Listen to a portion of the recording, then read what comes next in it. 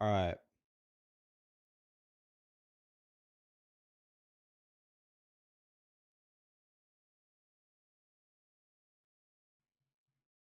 Okay, now the $1 million question is, can I see anybody from YouTube chat?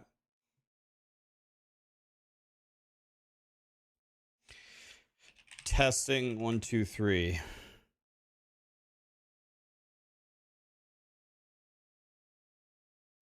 The multi-chat doesn't seem to work.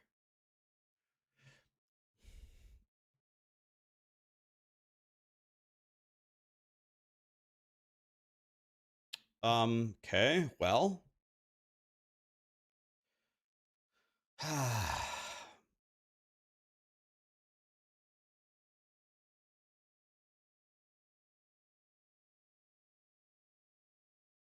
me relog in.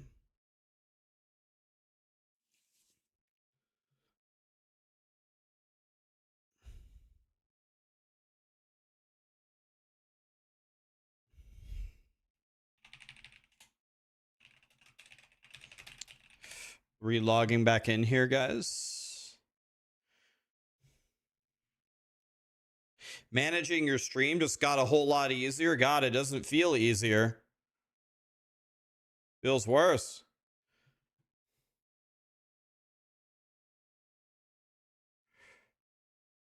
Wait, I see a YouTube symbol. Lit. What's up, YouTube? I see you now. There we go. Sorry, guys. Now I can see you. What's up? Are you guys lagging on Twitch? Are you guys lagging on Twitch at all?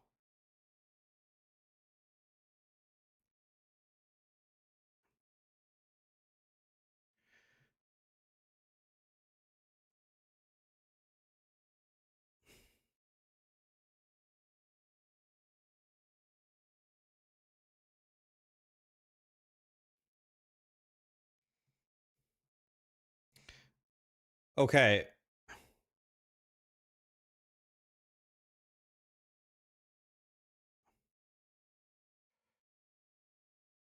Uh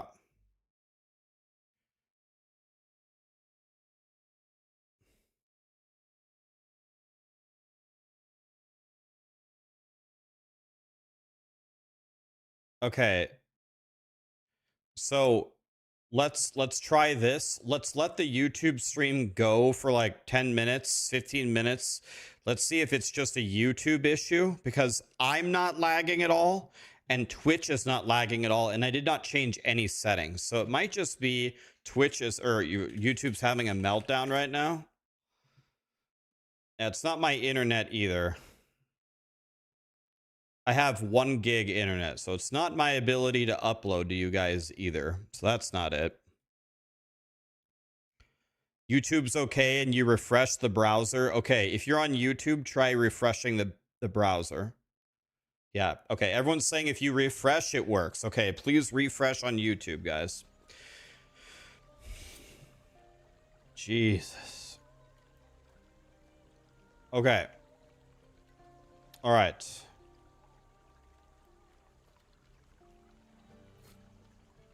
We good? All right. We're returning on 9. Oh, what are they?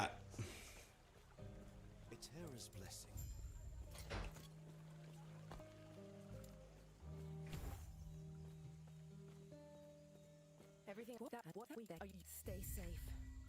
Stay alive. It's always YouTube. YouTube streaming is definitely just behind Twitch streaming. It's just, there's no other way to say it. It's just that. YouTube streaming is just straight up 2 years behind Twitch in a lot of different ways. They need to I don't know. I haven't seen YouTube make a push to do better, so I'm not really convinced that It's going to get better.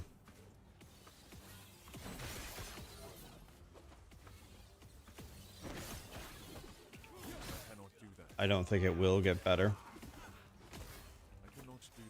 It's better after the refresh. Good.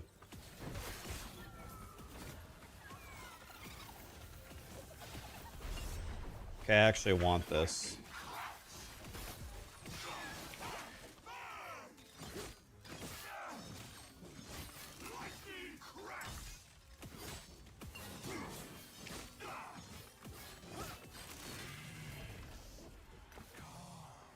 Can I pick it?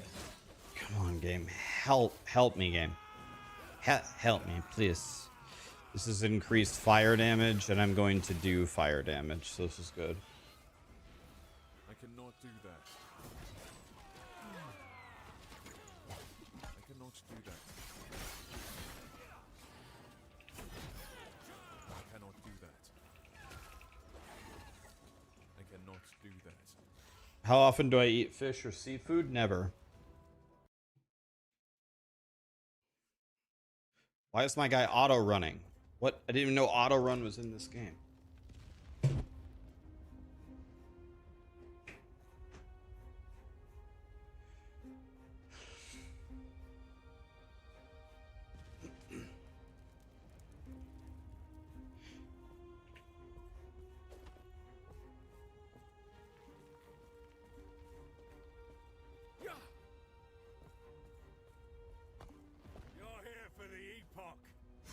Where do I get my omega-3 supplement then? From the fish oil vitamins that I take every day.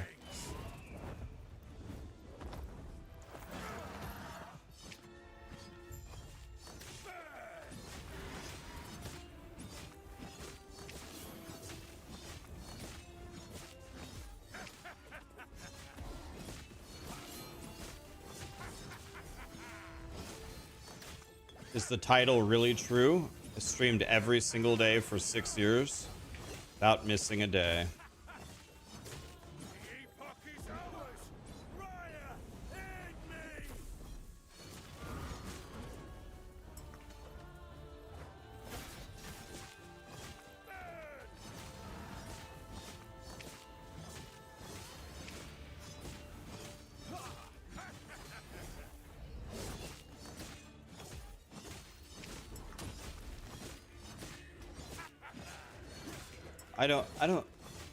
I need to get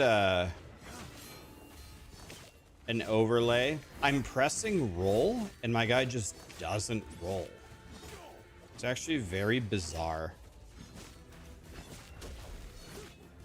I hope in the next patch, Last Epoch has some updates to, I don't know, just the responsiveness of the game in general. That would be really nice.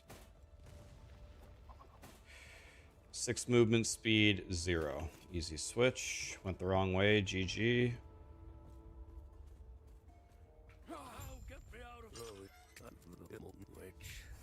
Speaking of, let's head back to camp. I must reach Lena at once.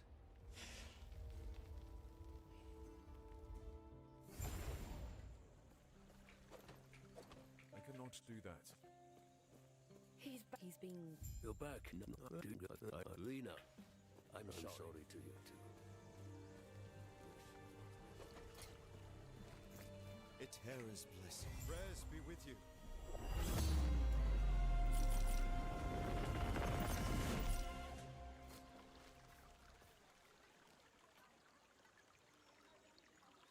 Yeah, I mean, it's okay. I give him a pass. Like, they're a small studio and they're trying their best, and it's okay. Where did the Ospreys go? But I would I'll have to check my surroundings. I would appreciate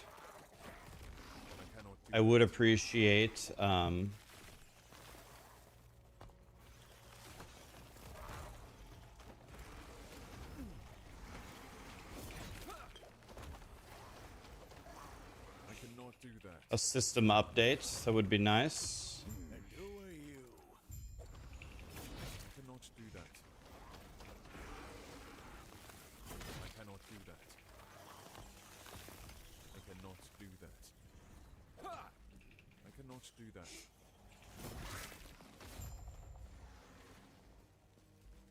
Terra watch over you. Gods.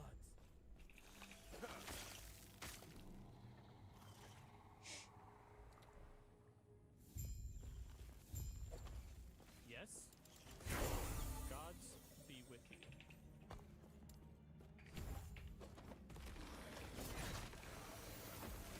Minimus, run, you stupid one.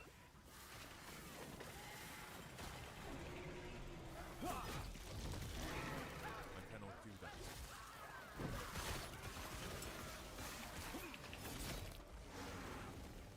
Shit.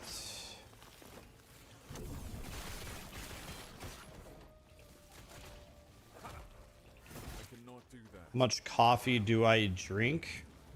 Like, Gods be with you. 75% of a cup per day. Not even 1 cup per day. I never, ever, never, ever have 2 cups in a day. Never.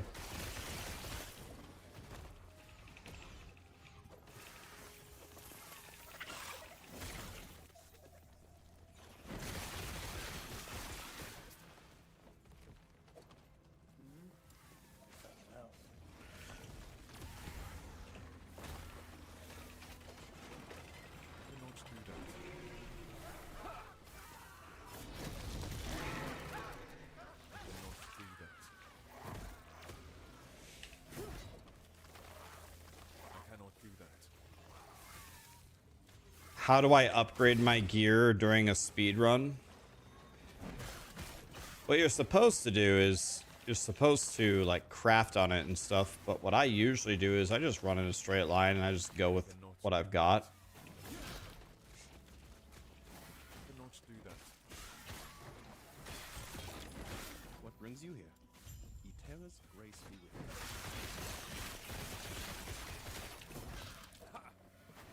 I usually just go with what I've got. Do that. I don't craft too much.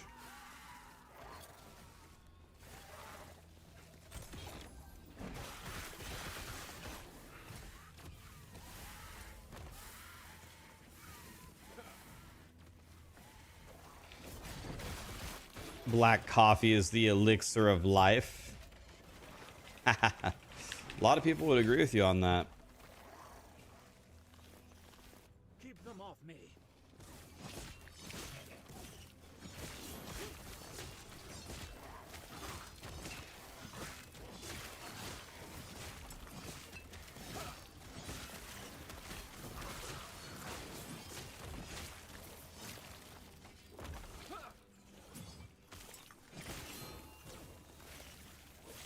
Stand down. Die.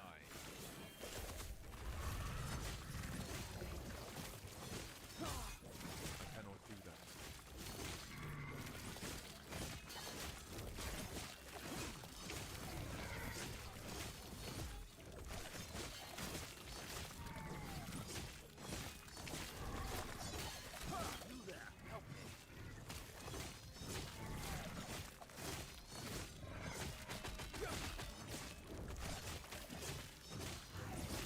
Impressive. Go on. I'll be right behind you.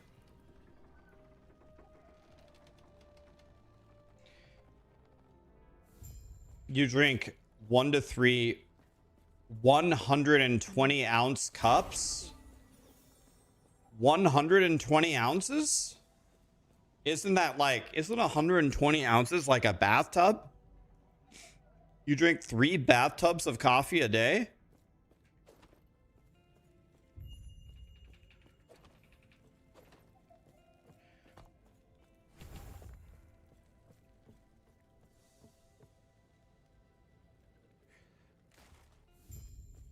Oh, 12 ounces. Oh, there's an extra 0 there. Oh, I thought it said 120. I'm like, I was gonna say you drink. I was gonna say that's so impressive. That's amazing. I cannot do that. A new record. Oh, 12. Oh, the 0 is supposed to be ounces. Oh, it says 120 Z. Oh, okay. It's supposed to be 12. Oh, okay. I was gonna say, sir, I don't mean to be rude, but you are the fat ass of the century?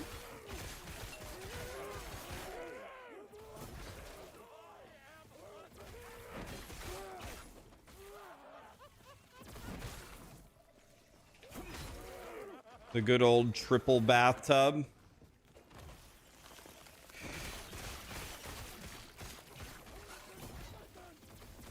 cannot do that.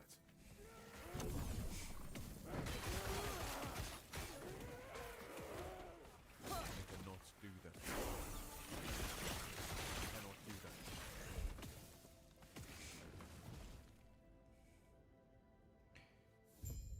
that. Oh no. Well, here come my arch nemesis.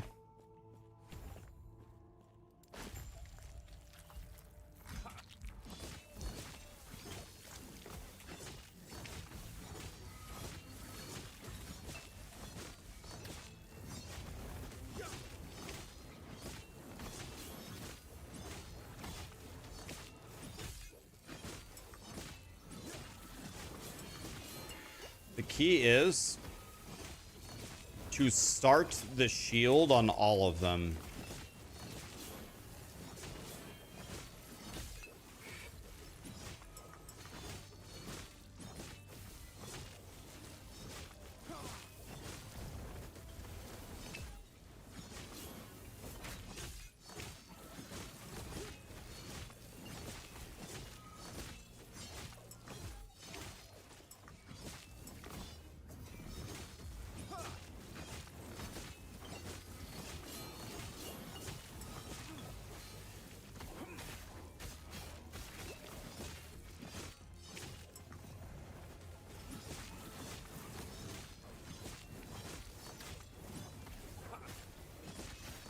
Okay, that was actually a really good fight for me.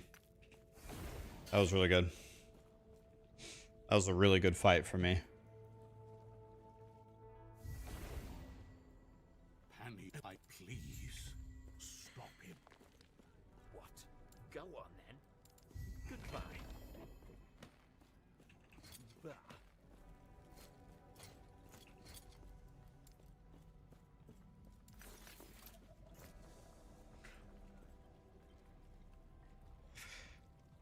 What's up, Venom? This game looks like Diablo, but prettier. You think this game has better graphics than Diablo? Damn, really?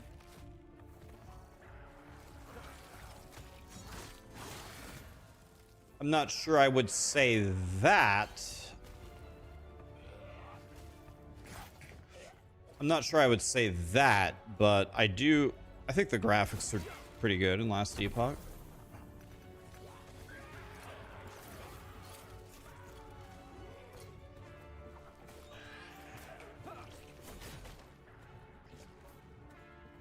Six years straight, guys. We said we're streaming every day for 10 years. I cannot do that. I cannot do that. I cannot do that.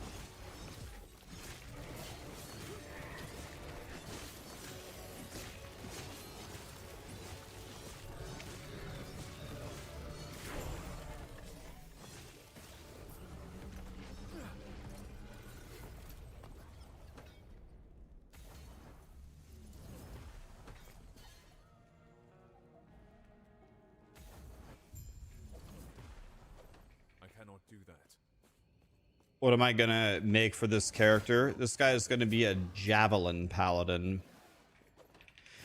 I'm just practicing what is currently the meta for leveling. But Cannot do that. the goal is to I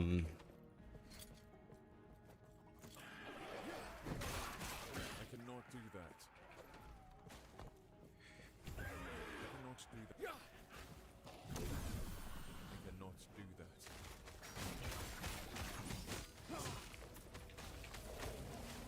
the goal is to just learn to do all this stuff quickly.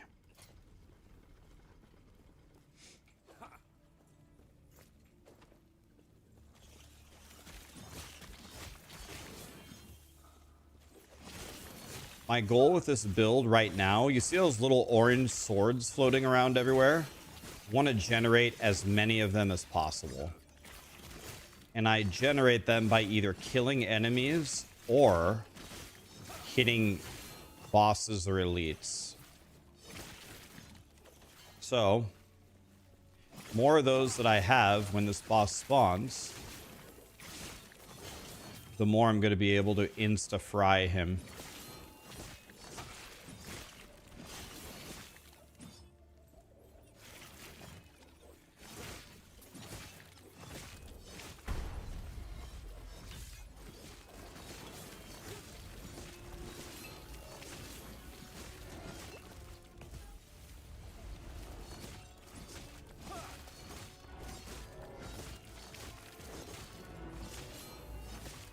That's it. He's dead. I cannot do that. I cannot do that. I had so many of those swords up, there's nothing he could do. I cannot do that.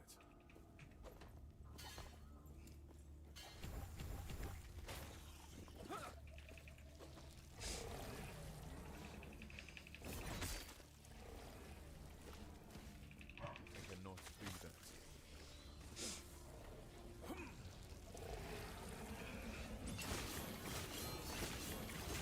Farm a tiny bit of XP there.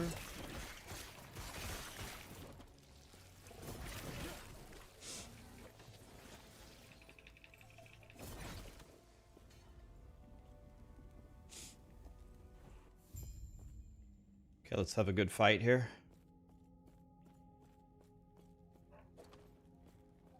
Stay back.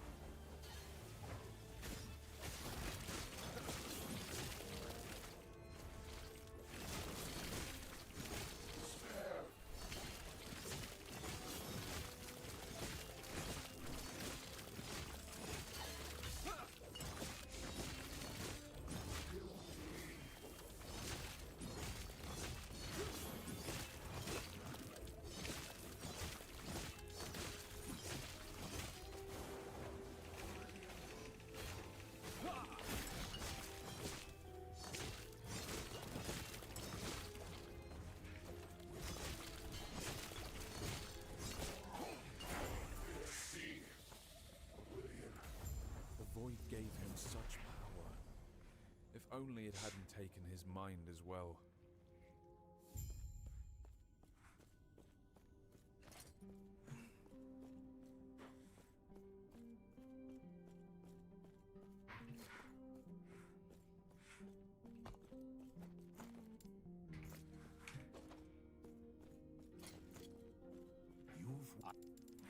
Then close your eyes, and I see that you are still you.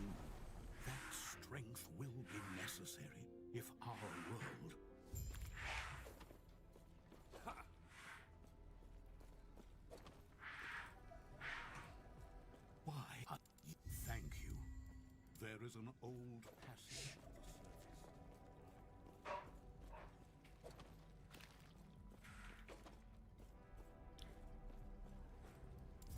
Am I following a build guide? Yeah, I'm following the max roll guide. All last Epoch guides. All of them. Oh, God. My allergies are killing me. God. Cannot do that.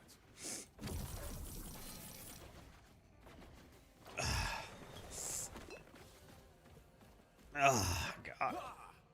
You guys ever get like insane? I feel like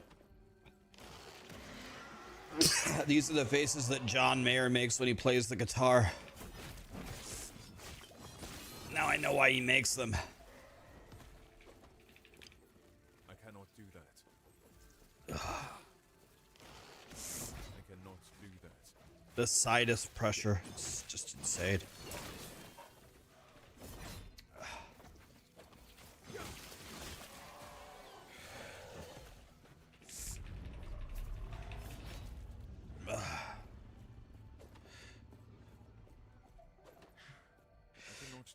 It's making my eyes water. I cannot do that. Do any of you guys have like really bad allergies?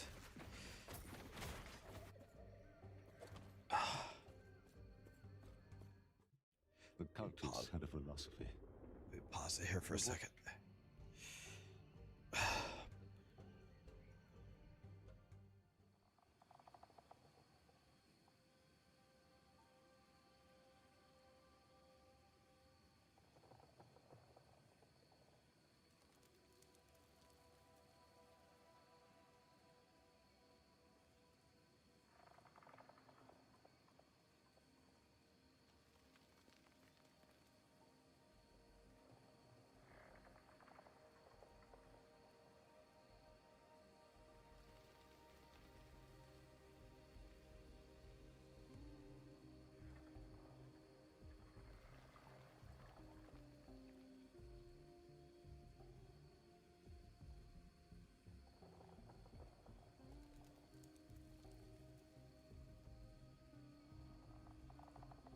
All right. Did I save 17 minutes in Act 1? No, 17 seconds. 17 seconds. I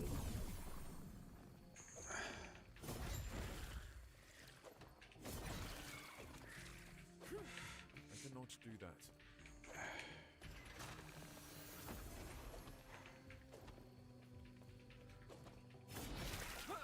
I cannot do that. I cannot do that. I cannot do that. I cannot do that.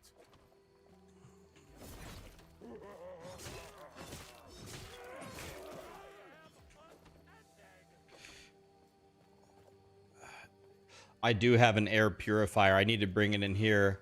A cumin ego. Did I say that right? Thank you so much for the Subman and Comfy gifted 5. Killer Ghost gifted 5. Thank you guys. Let's challenge it. Is that Firestarter's torch? Yo, I think is that Firestarter's torch this guy has? This guy has the goated item of goatiness. I'm gonna die.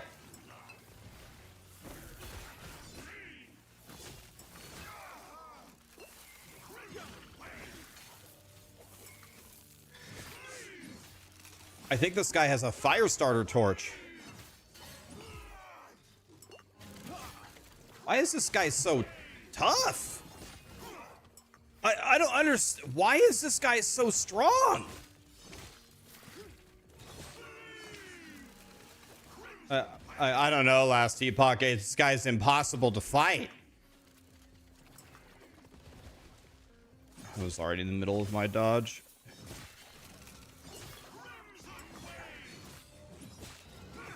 Please spawn the fucking swords or I'm not gonna kill him. Spawn the sword, spawn the sword, spawn the sword, spawn the sword. I'm dead.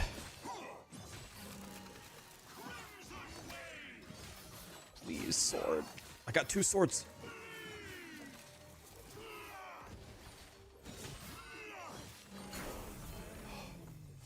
Is this the fire starter torch?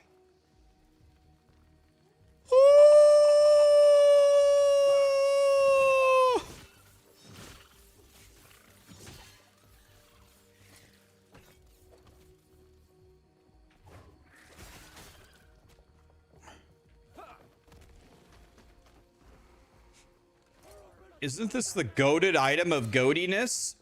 Oh, I'm dead here, by the way. I haven't been paying attention. I'm dead. I don't know. I don't know how to survive here. Just run, I guess.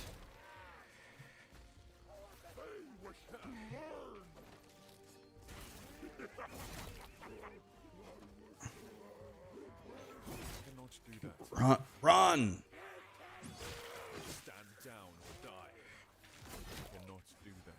Well, I can't believe I'm still alive. Please be a powerful thing.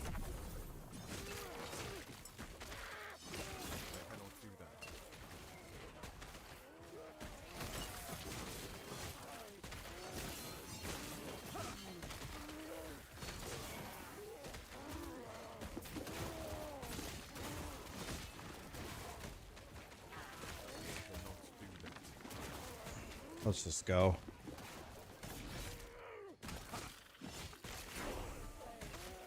I don't know how to properly use... Wow, another goblin?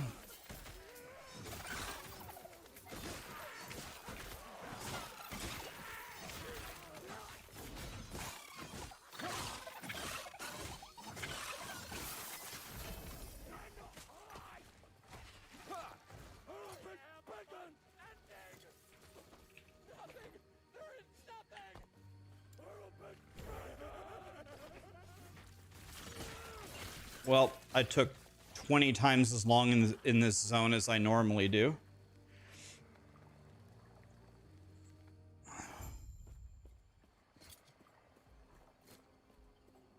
Greetings. Farewell. Who are you?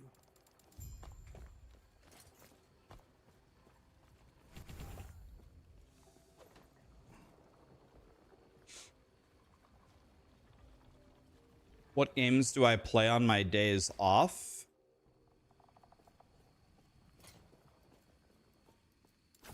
Usually I play Fortnite with Sarah. And I play chess on my phone. That's about it.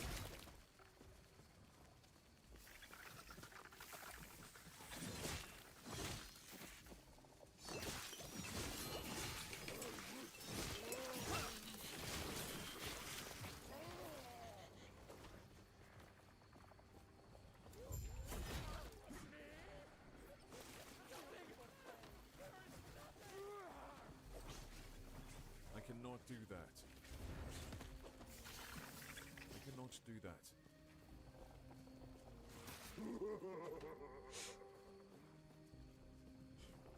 No Candy Crush, unbelievable. Yeah, I gave a half smile for the Firestarter's torch. That's apparently, I think that's the best leveling item in the game, but with what I'm currently doing, I think I have to use the two-hander. It's okay. EHG, when I click on a zone, can you please immediately bring me through the zone? Is that a thing?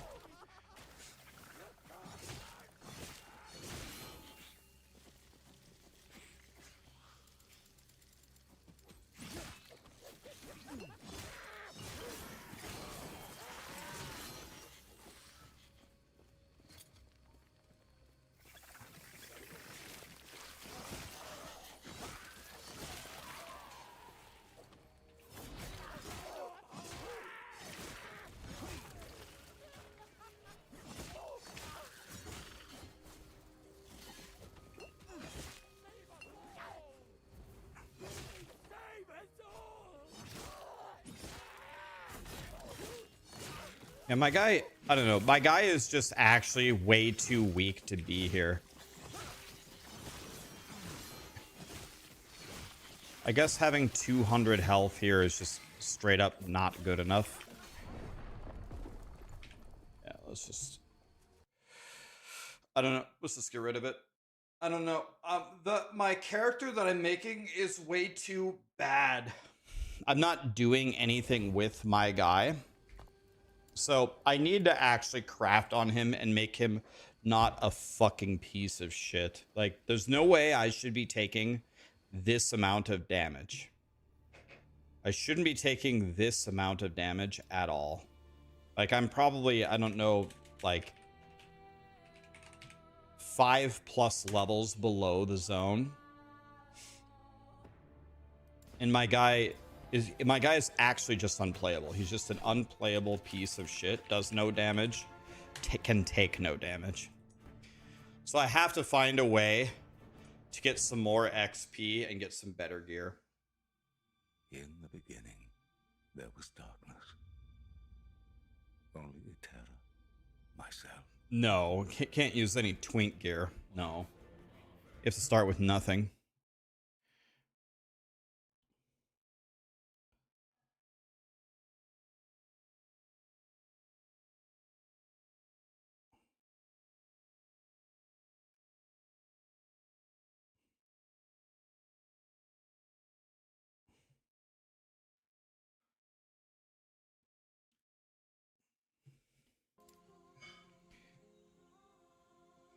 Okay, let's go again. I'm terrible in 9. This land is peaceful. I must warn them before Reyes. To be honest with you, this whole idea of like saving 2 minutes just by not killing monsters is honestly quite stupid. You just kill a couple extra monsters and it's fine, just to guarantee safety. Yeah, I just think you have to actually put some, like, I don't know, I gotta do something with my character. All right.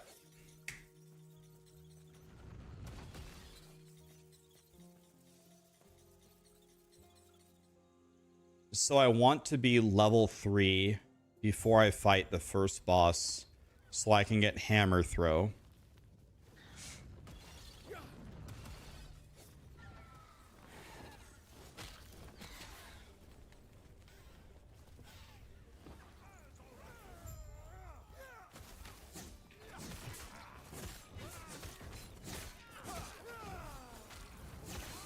Is this a two-hander? Can I click on it? I have a two-hander already. That's good.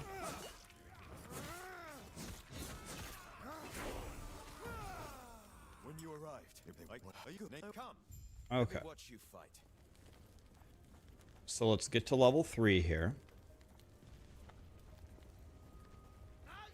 Don't need to kill that guy. It's going to take me way too long to kill him. Don't need to kill that guy. It's going to take me way too long to kill him. We're looking for a shrine if we can find one. Sometimes they spawn up. There is one up there.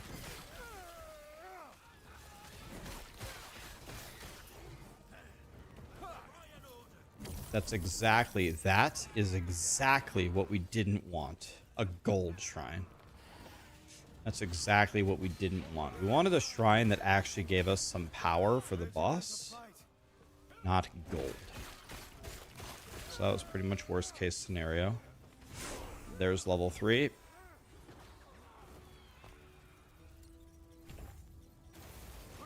Before it reaches town. Let's get out of the fire.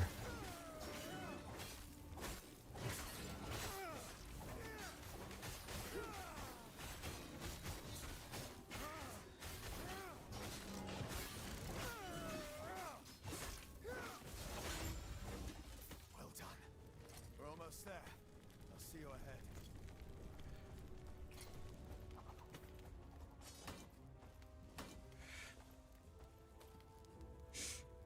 All right. So if you get bed sick, do you still stream? Yes. No days off, no matter what. No days off, no matter what. What's better, POE1 or Last Epoch? POE1. We need silver rings. Silver ring.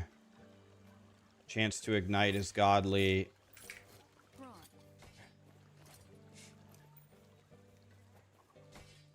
Okay. Took 2 seconds to buy some stuff from vendors. But chance to ignite on hit is actually godly at this low level.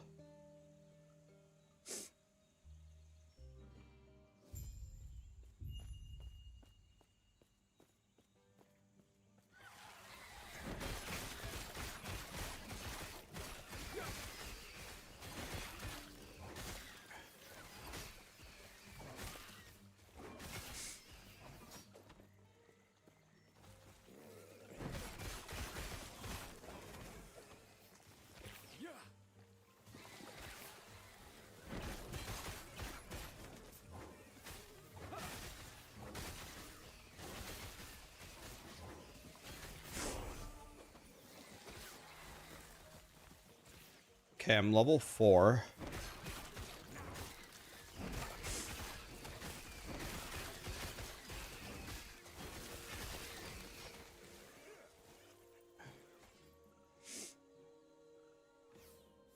This zone is extremely dangerous.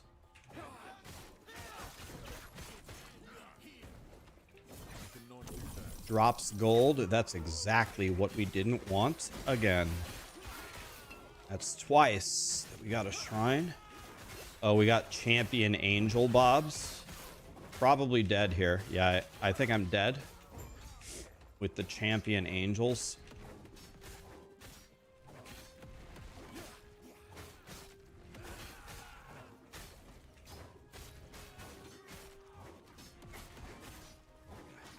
Okay, I'm still alive.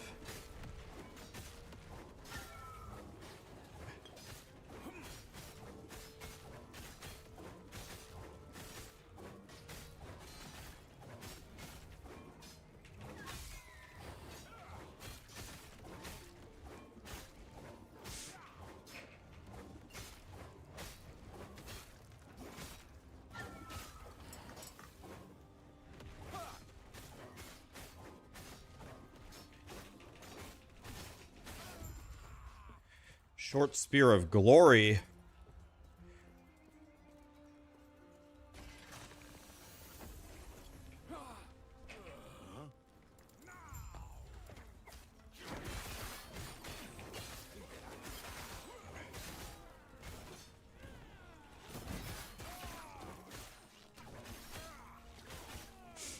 Okay. Thank you, Kyle Zion. Appreciate you.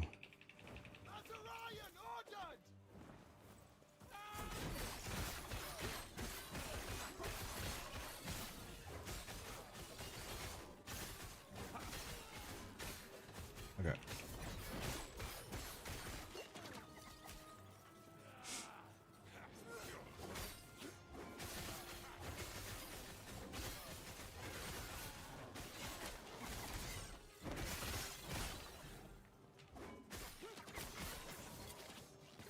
This is better than nothing.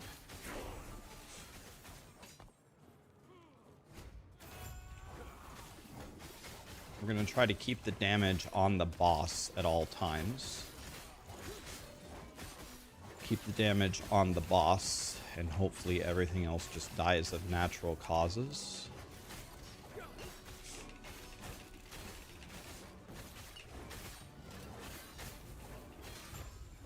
He's dead.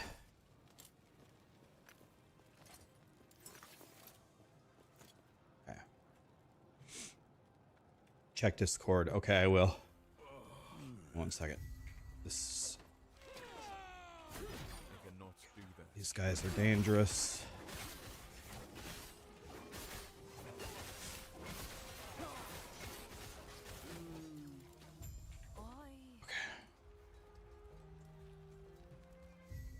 Okay. Downloading POE. Uh-oh. Here it goes. Wario's getting POE, boys. His life is effectively over. Okay, now I'm going for the archers first.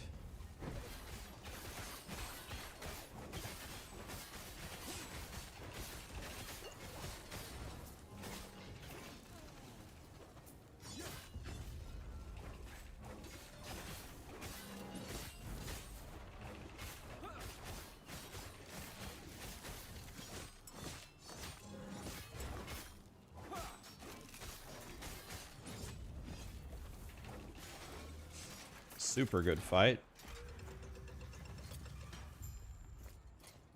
This way.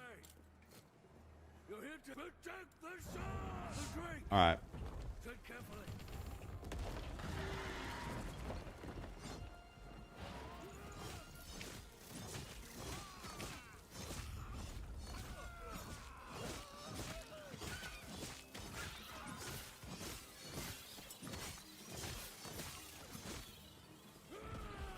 Stand down or die.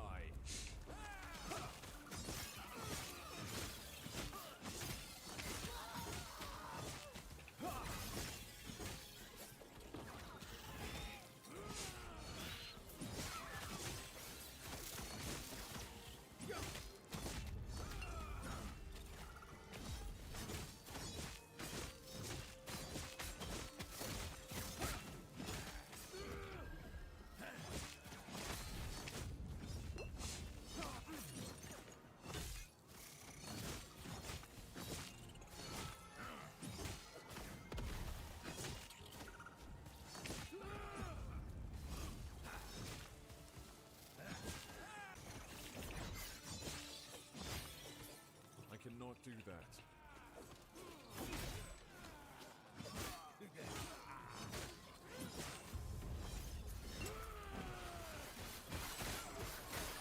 Okay. I'm just trying to farm slightly more XP than I have been.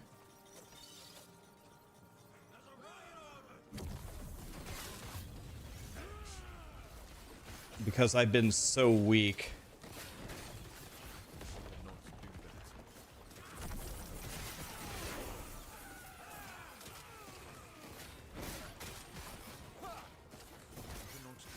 I've been so weak.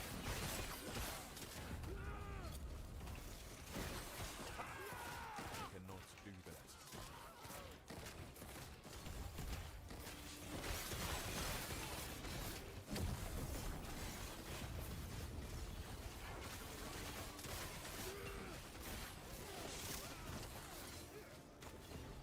I need to actually get some gear here. I can't be playing with nothing like I have been.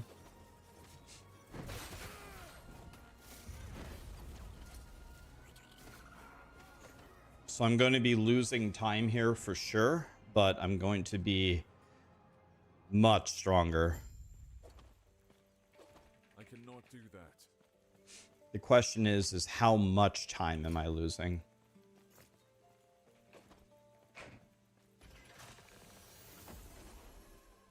I'm sure you have questions, but let me first check and make sure the Epoch's safe.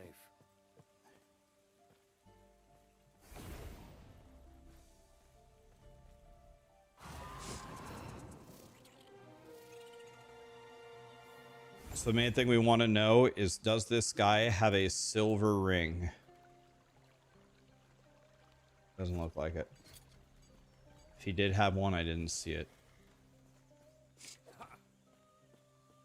Everything okay? What we there? You stay safe. Stay alive. I cannot do that. Any leveling build for a Warbringer in POE2? What's the movement skill Stampede is good, and the best bosser ability is Perfect Strike, right?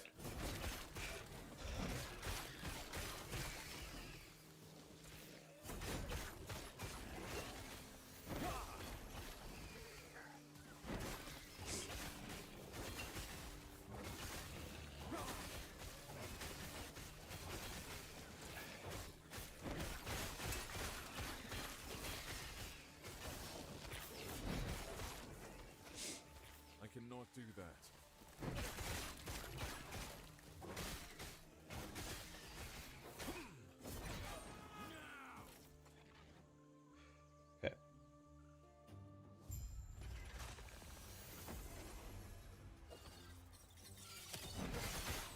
kill the rare monsters there. Yeah, I did know rare monsters always drop a rare in this game, right? Or am I wrong?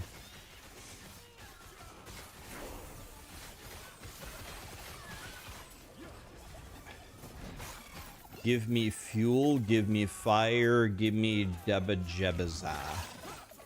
Nice lyrics, Mr. Hetfield. I cannot do that.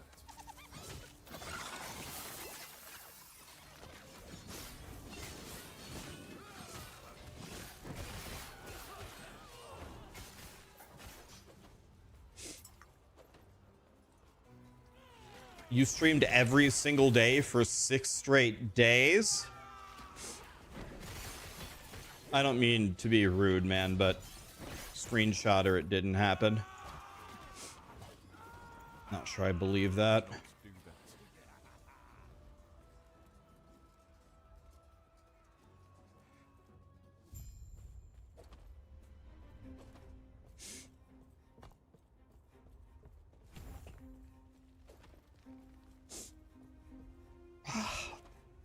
God.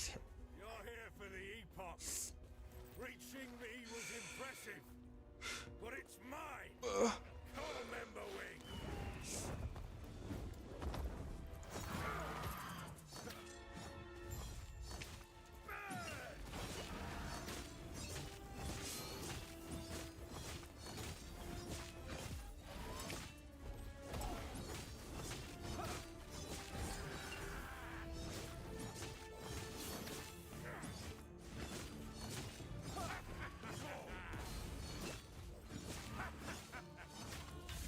The Epoch is ours.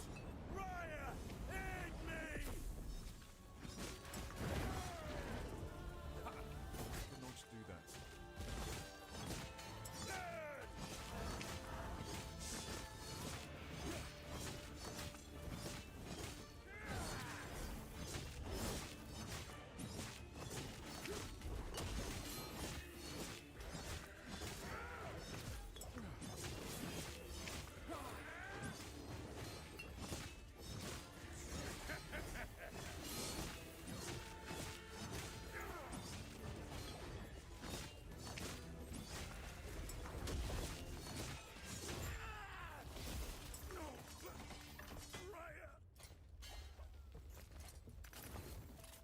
Oh, I went the wrong effing way again. Get me out of which, speaking of, let's head back to camp. I must reach Lena at once.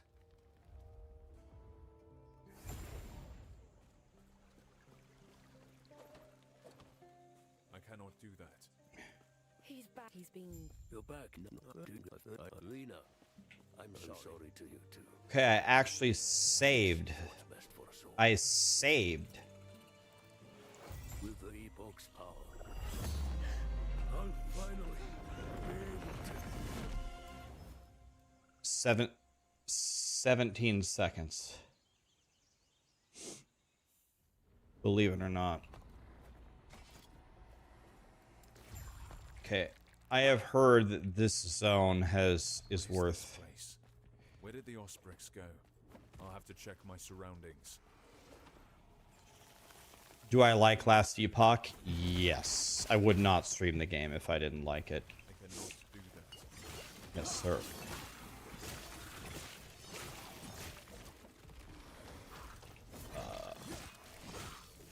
So I should have picked up that silver ring. I don't know why I hesitated.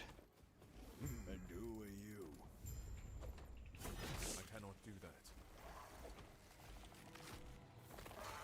So I think this zone pays absolute garbage for XP, so I don't think we need to farm any XP here. I cannot do that. Terra, watch over you. Gods. I cannot do that. Okay. Yes? Gods be with you. I think this zone also pays garbage for XP.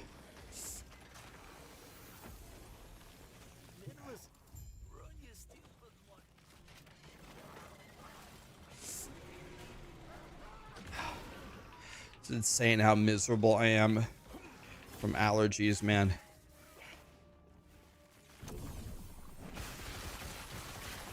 It's insane the effect it has on me. Cannot do that.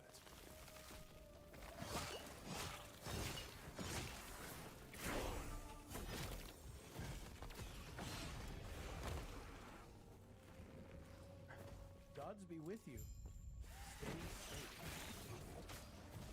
Okay. I cannot do that.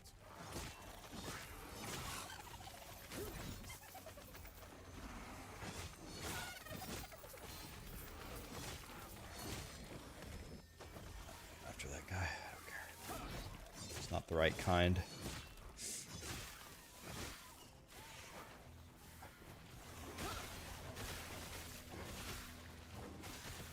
Stand down or die. Farewell. I cannot do that. I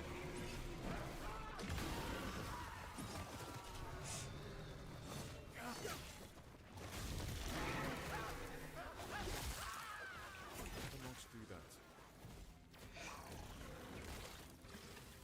I cannot do that.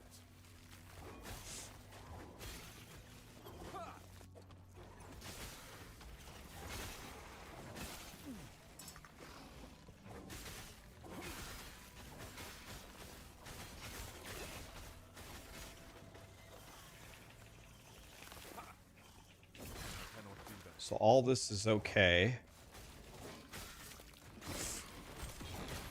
Because we're gonna go back that way.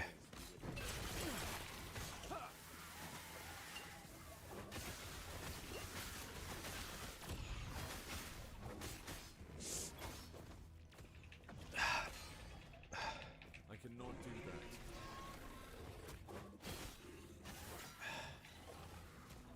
I cannot do that. I cannot do that. I cannot do that. I cannot do that.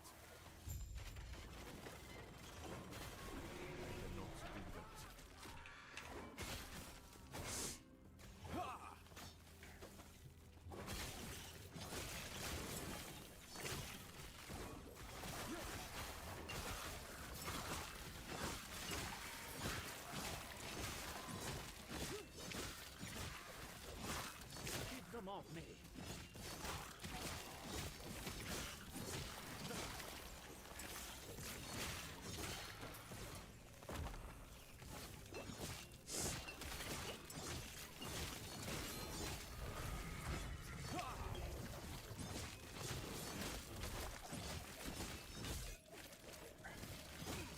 Only a little longer.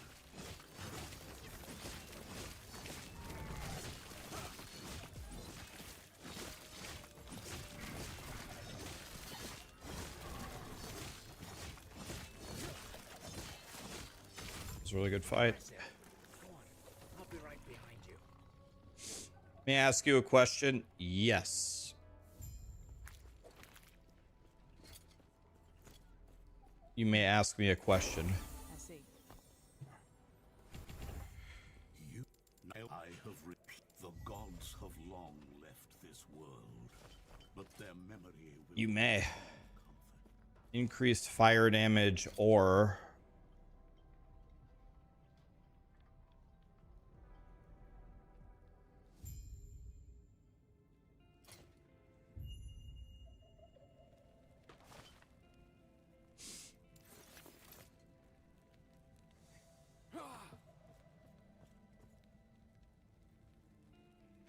Yeah, I actually really like Righteous Fire. I hope I could play more Righteous Fire in the future. Because I'm a brain dead, no talent loser, and Righteous Fire is perfect for me. By the way, I'm not kidding. I actually love that build. It's one of my favorite builds I ever made.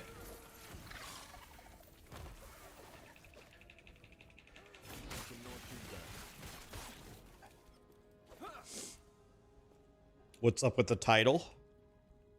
I streamed every single day for 6 years. Yeah. I didn't miss one day. Did I play Chieftain? Yes? Not sure I can remember. Did anybody know what my ascendancy was? Whatever it was, I think I actually converted a lot of people when I played it, because a lot of people were like, Righteous Fire is stupid, and then I got to T16 maps, and I was literally detonating them by just running forward and doing nothing. People like, okay, wait a minute here.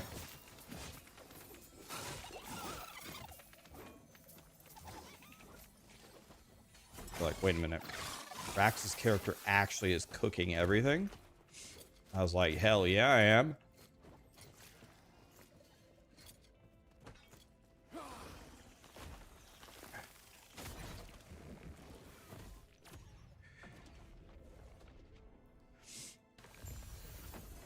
Did they announce Sentinel changes yet?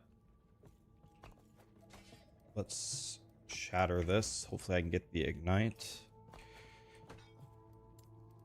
I got nothing.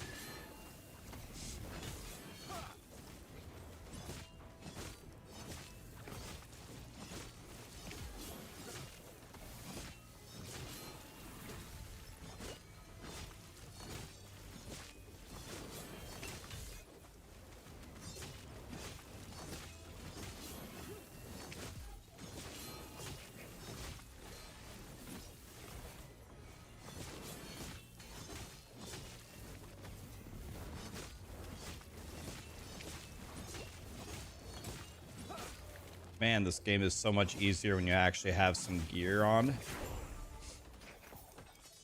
Guys, big hint. You're never going to be able to get these good of hints from anybody else. When you play Last Epoch, wear gear. Please stop him. That's why they pay me the big bucks, boys.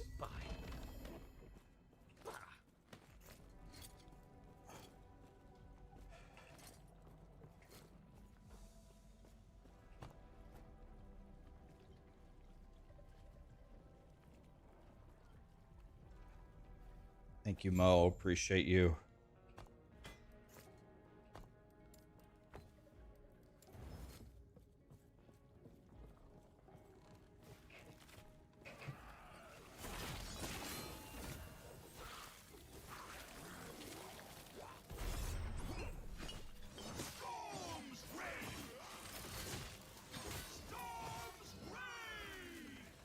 All right. I admit that was a dumb idea for me to fight this guy with 0 potions. I should not have done this. So if I die, it's my own fault.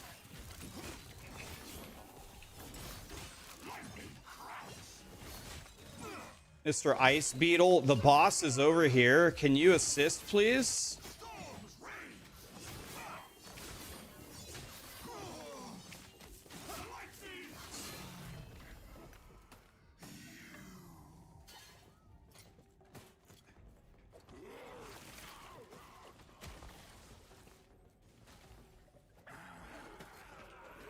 I need to find a hat immediately. I cannot do that. Okay, so normally I wouldn't fight here, but I have a bit of a problem. Do that. My problem is I have 0 health pots. There we go. Now I have one. Good enough.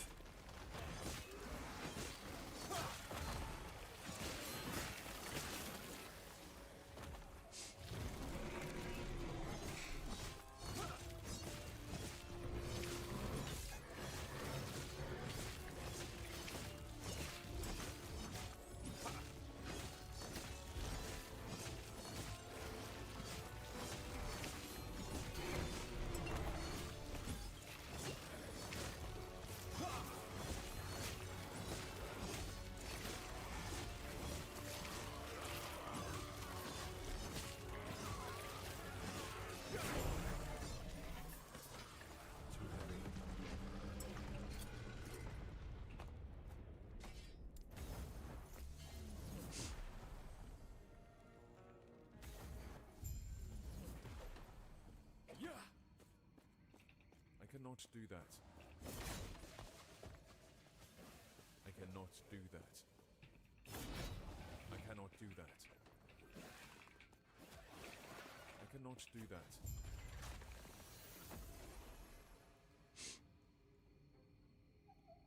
Has the game improved a lot since launch? Oh yeah.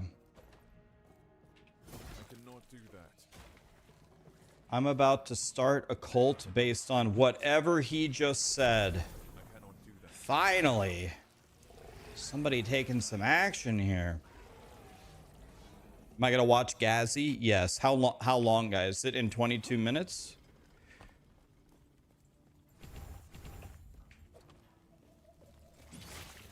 Yep, we're gonna watch.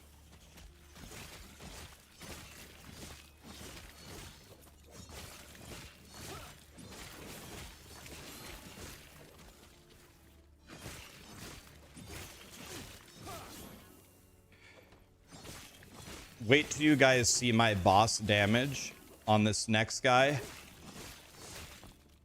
And I need you guys to do me a favor, if you wouldn't mind. No matter what, can you promise me that when you watch me fight this boss right now, you're going to be proud of me? Even if I do really bad, can you pretend that I'm your kid and just give me positive reinforcement anyway? Even though... Here we go.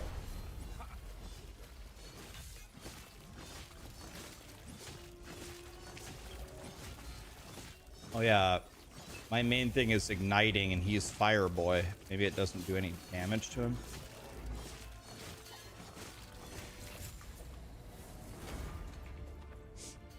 I cannot do that. Good job, buddy. Wow, I matter. Lol.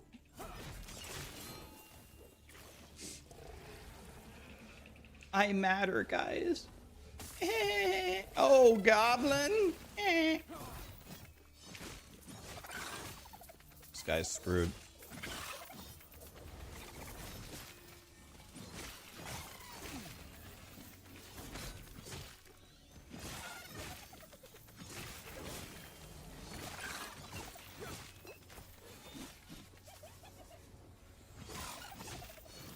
Have I not applied a single ignite to this guy? Too heavy.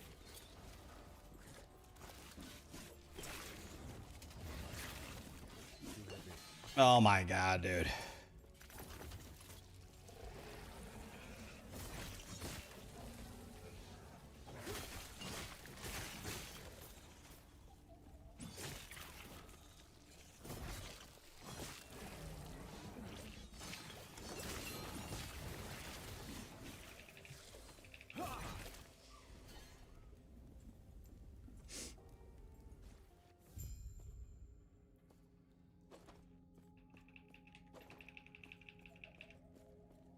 Stay back.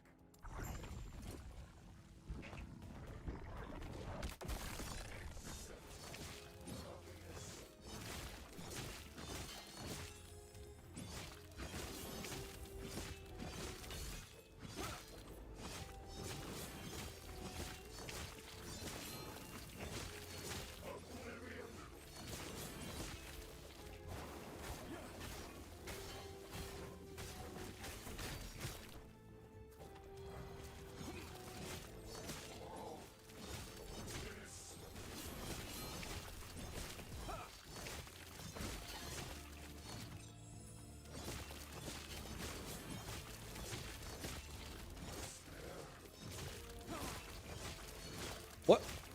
What?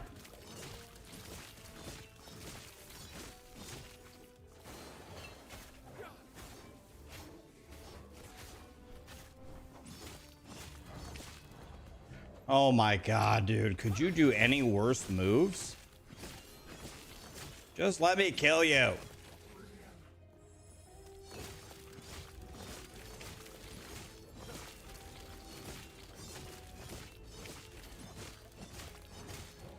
Honestly, this is one of the rudest bosses I've seen.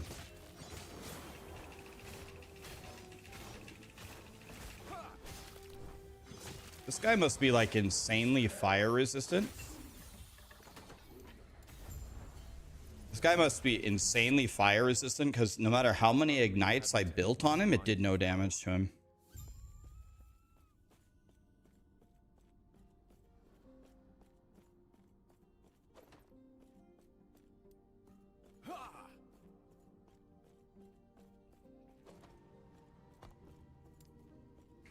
Dude, I should have. Then close your eyes and as You want to know what's funny? I lost 5 seconds, but I'm a way higher level. Way higher level than I was last time. And I have way better gear.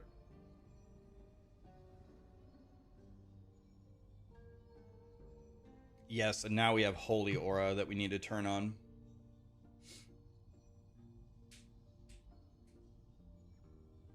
Okay.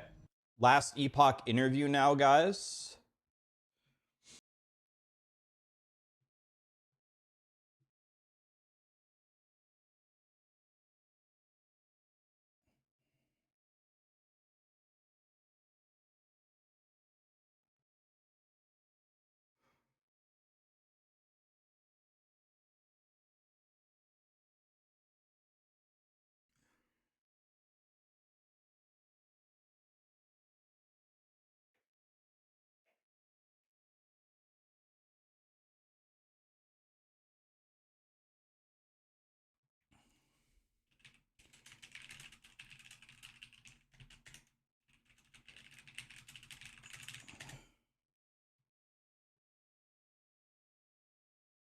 Gazzy has a spider on his hand.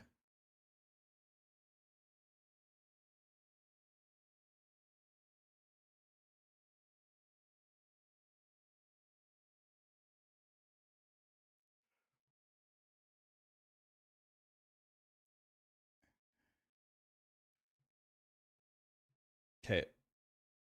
Oh, he's talking with Mike and Carve. Oh.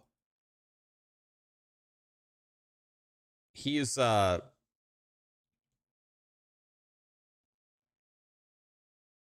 it's starting right now. It's starting in 15 minutes. What should I do? Should I just hide my webcam or what? Should I just hide my webcam so we can watch it properly?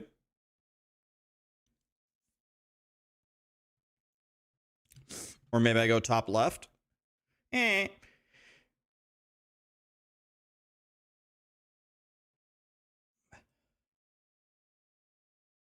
What if I hang out up here? Can I do that?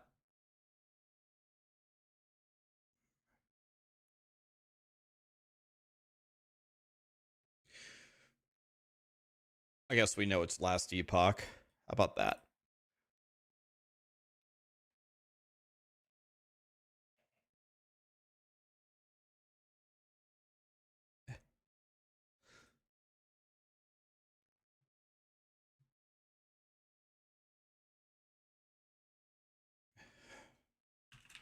Okay, we're just waiting for it to start.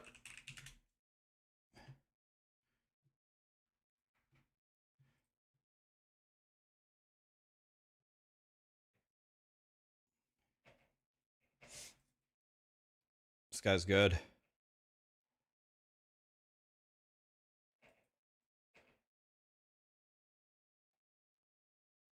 I'm not going to be able to beat this guy.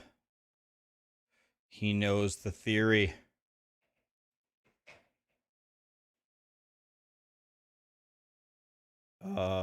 My knight is dead. I guess we just go here and go like this.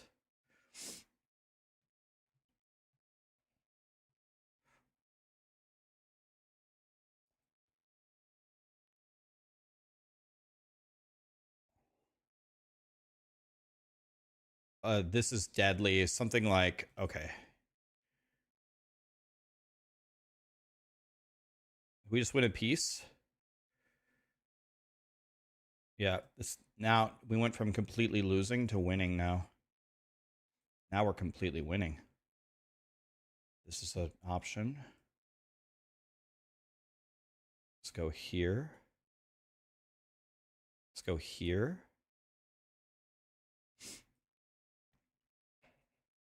If I go here, then I'm threatening the knight. Let's go here. Now I'm on his knight. Yep. I'm gonna get a queen. Watch out. Dude, you let me get a queen? Dude, I baited him. Did you see that bait? He should have taken the pawn. I baited him. Dude, I baited him into taking my rook. Get baited, dude. Why did he take my rook? Dude, that was the debate of the century. Easy.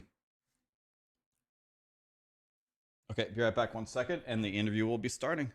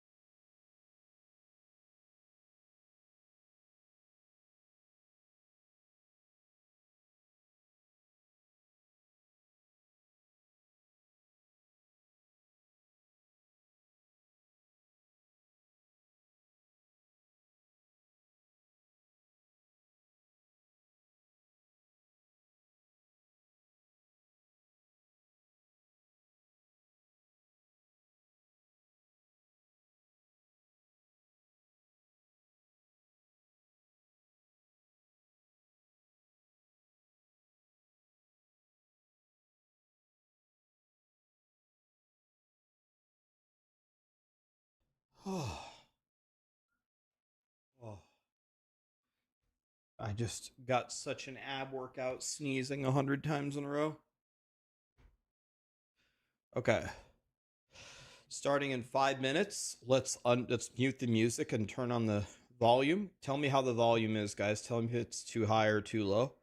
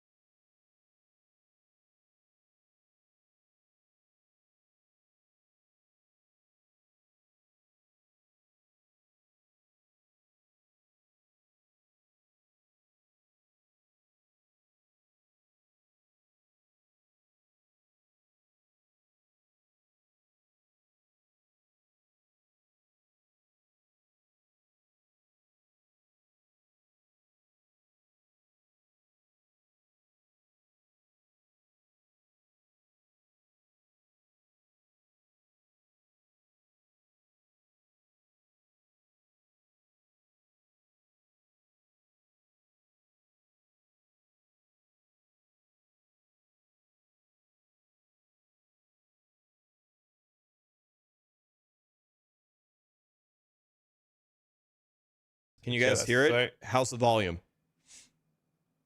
Sounds good. All right. Wonders. Carve, you're up. 1, 2, 3. Toril. Here we are.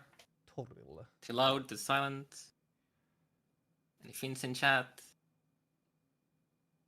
Totally good. Good. All right, everybody says good.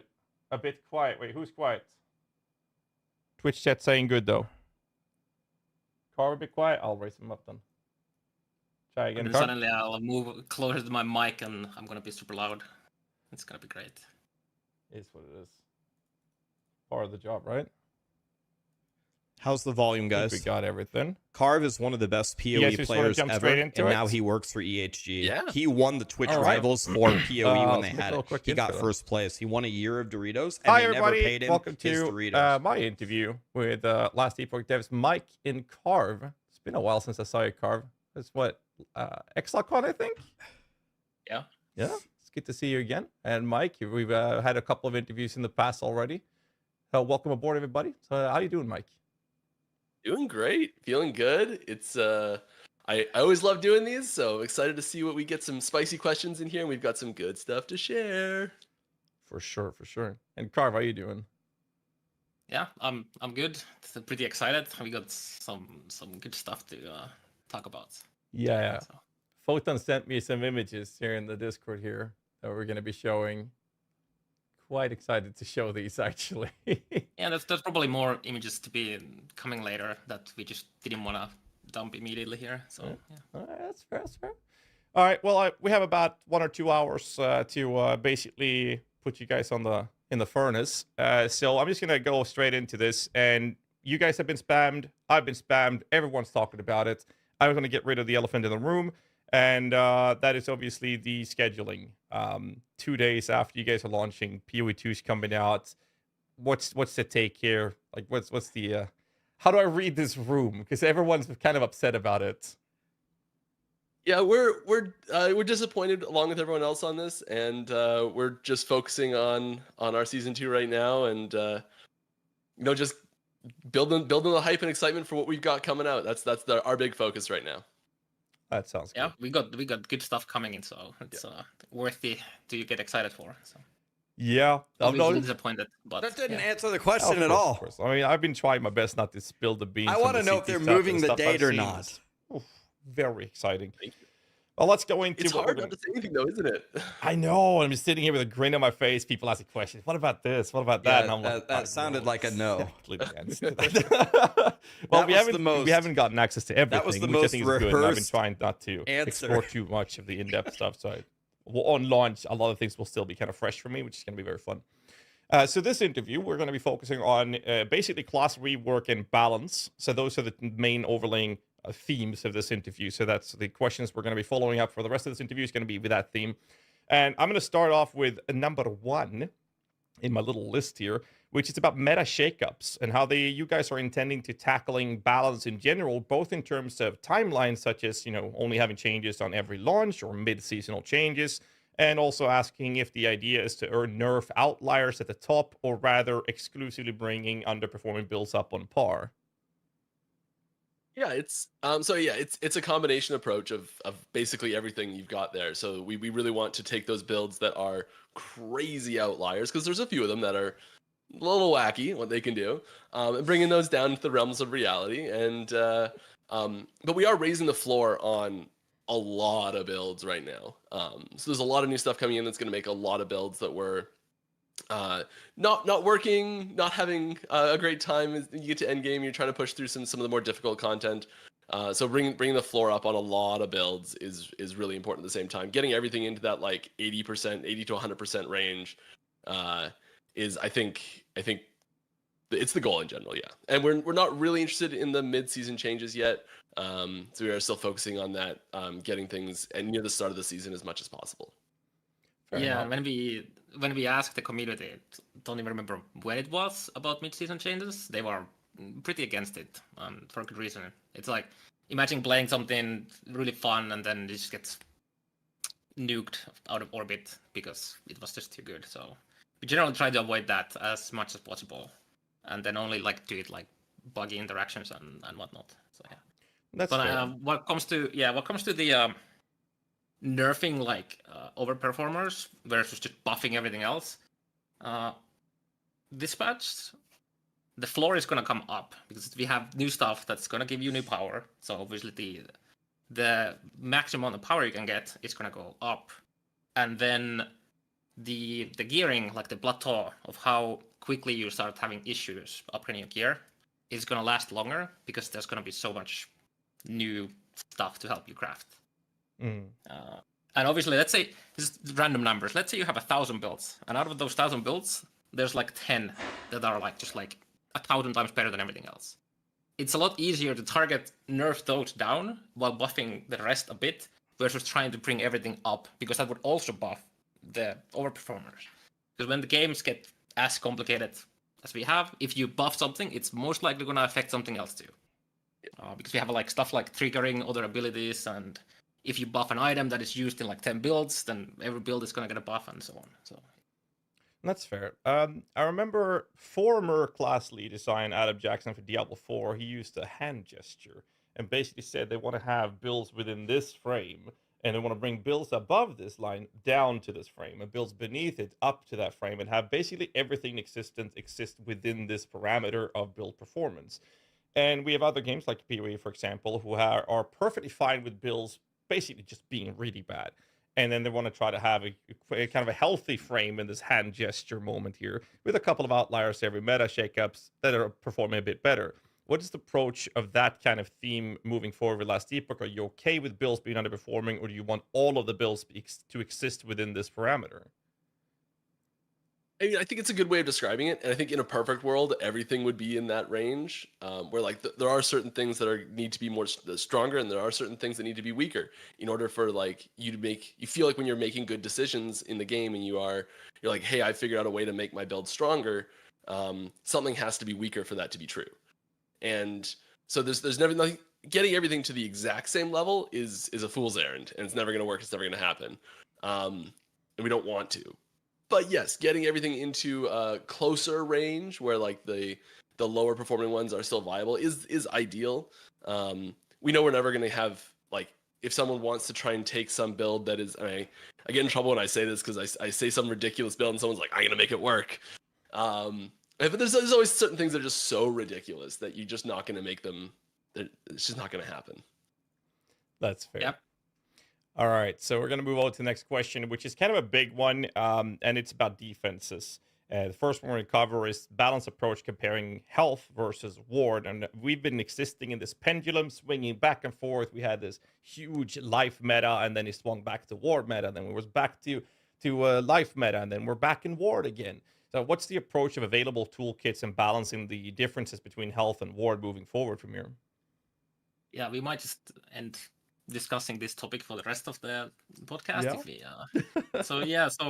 yeah, you're right. Ward has been really good, and it's been really bad. And on launch, it was really good, and then we brought it down a bit, not enough. So there's going to be more changes to slightly nerf ward where it needs a nerf, but we're also buffing health.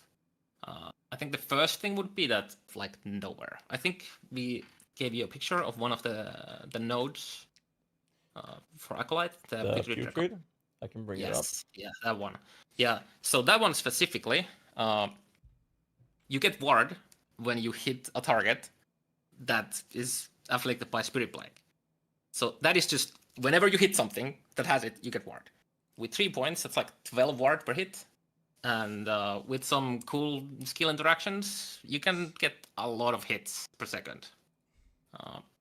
Especially because stuff like Bone Curse is considered a hit, so you get like double the effect there. So what we're doing is we are curtailing the power of like these absolutely insane amount of applications per second, but we're buffing the individual cases. So builds that aren't like abusing those 1 million hits a second are gonna be better, and those that were abusing are gonna be worse. So we got cases like this in a couple items. I think just a couple rings that have like ward on hit and stuff like that. And then overall, ward is just like way too easy to get from passives and skills. So we're moving a lot of that into items. So there's a couple new like I think affixes for ward.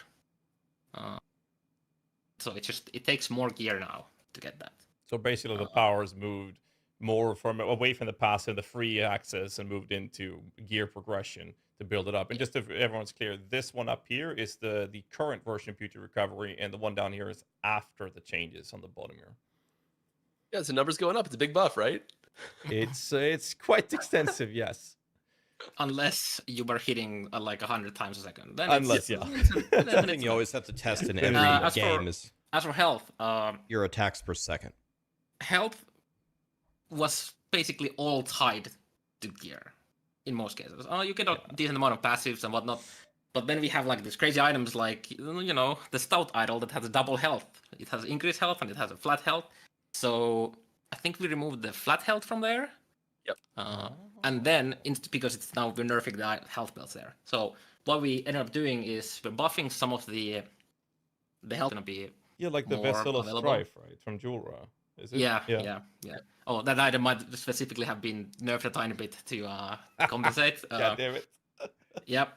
And then Regen, we also increased the health gain per level. So I think it's currently 8 health you get whenever your character levels up. In Season 2, it's going to be 10. So you're just going to get more health just from levels as well. Thank God, I'm gonna have And health more potions are health. more effective now too.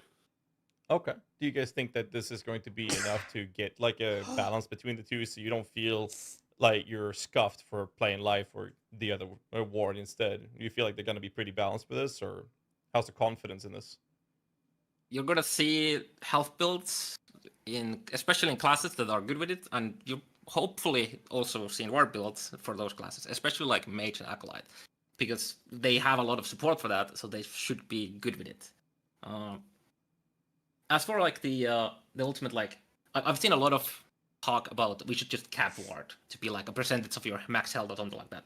I mean, we could do that, but it's just boring.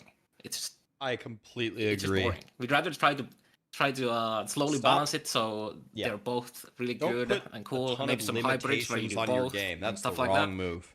Because it's just fun trying to break the game with stuff like that. It's just fun. Fair enough. I mean, I like the approach, especially like with removing the whole double life idols. It's so frustrating is a good way to put it. At least for COF, to try to find these double life idols because of how valuable they are for the defensive layers of your character. But speaking of defensive layers, there's another question we have, which is about the crazy differences in performance between different ailments. And the question is if this is going to be tackled in the new season with ailments specifically. I'm not talking about just taking the damage from ailments, but also applying those type of ailments. So is there something you can cover or leak for us here regarding this for Season 2? I mean, there's no leak. There's only teasers and knowledge, I guess. You'll be taking less damage from damage over time overall, just globally. Enemies will deal less damage to you now. I think it's like 15%. 15, yeah. And then on top of that, corruption. You know, the corruption providing more damage to enemies.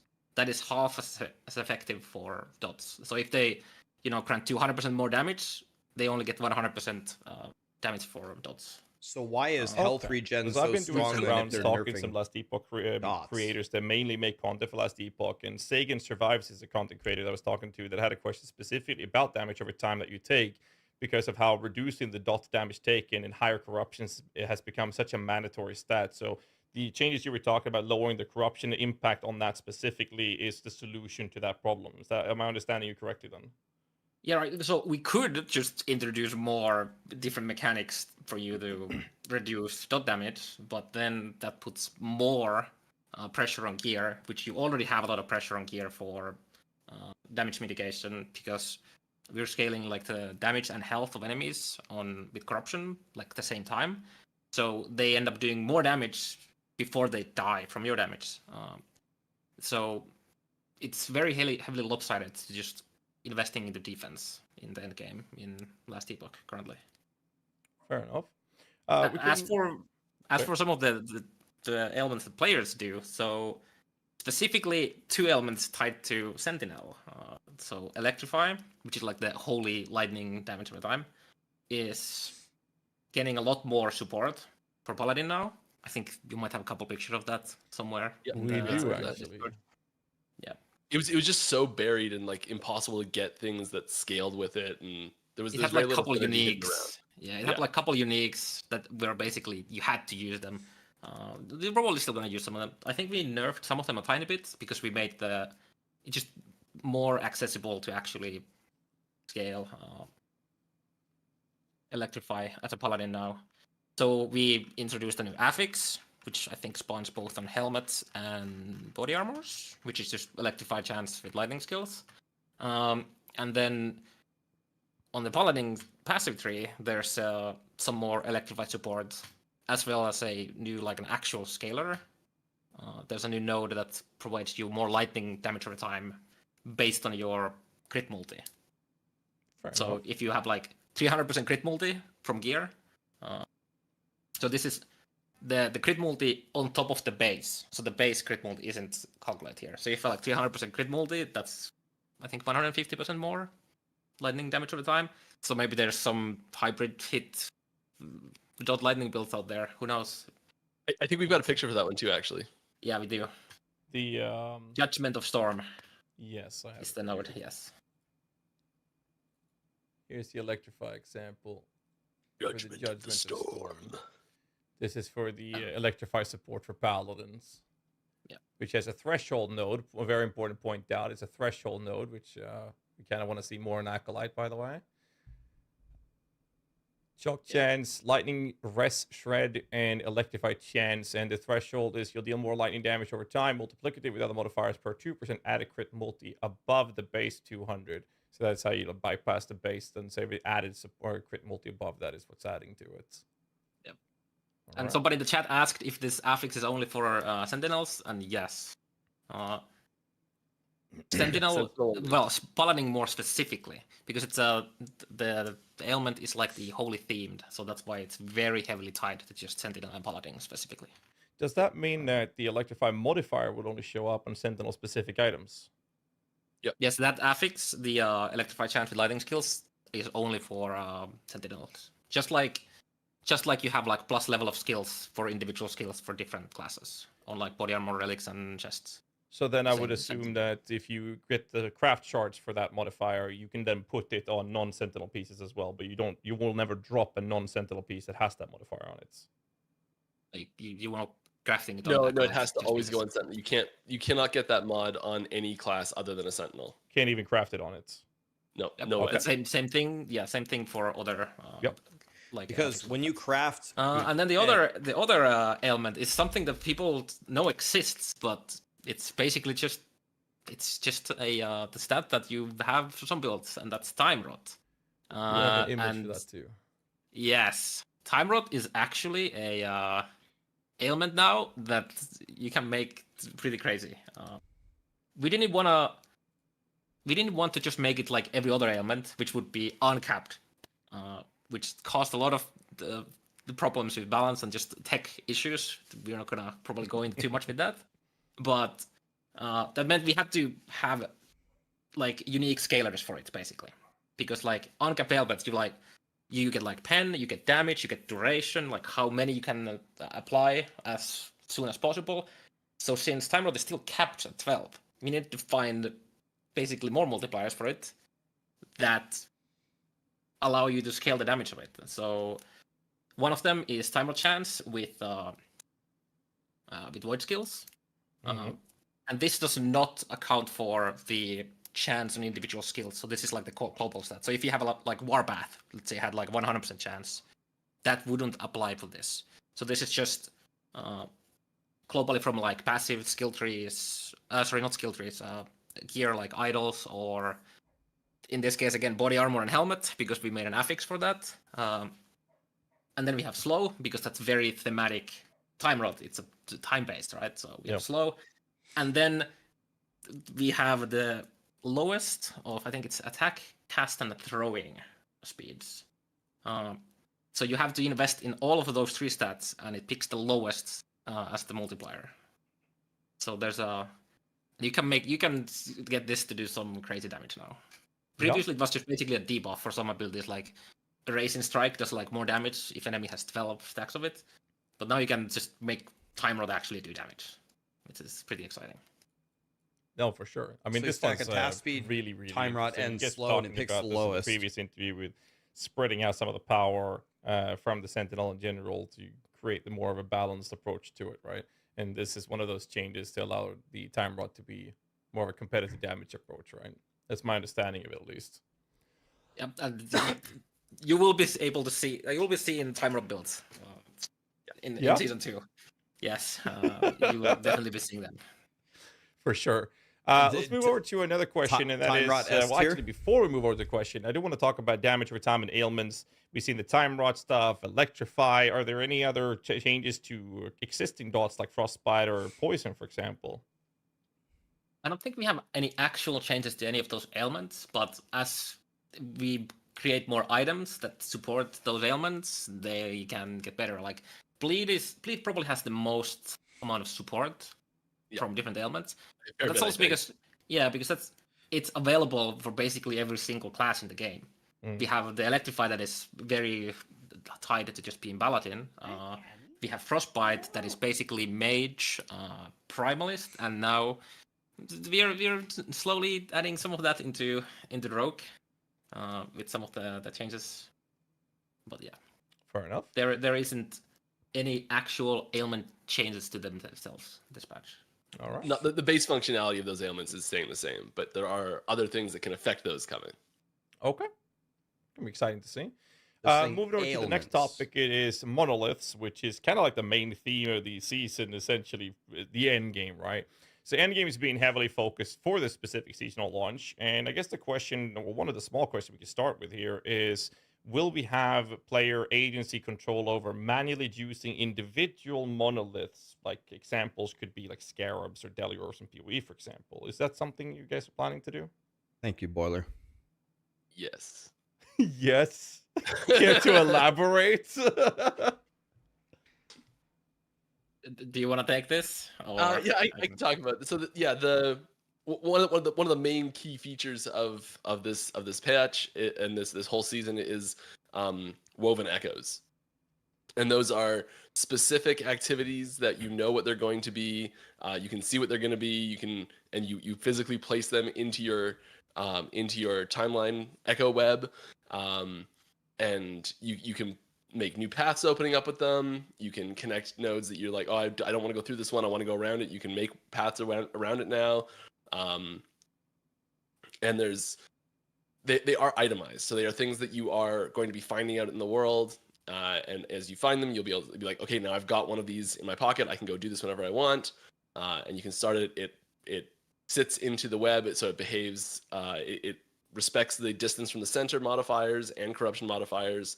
And all of those apply to it, so you can juice up some pretty sweet stuff there if you want. Not quite in the same. I probably shouldn't have used that word. Not in the same sense that you can use it in other systems. But yeah, there's a lot of customization that you can have with what content you're going to be tackling that you just didn't have before. Yeah, to add there a bit maybe. We are not really keen on like super micromanagement stuff like, Elder Rings or the old sextants in PoE or scarabs or delirium orbs like that. So it's actually very challenging to try to come up with systems that allow you to do that kind of choosing that doesn't devolve into this massive amount of preparation for every single area that you go to. We have I think we have a few of the woven echoes that will have an impact on other woven echo, like other echoes, also sometimes in woven echoes when you do them. But we don't have created plans or adding this patch anything like that you would think of like scarabs or tablets and towers in POE2 or stuff like that. We're very on the go in, have fun, you get out, then you go into the next one instead of setting up half an hour to go in and then do a bunch of stuff. Fair enough. What you guys talked about in the teaser was showing the inventory tabs, right? Can we assume that these juicers, if you will be available in a separate tab, or will we have our inventory clogged up with these? Every single echo has a slot on the tab, yes. Just to verify. Yeah, they each have their own individual slots that they go into, and there's an option to have them go directly there automatically without having to sort them there manually. They just go in. They never touch your inventory if you don't want them to. But if you do want them to go into your inventory, you can. Okay, so you can move them out if you want to. Okay. Yeah. I like that. You can you can, I think it's shift right click. You can just spam those and they will be dropped from the inventory to the ground if you want to. And obviously you can just pick them up on your inventory and then press the button to slurp them in at the same time if you like that. But yeah, they will all be with you all the time. And I think it's also shared between the stash. So yeah, you'll just have them there with you all the time. They should be stash linked. So yeah, so all of your like non-solo softcore characters have them, and all of your non-solo hardcore characters have a separate set. They're not shared between those things. So everyone that shares a stash shares the Woven Echoes I'm gonna stash. take some notes here, actually. I do have a follow-up question though. I mean, it sounds great, and I love the idea of player agency. Same thing with the whole shards being automatic and assumed, crafting shards that is, or you can choose to have them in your inventory to click the transfer button. I have no idea who's psychopathic, like the psychopaths that would actually want to do that, but they exist. However, these things being itemized, if you will, to become an actual physical item, if you will, that kind of brings up the question whether or not are they tradable and giftable as well. No, they're not tradable or giftable. However, because you can bring anyone into your Echo Web, you can just start it in your Echo Web and bring someone else with you, and they get the full benefits from it. So it's they're shareable in the sense that you can do them together in a party of people, but you can't physically just be like, here you go, you go take this one. They're not going to be for sale on the auction, on the bazaar. Yeah, they are locked. They're character or they're account bound. Okay. But yeah, it's the same case for everything that is like an unmodifiable item, like runes, shards, stuff like that. We could go into a very deep rabbit hole discussing why that is, but there is a world where those might be tradable in the future, but it requires some big changes to how item factions work. Okay. But it is something that is technically possible, but it runs into some design problems. But yeah, maybe we'll talk about it at some point. We'll get there. All right, moving over to the next part of the end game is the current state of bosses have a ward system that prevents them from essentially getting one shot and or kill too fast. There's obviously a lot of comments around the system, including things like Culling Strike, where you execute the monster at a certain life threshold, having a severely diminished value as a result of this, and it's considered more often a moment of frustration. So the question of this is, how is this system going to be changed in the new season, if at all? Well, yeah. First of all, it doesn't actually like full one-shot prevention is not there. Like if you hit it hard enough that you can deal enough damage for all of its health and all of the ward bars all at the same time, it will just one-shot it. Like so that is technically possible to do. You can one-shot them if you have enough damage up front. It doesn't create like spots where it just like removes all damage off and then you have to start over or something like that. But yeah, it's a hotly debated topic for sure, and it is providing, we think, a very important functionality to the end game system. But at the same time, it is showing up in a lot of places that it doesn't need to. So we're removing it from almost the vast majority of cases that are that have it. It's not going to be there anymore. It's just going to be a straight health bar like normal. And then in the more significant, like really grandiose boss fights, those are going to still have a boss ward system, because and what it really does is it does help those builds that are maybe struggling to do quite as much damage to get those boss fights a little bit quicker. So when you say that like there's a line where they're not needed, now they're needed. We don't have to go into the detail of it, but I guess the only question I have is, does this mean that the campaign bosses do not have this ward system anymore? I think it's on some campaign bosses, but it's nowhere close to as what you've used to seeing. Okay, fair enough. I think that's a good change. Yeah. Also for the kill now. Sorry. Yeah. Also for the kill threshold part of that question, we think it's a good thing because it's very, very powerful. So it actually doing that is, it's a good thing that it reduces the power of that a bit. Fair enough. Yeah, kill threshold is really it's almost mandatory without a system like this. And even with it, it's still crazy powerful. But that's not like a bad thing to have that you need to slot in, because basically every class does have access to it in some way or another. That's true. Another endgame question or monolith question is, a rather big one covering corruption in general. So favor farming, which is also impacting item acquisition, experience gain, and LP item chances, for example. But most importantly, favor farming being such a big factor in how you progress your characters. It seems very heavily favored around a 1,000 corruption at the moment, in the current state of the game at least. So I guess the question comes down to what the intended corruption that EHG wants people to consider to be the actual end game for good and great or beyond builds.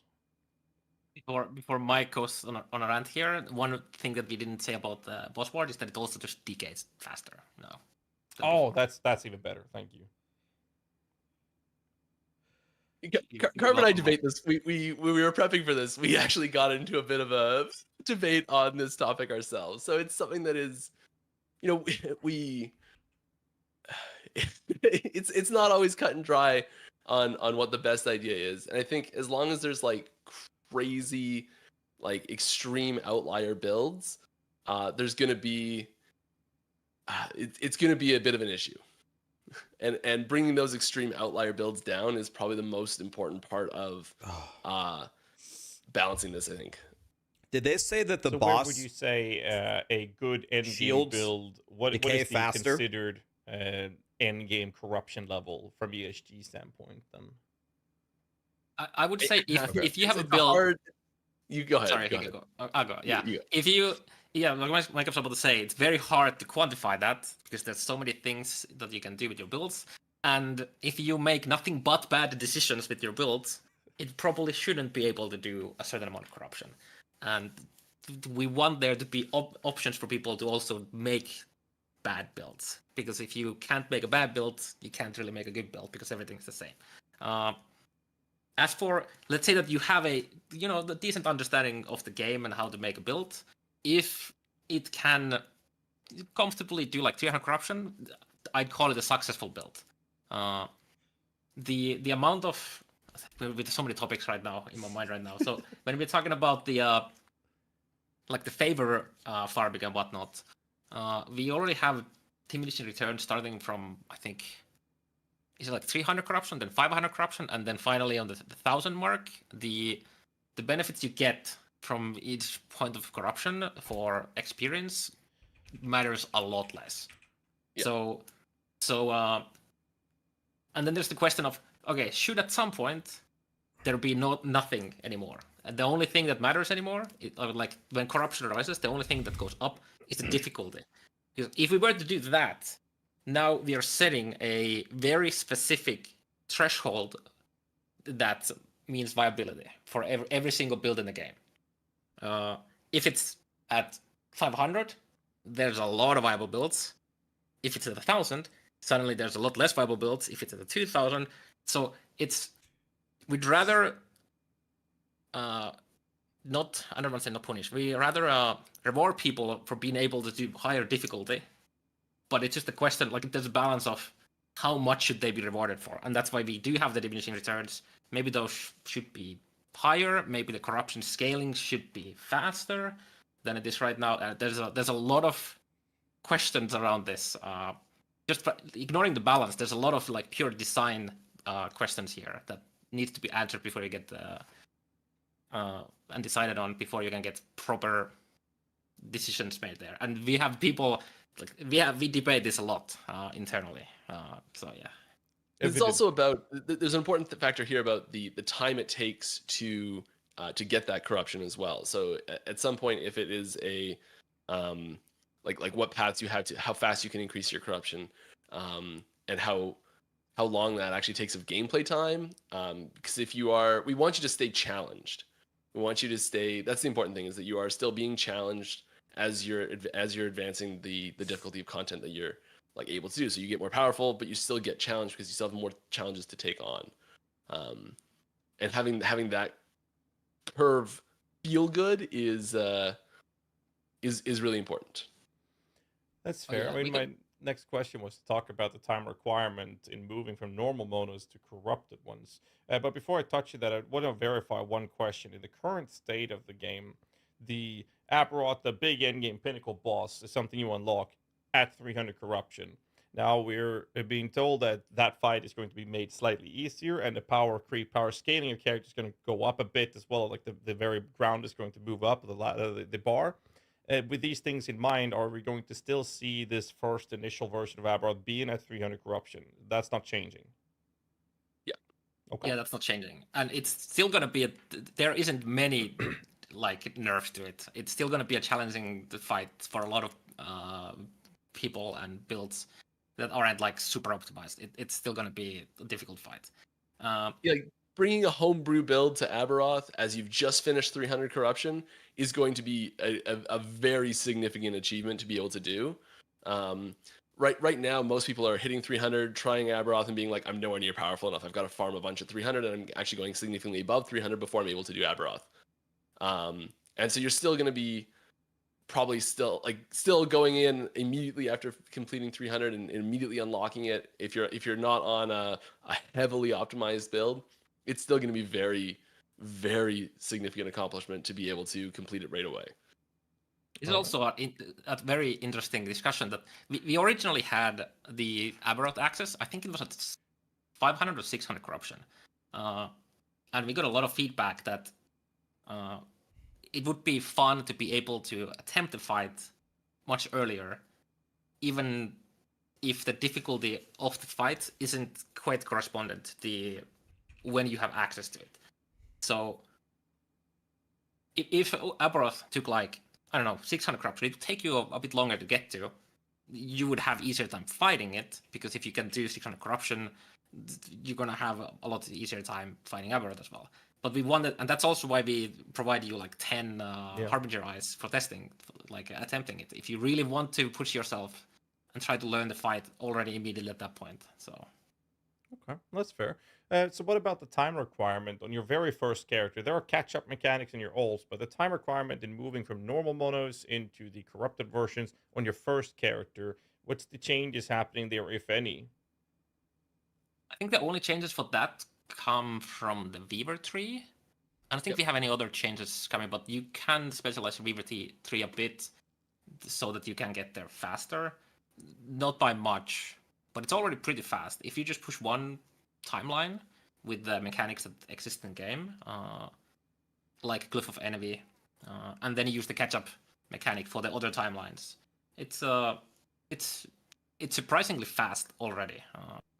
And speaking of the alts, we are adding couple new cool things for alts to be faster. So the normal timeline is now shared. So if you have a character in Empowered Monoliths and you make an alt character, you don't need to go through all of them anymore.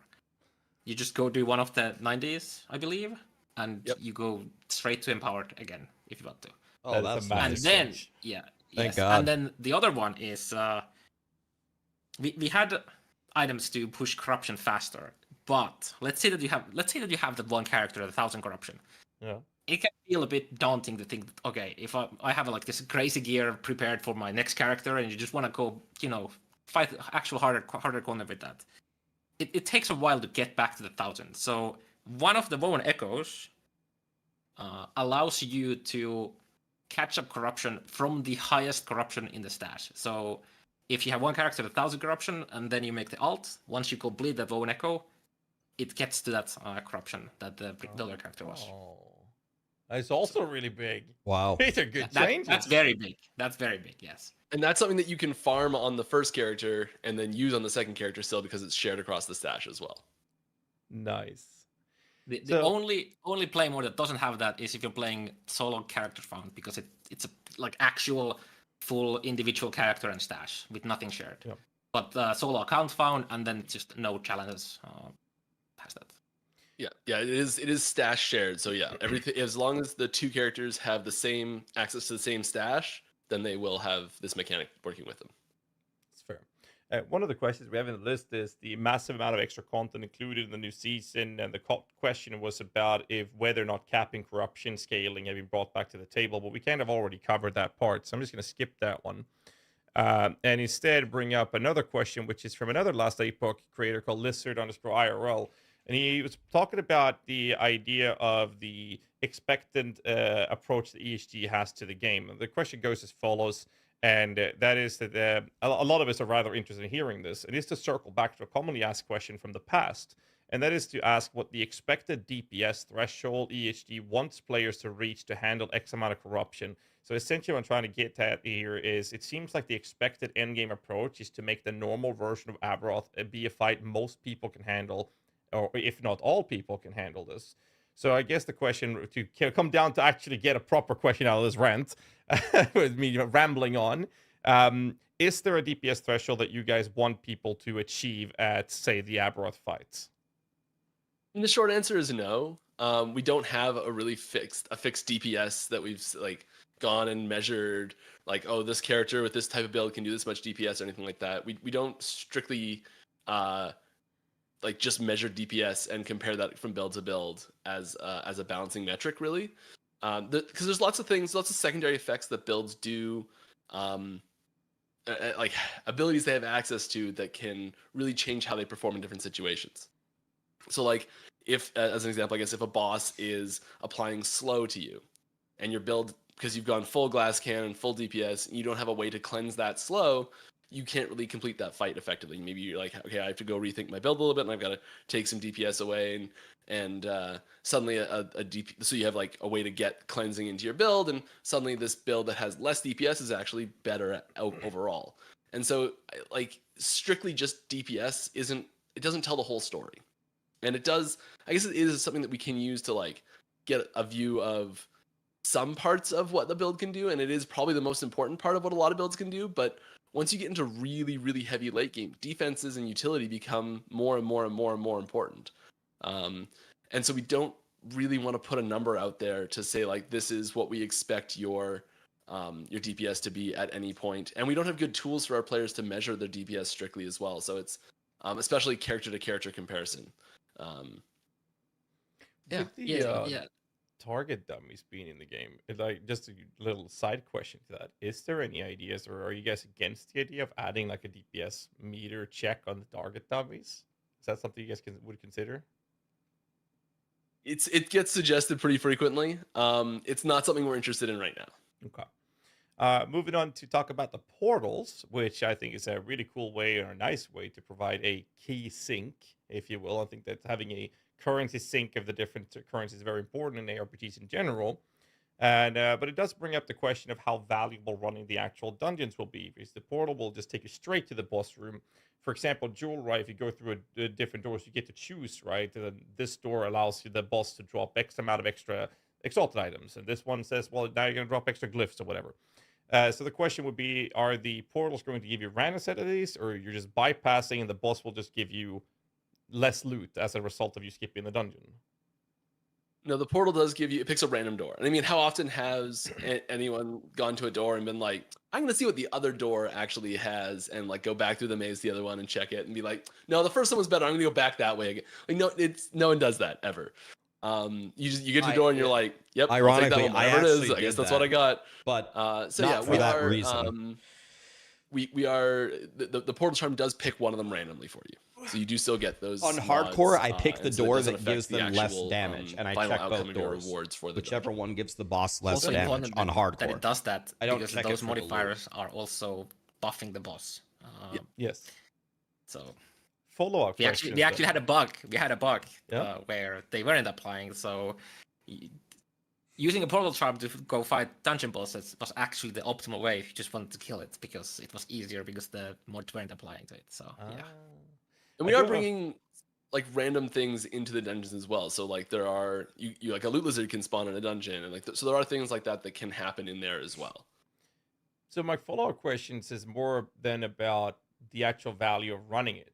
When we have access to just skipping straight to the boss and we get the juicing up of the loot with difficulty added, what's the point of running the dungeon then? I mean, maybe you don't have a portal charm yet? You don't have a portal charm. Okay, because I mean, are there plans to adding more content inside these dungeons to make them more attractive for people to choose to run rather than skipping? I was about to ask Gassy, how many times have you actually farmed the dungeon for the sole purpose of farming the dungeon and not whatever is at the end of the dungeon? The boss uniques or the you're going like way back. You're going like multiple years back now. If you're saying the Temporal Sanctum was good for like belts or boots or stuff like that. We're going way back then. I was about to yes, say it would that, be- yes. yes. Eventually, but the dungeons need to feel way better from like user experience before we feel like it's worth making the reward so good. Because if something is really unfun to do, Carve here, but not with it's Gassy. the most rewarding, people are going to do it, and they're going to really hate playing the game while doing it. So the user experience needs to be good before. You check every stuff door. like I that check every happen. door in hardcore. I And don't want to die. there is a bunch of tech you're going to see in season 2. Are for the portal tombs charms especially, that I think we're consumed, gonna or be when you get looking to it, leverage do you for get it dungeons in the forever? future. So yeah, there are a lot of things we want to do. I feel like the dungeon system is there's a lot of untapped potential there for interesting content, for fun content, for rewarding content, all these things to happen. But the quality of that experience isn't at a point where we want to really incentivize people to be heavily interacting with it. Like, we like some light interaction there because I think it's fun the first few times, especially. And then your 80th time through the temporal sanctum, and you're like, this dead end again. Yeah, no, I know that feeling all too well. Especially when you play builds that want it. You know, They Vessel said it Scribe, chooses Possession, random doors, right? Mountain Helmet, etc. for the different dungeons, right? But let's move on to class reworks. We've already teased a little bit with Electrify, Time Rod, Judgment of the Storm. We're going to talk a little bit more about the Sentinel rework. And what I want to do is take a moment to take the cool things aside, such as being able to wield a two-handed weapon and a shield, for example. That's a cool thing. We'll take that aside. So what's the approach to the season in making melee a more attractive playstyle compared to the current meta of killing entire screens, actually, of monsters just from afar? Yeah, I mean... Do you want to start? Yeah, okay. You can go ahead if you got something for this, yeah? Yeah, so, I mean, obviously we could make melee every single skill literally hit the entire screen. But is it melee then? Not really, right? So it's like an age-old question in RPGs, or in games in general. How do you do that? There's a lot of things you can do there. They're very difficult and time-consuming and whatnot. I think a lot of the stuff we're trying to do with melee is making the feel of their abilities feel a lot better. Yeah. So getting more responsiveness in, getting better VFX, getting better SFX, things like that, having enemy reactions, and a lot of those things, a lot of the having better fit and finish on those abilities makes just playing them a lot more fun. And getting the power balance in there as far as how fast you can kill things is kind of a different conversation, but maybe that's more what people are interested in knowing is can I just kill stuff faster as melee? And we are adding a ton of different ways to kill things faster in melee, I guess, especially in Sentinel right now. That's the big focus. And we're getting, abilities. There's lots of the abilities that we designed specifically to make you more efficient on melee focused classes. So even just down to the base functionality of lunge, where you're targeting an enemy and it gets you right up close really fast. It is one of the fastest moving abilities. It is, it's a very efficient movement ability at engaging into close range combat. And leaning into that as much as possible, I think is the important part.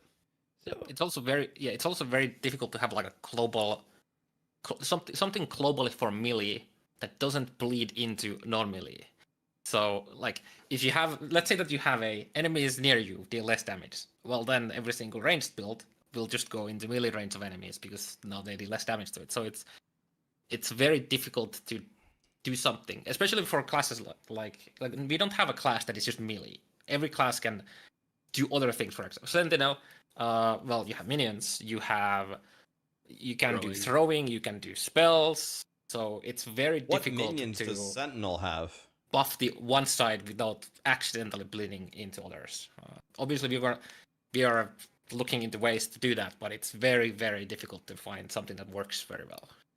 So and this also comes into the floaty boss, sword like things? enemy attacks as well. The floaty swords with having someone the things that are attacking you being having abilities that they can use only on enemies that are at long range, and then incentivizing characters that are not melee characters to stay at long range through their own trees. So it's this this tension that they have of, okay, if I'm going to stay at range, I'm going to get hit with these abilities that melee won't get hit with, or that it's easier to dodge in melee because of the shape of the ability or something like that. Yeah, we have a lot of cone-shaped, like, triangles. So if you're close to the boss, you just take a small sidestep and you're out of it. Whereas if you're far away from it, you have a very big distance you have to go through. I think a good example is the Aberos, like the triple, the slam.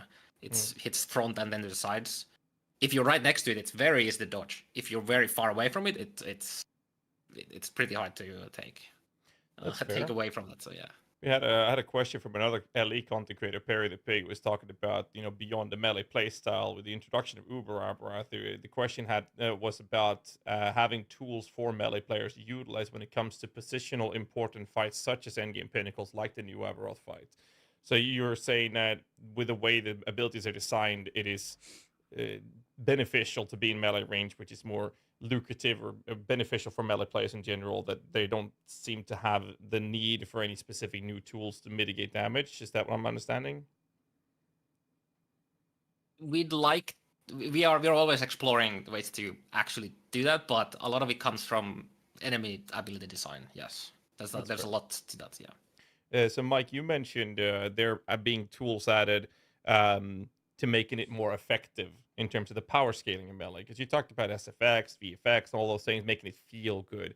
But there's a difference between the build feeling good and then being put into the game, and now it's being compared to builds that are clearing significantly faster, especially in the game that is incentivizing very heavily on favor farming, which means clear speed matters a lot. Minion build suffers from this as well in terms of clear efficiency. You mentioned there being abilities or introductions of tools with a toolkit for melee players to utilize to increase the efficiency. Is this something we see in Season 2? And if so, what? When he says favor farming... Specific examples for Season 2, I don't have anything off the top of my head that I can share right now. Okay. I think it comes down to... I think a lot of it right now is going to be like small balance changes. And I say small, that'll have big impacts. There's things like... I don't have a good hard example of something we're actually doing, but as an example, something we could do hypothetically is like even just taking a second off the cooldown of something like lunge, or giving less pressure on an item slot that has increased cooldown recovery on it or something like that. Like there's little things we can do that either hit like a wide range of builds or not. So we can maybe have maybe there's like an item slot where like cooldown recovery exists, and there's another we put something else on there that's really good for like long range characters, and so they no longer want to get that cooldown recovery, so then their movement abilities are slower. So there's that, like sometimes it's like the pressure gets put on these abilities and the balance from like really far away sometimes even, and I don't think we're actually that far away from having melee feel really good to play in a broader sense. And I think that a lot of the changes that we're bringing to, especially things like volatile reversal and forge guard, the changes there is so huge, and we still got that to get into. Yeah. Speaking of all speaking of all the cool things, Gazi, how hard would it be for you to just capture if I actually show my screen? I'm in a CT build right now, and I've been stripping I'll make it work. I have been stripping stuff so I don't leak anything crazy, but we could just, show you some of the start it up and I'll see if it screws it up. So the favor is what you use to buy the prophecies. We're not going to say anything. At the telescopes, which give you all the godly loot, right? Yeah. Favor buys the prophecies it is it's a travel that you get everything from.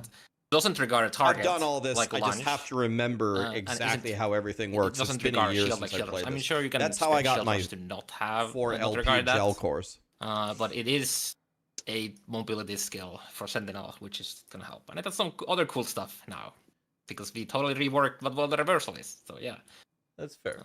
If you turn off your camera and then start the stream, I think that'll actually add up perfectly. Yeah, I mean we can try that. Or just start the stream and I'll see if I can just add. Yeah, let's see. What if I just do this first? Oh, beautiful sound. I need to do this. Yeah, it's gonna screw it up. Perfect. We can see everything except for the thing that matters. Screen, I think maybe. Probably easier. Yeah. Moment. that's the wrong one. Window capture.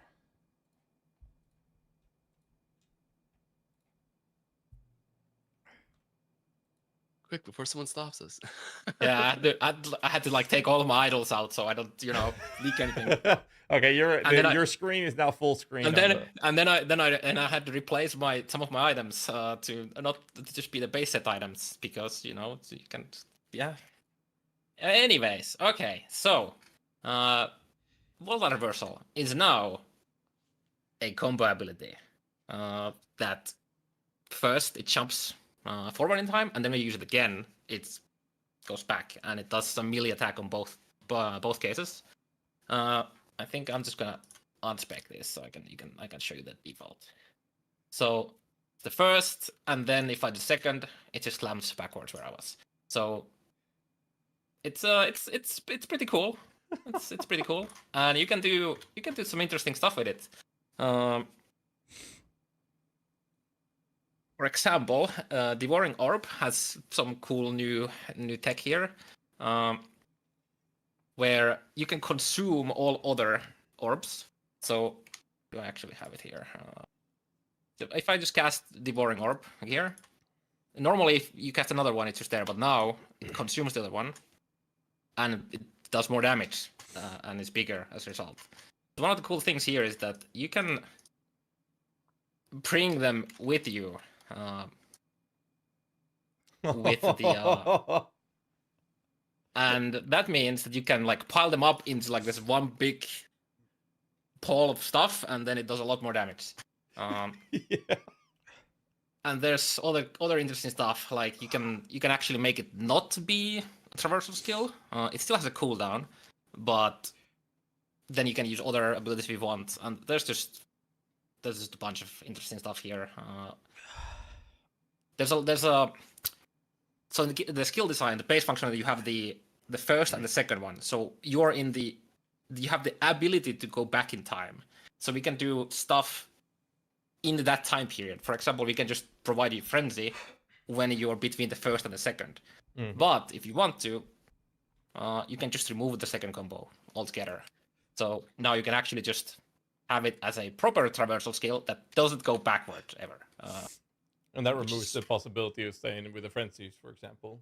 Yes, because you no longer have the ability to go backwards. Exactly. So what I like a lot is, there's my little devouring orbs.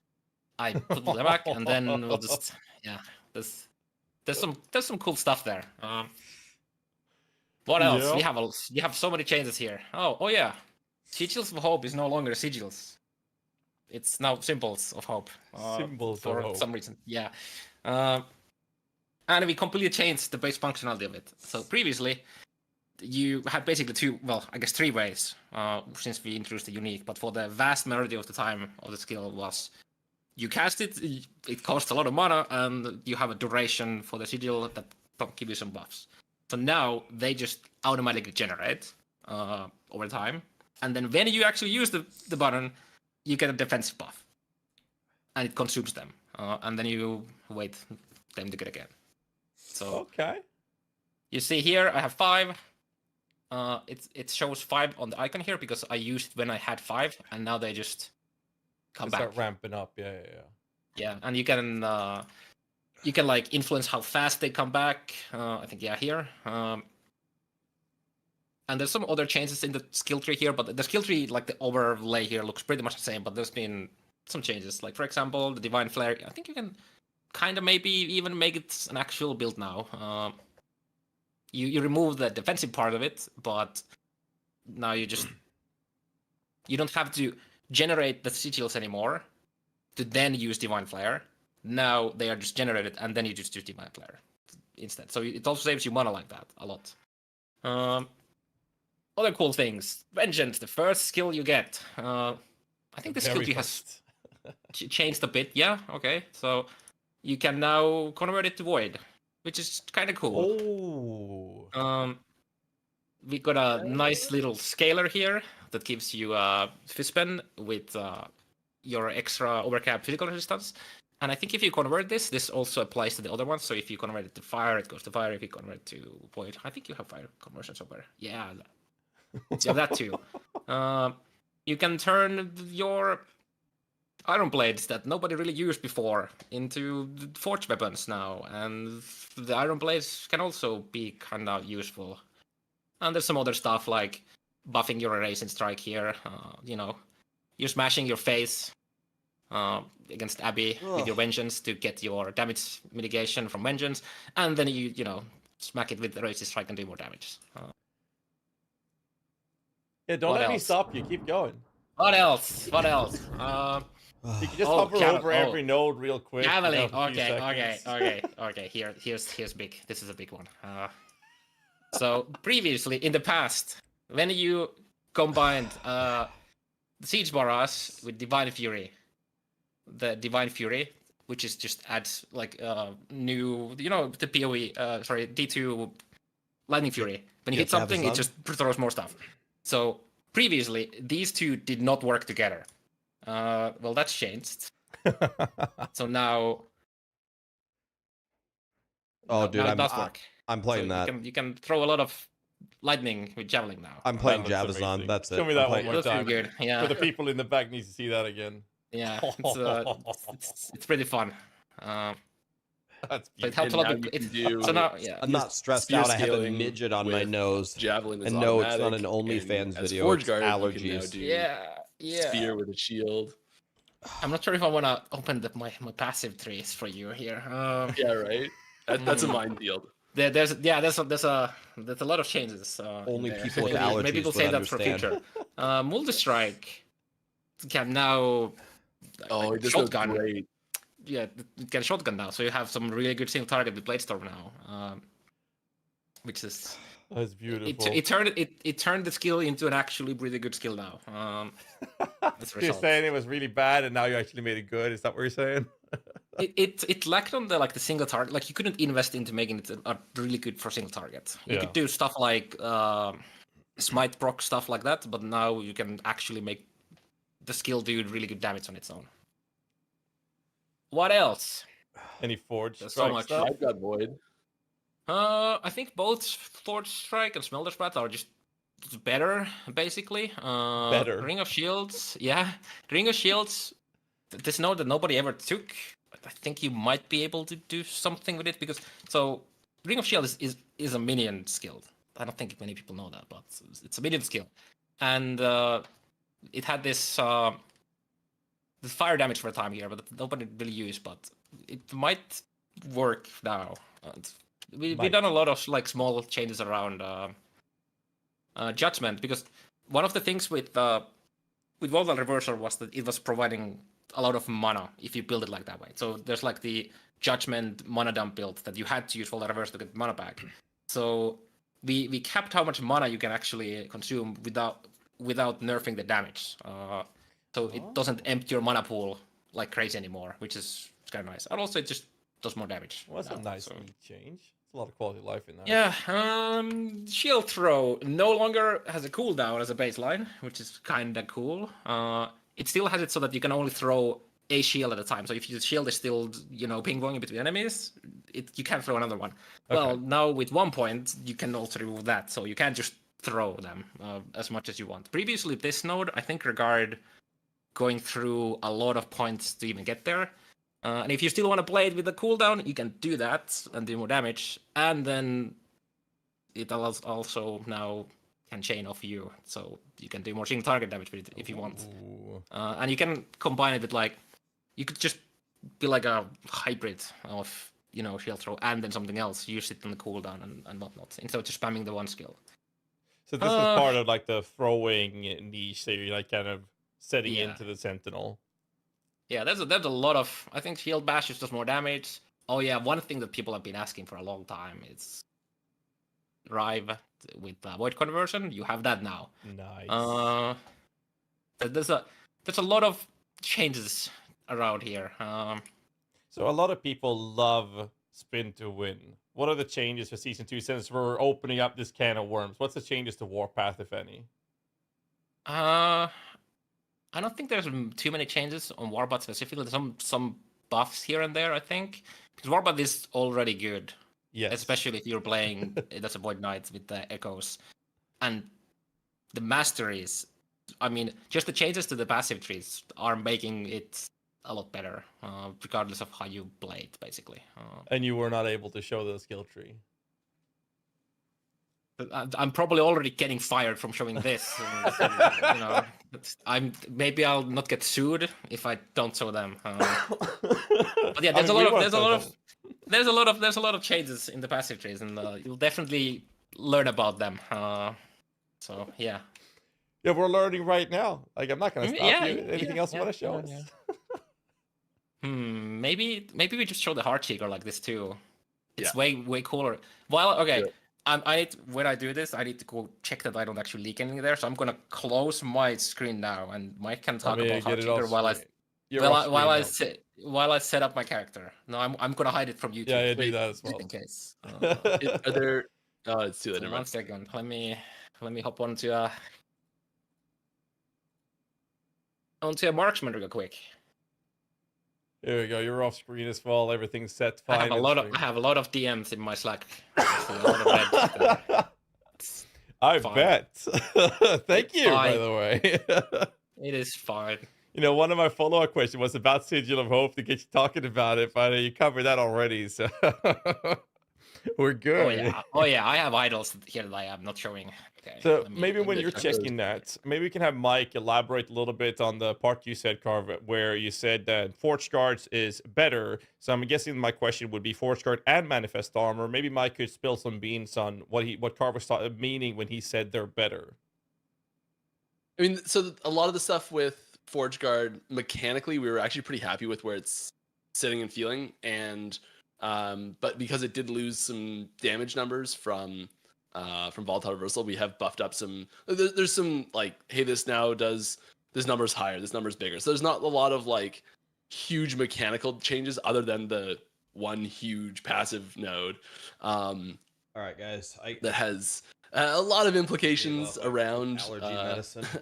around the basically every ability that it has. The big thing for Forge Guard is the two-hander and a shield. Yeah, it allows you to do some cool things. Yeah. One thing that you couldn't take the Manifest Armor node where it gave it a sword, like a weapon and a shield, that you can only ever use a one-handed weapon with that. Now you can use a two-handed weapon. You can have your Manifest Armor clone a two-handed weapon and a shield at the same time. So like, yeah, there's a Manifest Armor buff right there from that node. So a lot of these like knock-on effects and things where like if you're doing I'm gonna go like forged weapons. You guys mind? I'm gonna go back a couple of minutes. We're gonna rewatch this part. Sorry, I had to go take medicine, man. I can't breathe. Took medicine. I hope to God it helps me.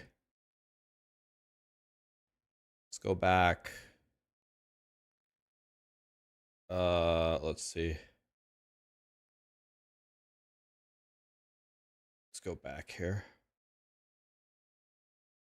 Wait, I went back way too far. I'm stupid.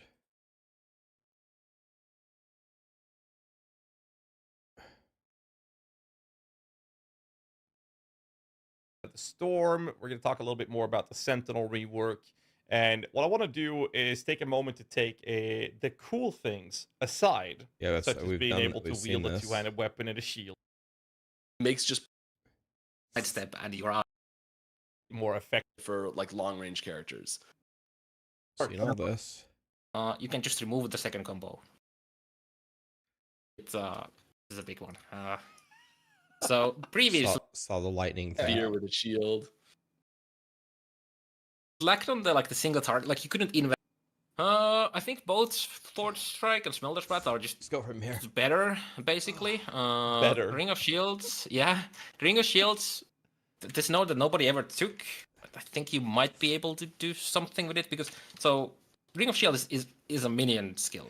I don't think many people know that, but it's a minion skill, and it had this fire damage for a time here, but nobody really used. But it might work now.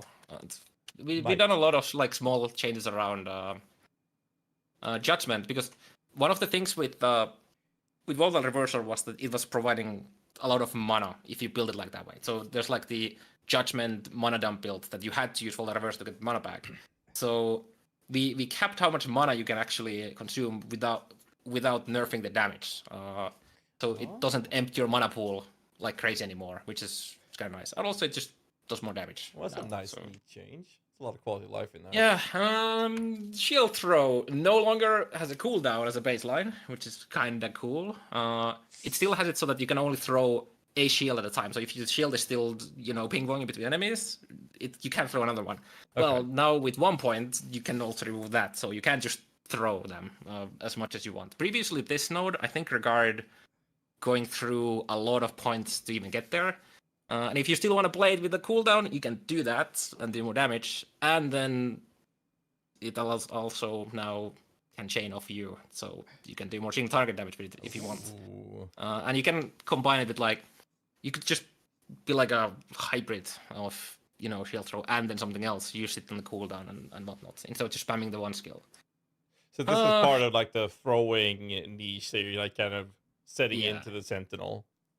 Yeah, there's a lot of. I think shield bash just does more damage. Oh yeah, one thing that people have been asking for a long time is Rive with void conversion. You have that now. Nice. There's a lot of changes around here. So a lot of people love spin to win. What are the changes for season 2 since we're opening up this can of worms? What's the changes to Warpath, if any? I don't think there's too many changes on Warpath specifically. Some buffs here and there, I think, because Warpath is already good. Yes. Especially if you're playing that's a Void Knight with the echoes, and the masteries. I mean, just the changes to the passive trees are making it a lot better, regardless of how you play it, basically. And you were not able to show the skill tree. I'm probably already getting fired from showing this. Maybe I'll not get sued if I don't show them. But yeah, there's a lot of changes in the passive trees, and you'll definitely learn about them. So yeah. Yeah, we're learning right now. I'm not gonna stop you. Anything else you want to show us? Maybe we just show the heart seeker like this too. It's way cooler. When I do this, I need to go check that I don't actually leak anything there. So I'm gonna close my screen now, and Mike can talk about heart seeker while I set up my character. No, I'm gonna hide it from YouTube. Yeah, do that as well. In case. Are there? Oh, it's too late. So 1 second. Let me hop onto a marksman real quick. There we go. You're off screen as well. Everything's set fine. I have a lot of DMs in my Slack. I bet. Thank you, by the way. It is fine.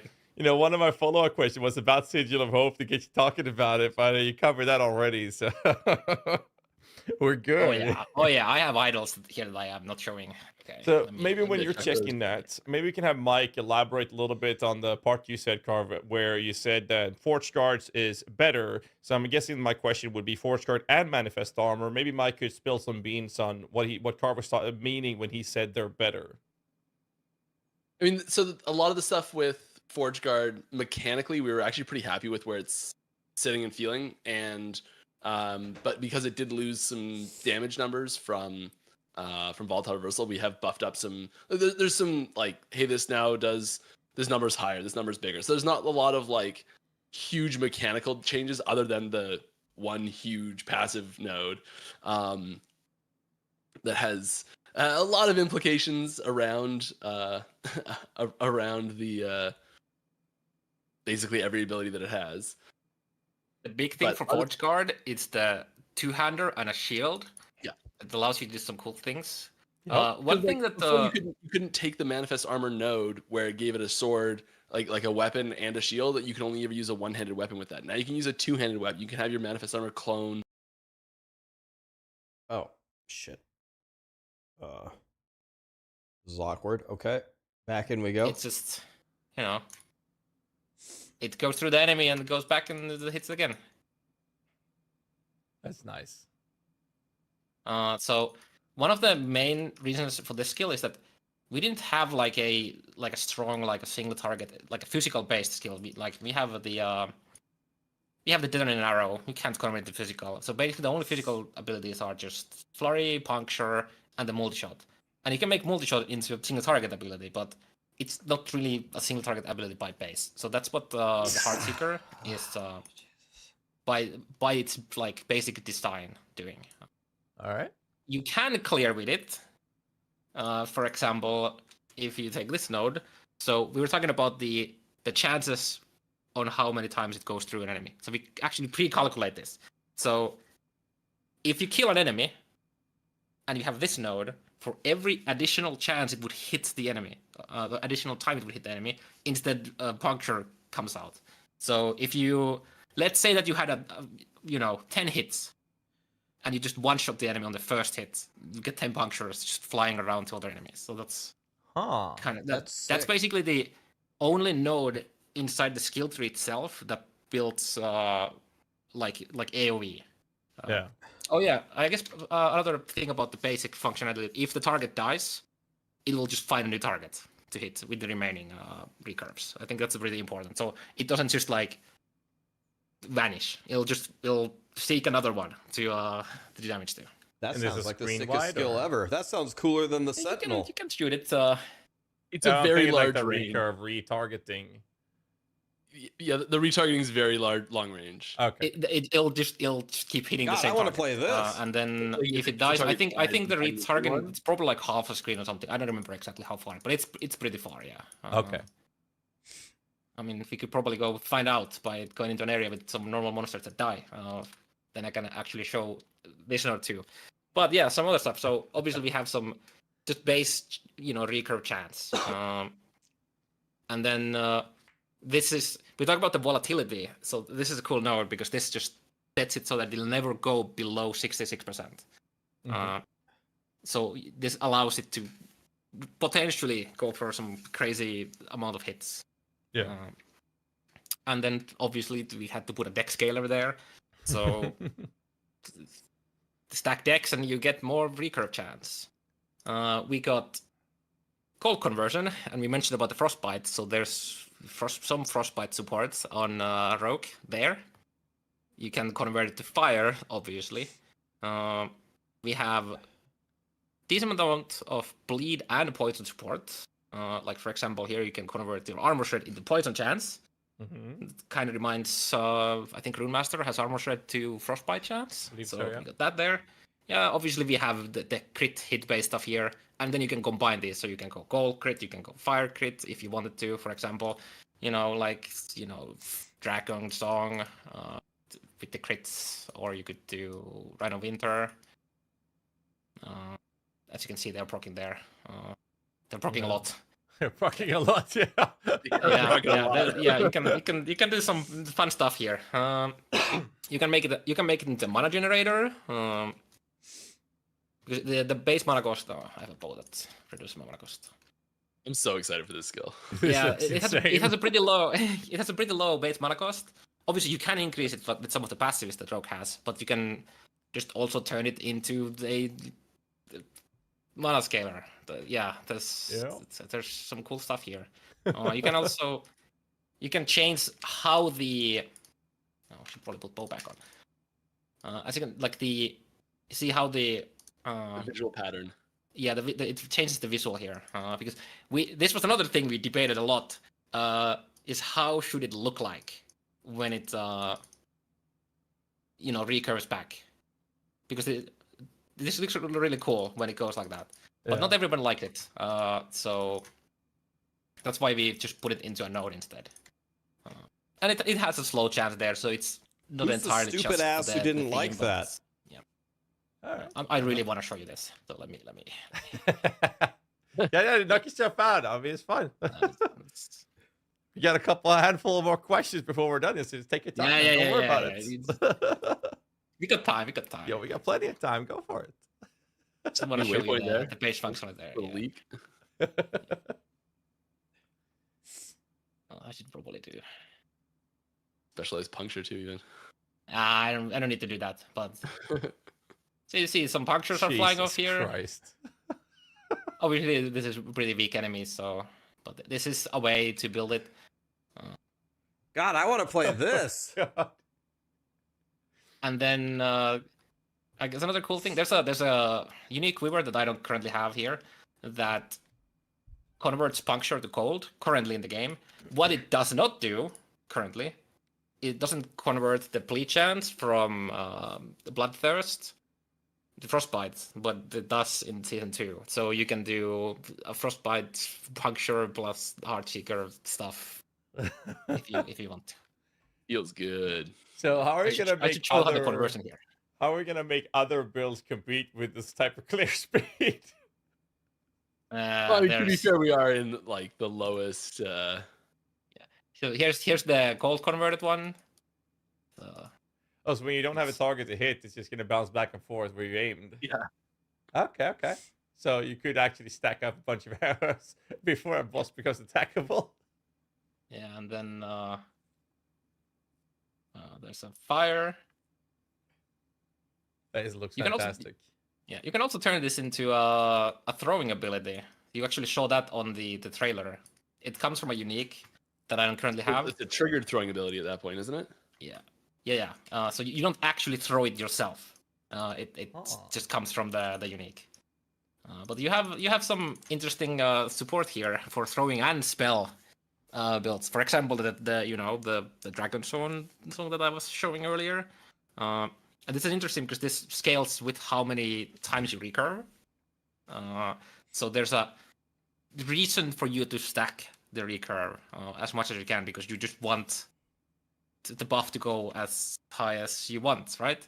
Yeah. And it also keeps throwing, so this is where you could also use this as support skill for some throwing marksman build, maybe that those exist as well. So there's a lot of cool stuff in Heartseeker. And it is really important to excited note that this is a marksman specific ability. You cannot use this on Falconer or Blade Dancer. Yes, this is only for marksman. Yep. So it's past the chain, basically, is what you're saying. I think it's a 30 point. It's 30 points, I would look at the game, but then I would show the skill tree, and you don't do that, no. It's all good. I don't think there's a lot of question. changes for the passives on marksman though, but yeah, it's locked to marksman. Let's not get you sued.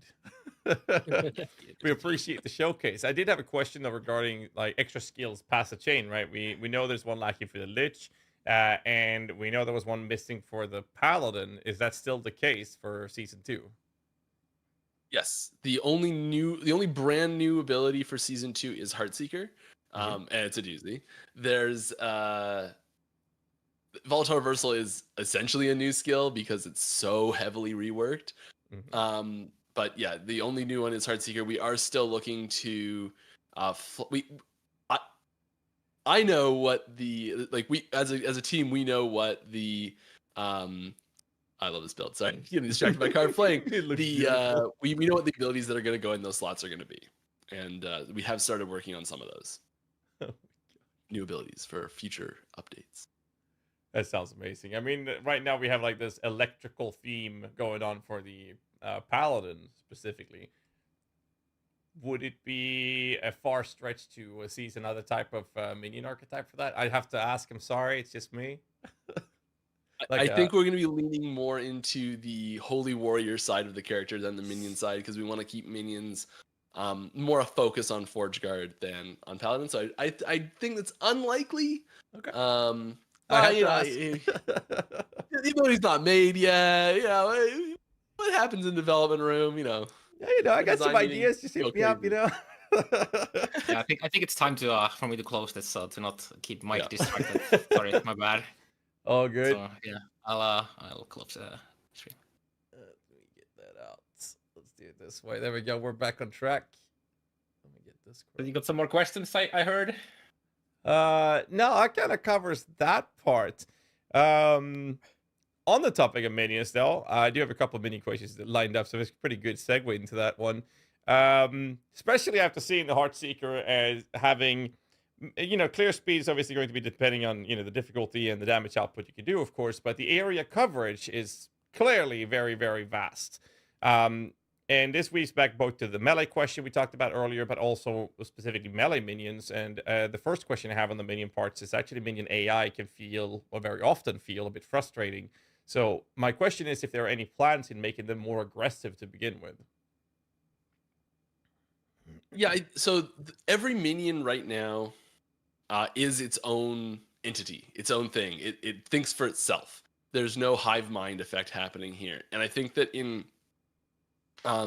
there's a few ways we can tackle making minions more efficient at like target acquisition and all that sort of stuff. And it's I think we don't have a ton of changes for season 2 coming for this. I think there's a few things that are getting added in specifically as far as like items and new balancing things that are gonna make them stronger. But there's behavioral wise, we don't have any big changes yet for those. I really want to do that minion stances thing we've talked about a few times. So players can be like, I want mine to be more aggressive. We have tried turning up the aggressiveness of minions a few times, and it doesn't always work the way you want it to work, especially with how minions, I guess, with the way their AI works in general.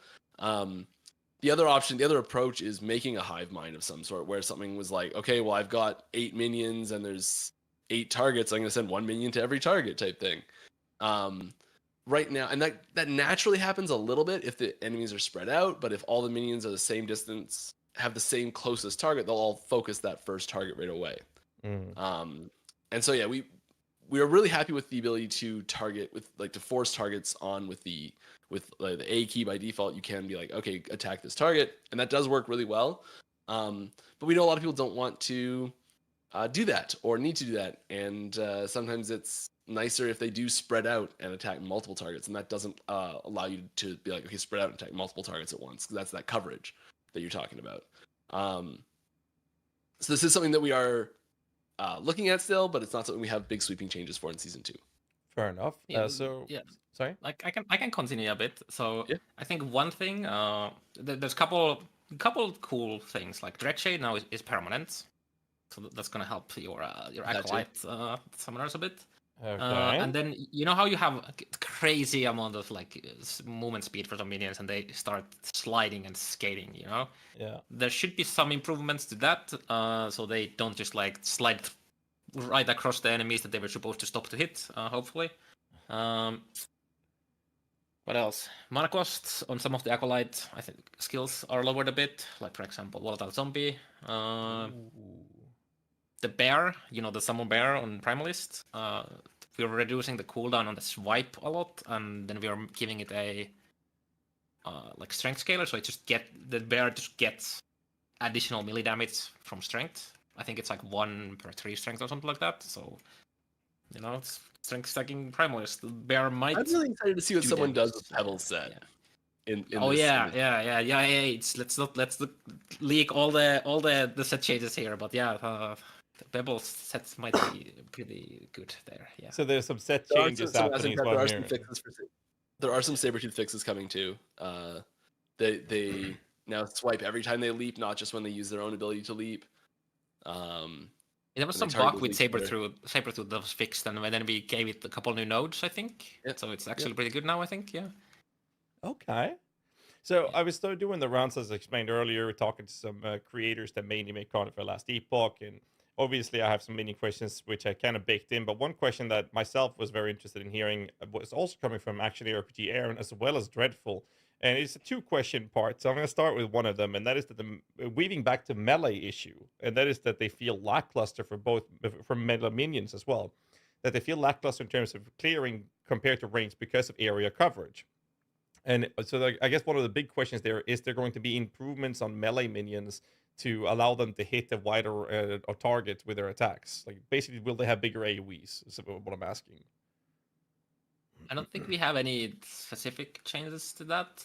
I think the bigger problem for melee minions would be just like how easily can they like engage with the new pack of enemies.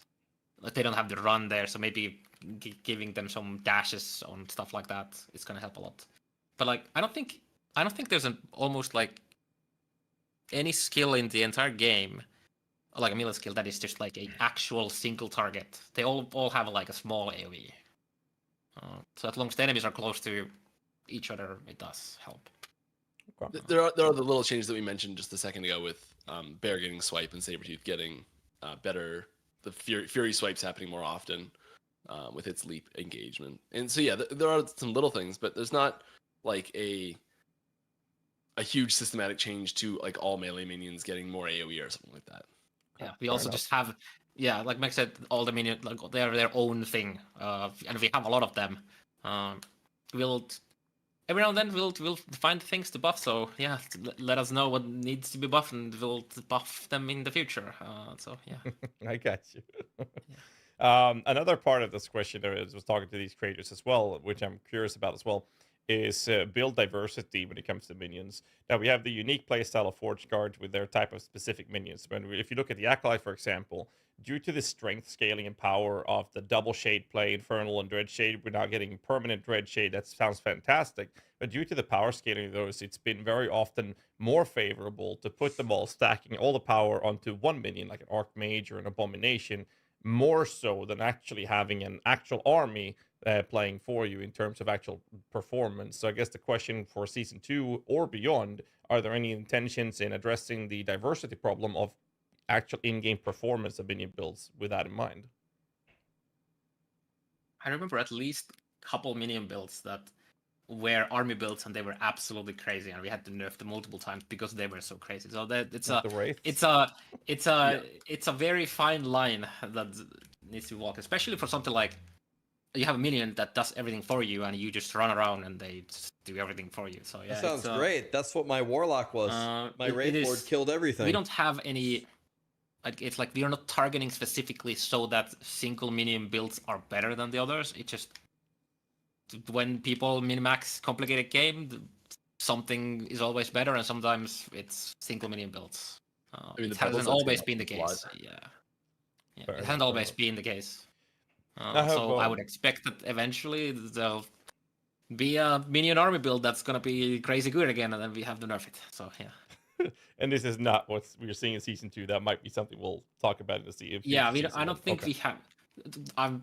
Balance changes and itemization changes might make that the thing. I don't know. We'll see. Okay. We don't have any crazy changes to minions, specifically targeting minion army builds to be better. Okay. The answer, yeah. I do have one last mini question. I don't want to take the interview up with too many mini questions. I know it's me. I have to ask some of them. So the last mini questions I have specific for minions at least is Golem specifically. It feels more like a consistent utility option for minions builds rather than having a performing option as an actual offensive addition to a minion build. I believe this is from Frozen Sentinel actually. And that said, will we see some specific changes to minions in general for the season, which you already covered, but in this case, we're talking about the Golem. One of the best references I have for this is the Pyre node that the Golem has, which consumes minions to do fire damage. Like it charges up, it's taking all of these minions and consuming them only to light the little tiny match and hope that does damage. Like, what's up with that? For that specific node, I don't think there's any changes coming. Okay. But yeah, these are just where we have so many nodes in so many skills that some need more love. That's it. We just need to get the feedback, and we need a couple more devs to just hire some devs for us to fix skills and buff them. You just need it takes a lot of time because you could just make number go big and then things die, right? That you could make a Vengeance literally one shot to the entire game. I have never heard of a company that just changes numbers and makes them big or small. We want to be a bit more involved with the buffs and changes so that it isn't just a number go big kind of thing. I like that approach, and I think that you especially seeing the Heartseeker, it seems like that's really the theme of it, to have more interesting mechanics and options to play with, so it's not just big number go up, right? I think that's a really good approach. We heard this skill sucks. Away from minions. We gave it 30% more damage.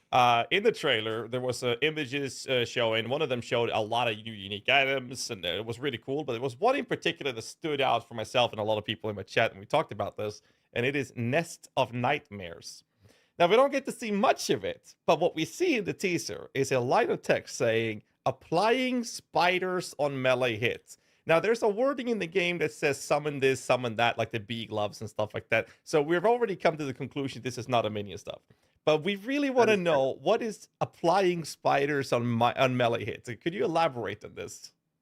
Yes, I can tell you exactly what the ailment spiders does. So spiders is a new ailment. Okay. It lasts 4 seconds and can stack up to 4 times. It gives the afflicted actor 5% flat added chance to be critically hit per stack.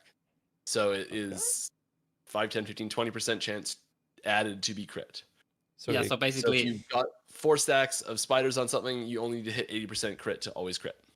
does this Yeah. stack with asset skin? this is just its own added 20 on top of whatever else they might have. Oh shit. Okay. Yeah, I like the sound of this. That's good. And because it's applied to the target, it does affect other people hitting it as well. So like, if your minions hit it, they get that as well. If other people in your party hit it, they get that as well. So it's everything hitting the target. All right. Another question we have is idol crafting. We talked about idols before. You're removing the flat HP from the stout idols? Yeah, Is but that's only on stout? Does this include the On the big stout ones idols? only, yeah. So the big idols that can have double life. I think there's only one big idol that can have double life, and that's on Acolyte, I think. It might And be there's a lot more 3 by pressure 1, from I other think. stuff now that you won't want it as much. Yeah. I think it's one of the 3 peers. I think that might still exist. Okay. So the season 2 is introducing Weaver's Touch craftable idols with 4 modifiers rather than 2.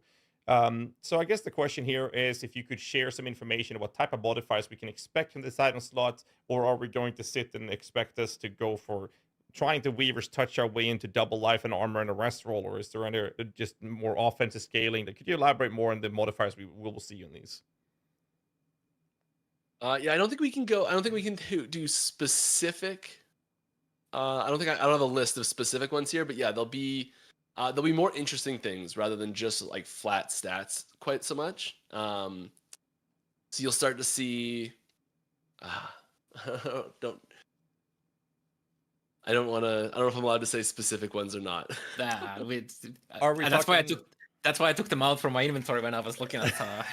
Yeah. You know? I mean, are we talking more offensive, mechanically changing modifiers, or are there also including like baseline stats such as life, resistance, armor, stuff like that? I guess that's a better question. It's a mixture of both for sure. Okay. The ones that do call out specific skills are, I don't think they ever call out like offensive clearing skills as specific ones. So it's like there's if a idle enchantment does ever call out a specific skill, I think it only ever calls out defensive skills or utility skills, and then they can call out specific classes, like one of them's like something for fire skills, Okay. you know, things like that. So the categories of abilities that it'll do sometimes.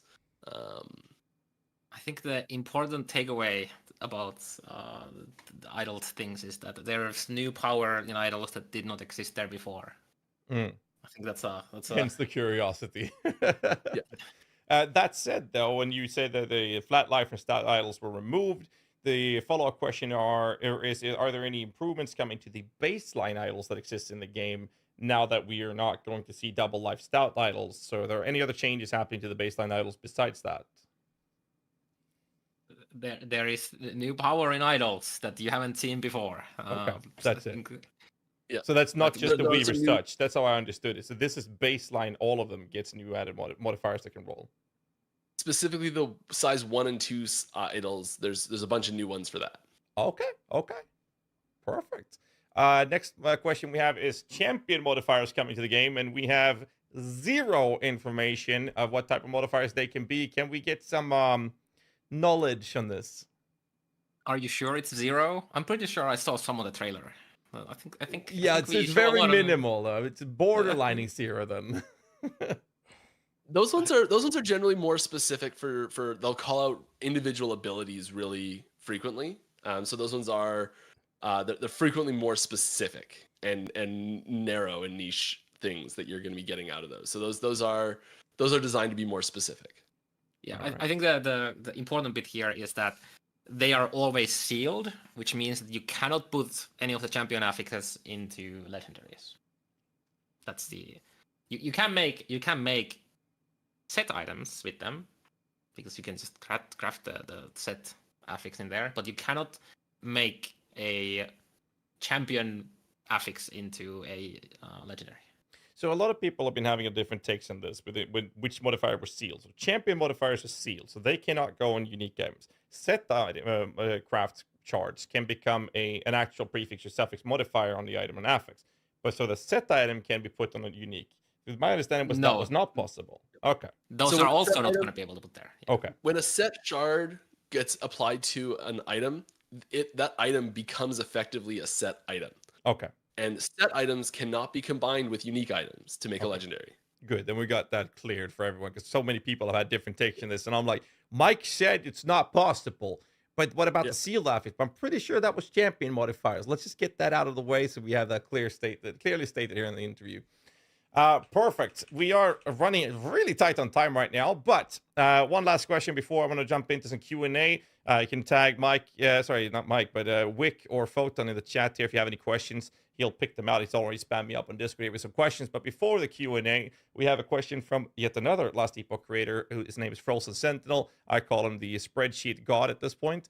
And his question was, with more items and item types being introduced, how is balanced approach being approached when it comes to Merchant Guild versus Circle of Fortune? Well, specifically, it's talking about like, so this is like an additional layer to the itemization hunt. So I think most of the Weaver tree stuff should work with Circle of Fortune, so that you'd still have that's extra multiplier there. So it's not suddenly that everyone plays MG because there's no reason to play COF anymore.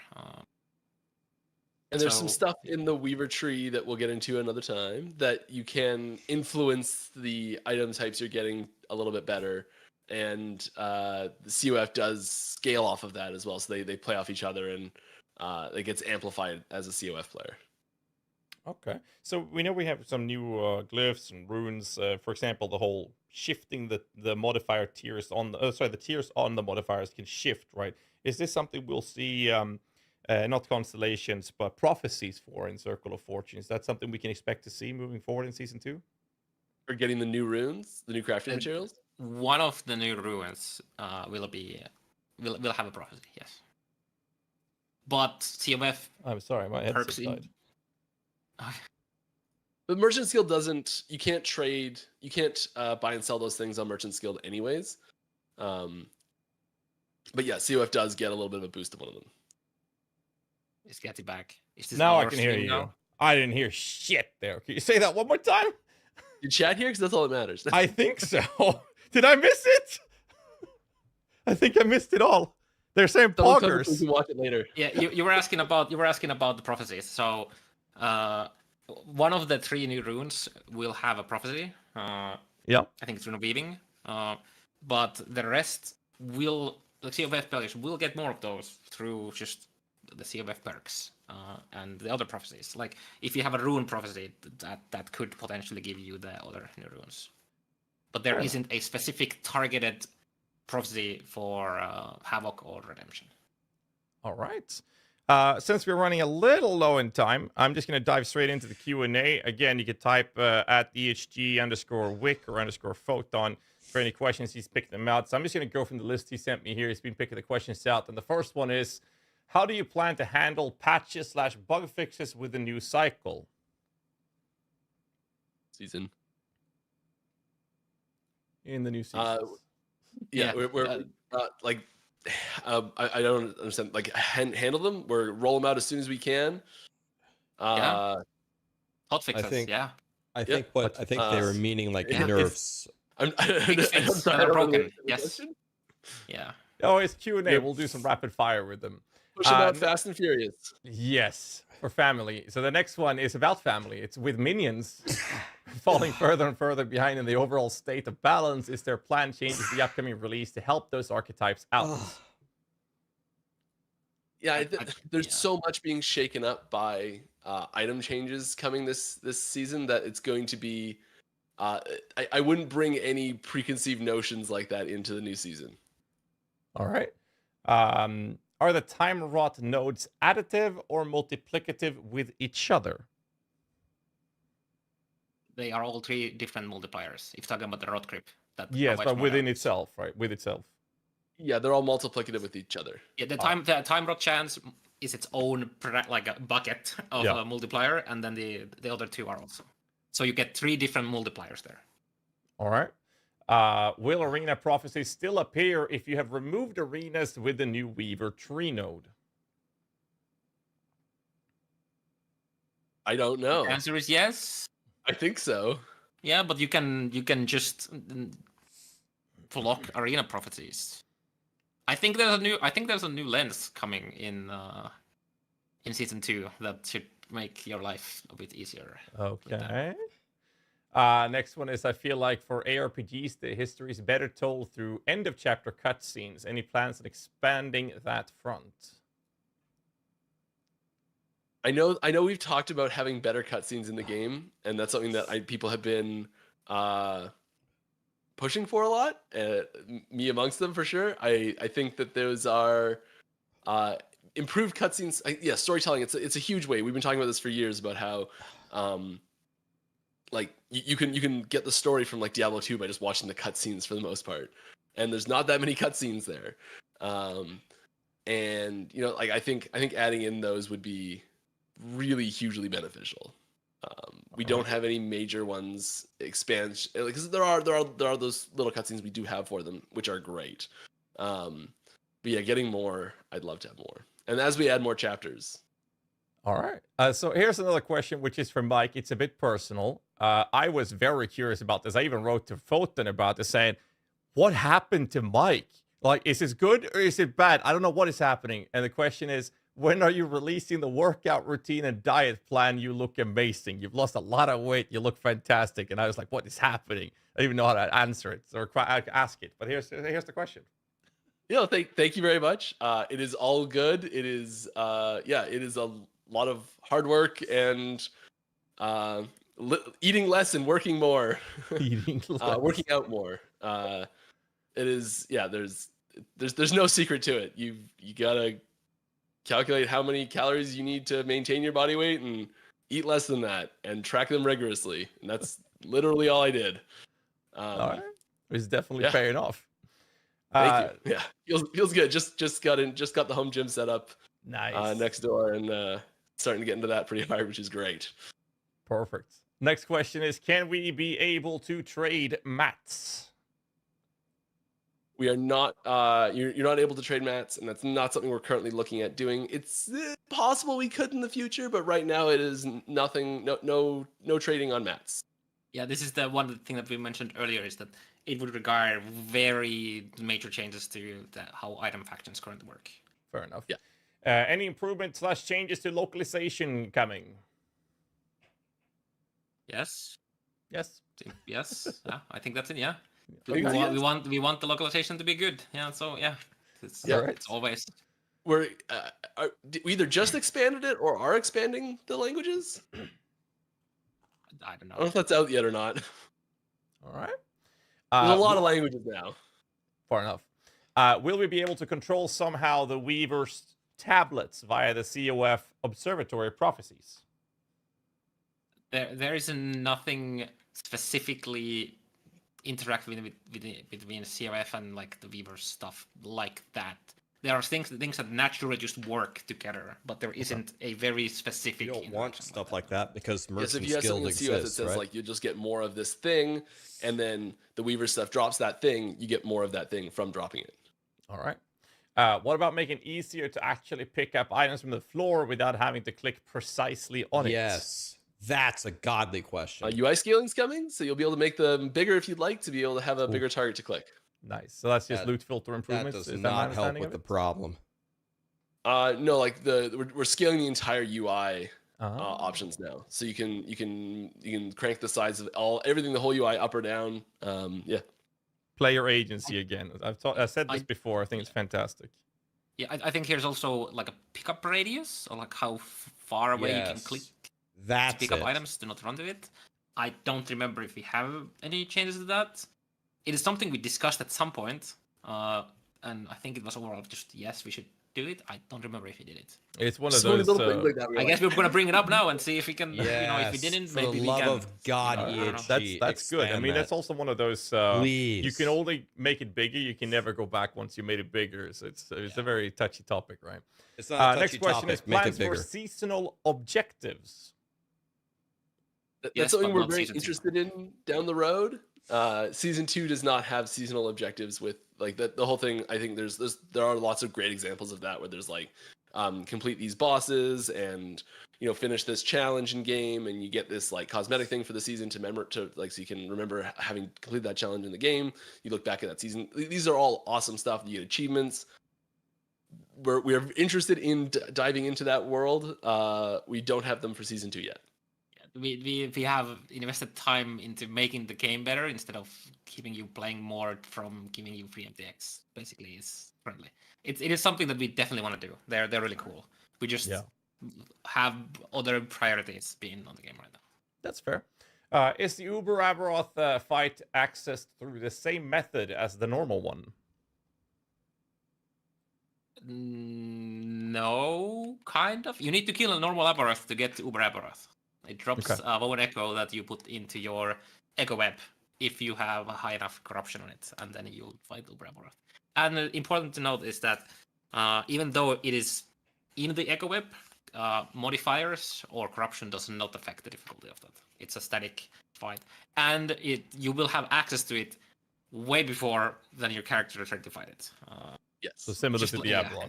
All right. Yes. It is a lot harder fight than normal Aberoth. So a good follow-up question to this is actually what corruption is the Uberoth balance around, and what do you expect players to be at when they can clear him? Can we tell you when you can access it? Is that something we can say? I don't know. Yeah, I think we can say when you're able to access it. Yeah. Yeah, it's 500 corruption. 500, and that is you need minimum 500 to access it. But even if you're able to farm 500, it's going to be a very difficult fight. Yes. Fight. All right, so you should be significantly higher for it to be a comfortable fight, is what you're saying. Yeah, the interesting bit is that once you put it into your Echo Web, if you fail, you can just you can go again.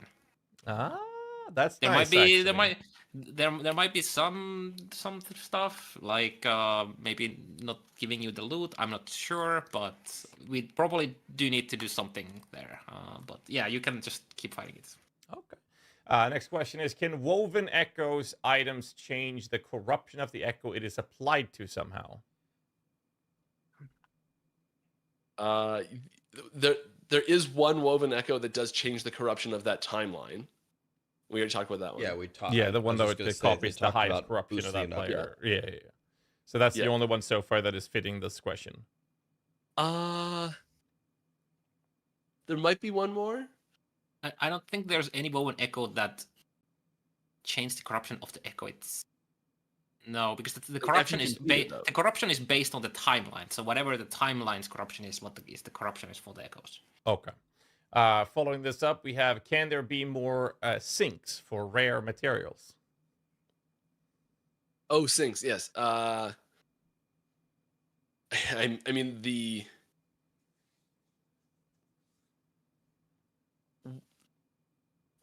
one of the rare materials is going away.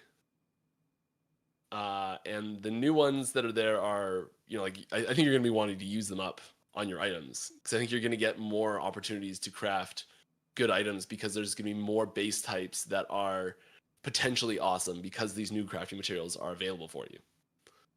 So I think, just the existence of them is going to make you use more of them. Okay, fair enough. Can you guys talk about how much better arenas are now, if at all? Sorry, I had to add that. Go yeah, you can influence them through the Weaver tree. I mean, one is you can just not do them at all. I was going to say, I don't like arenas at all. Add some other stuff to it, and the base functionality of it is also. I think the enemies are faster. I think they come to you much faster if you stand in the middle. I think the time between waves, I think, is reduced as well. Yeah. We did a bunch of small adjustments to it. Okay. I've heard that at least few people say that who hated them say that they're kind of fine now. So okay, that's a good sign for me. I was never a big fan of them, so I'll have to try them out. There's more mechanics, of the side mechanics and things that spawn in them now as well. Mm-hmm. All right. Next question. Previously, there was no way that any of the extra mechanics could appear in them, but I think at least champions can now. Well, that's kind of big, though.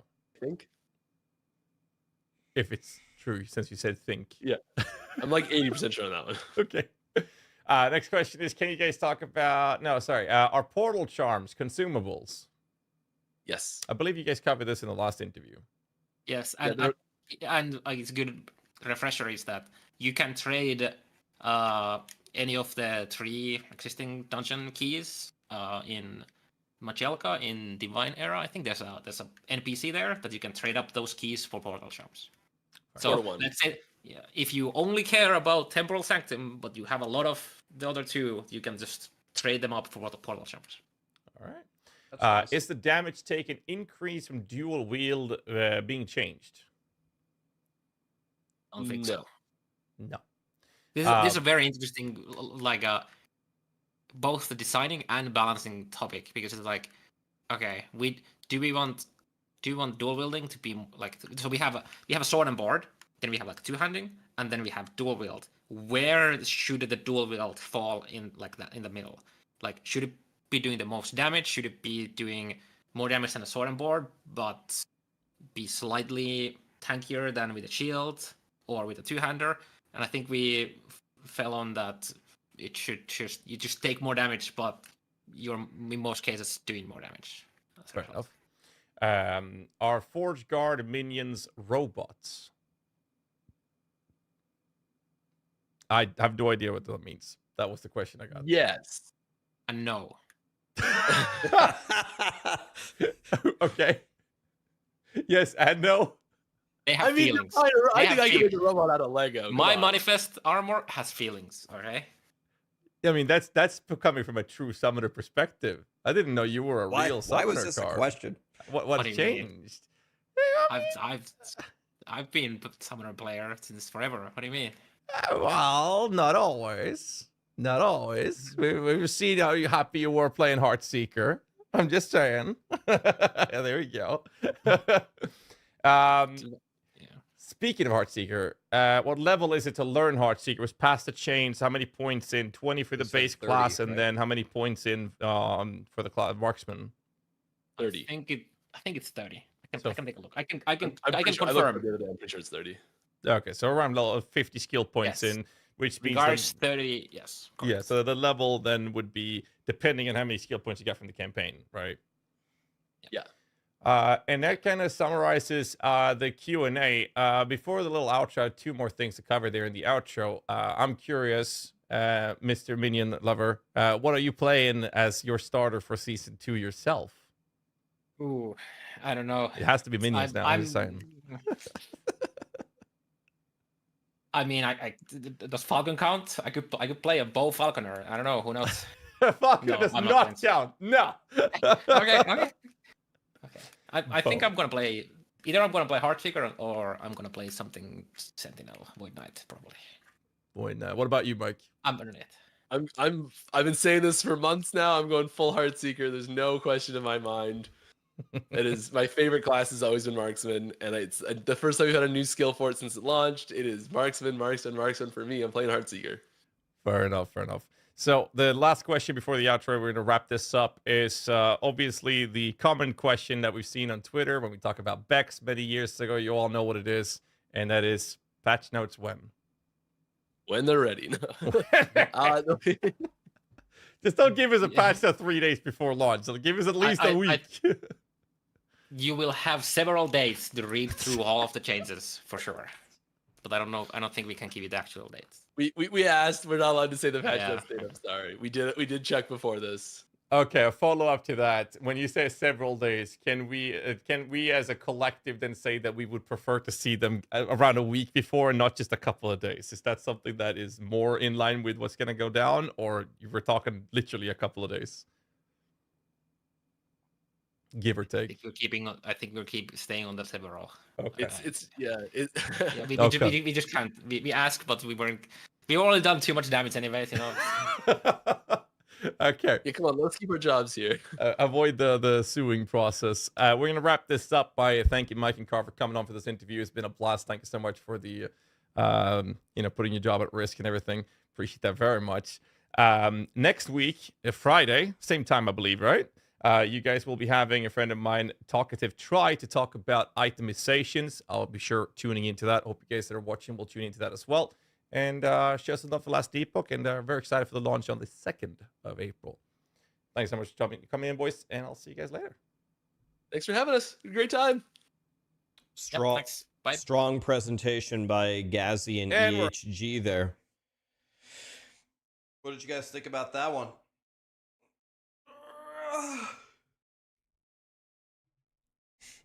What'd you guys think about that one?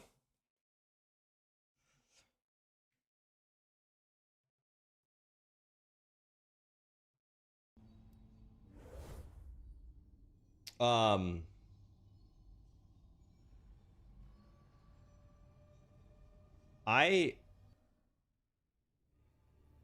like it will depend on how great it'll depend on how great this POE2 update is. But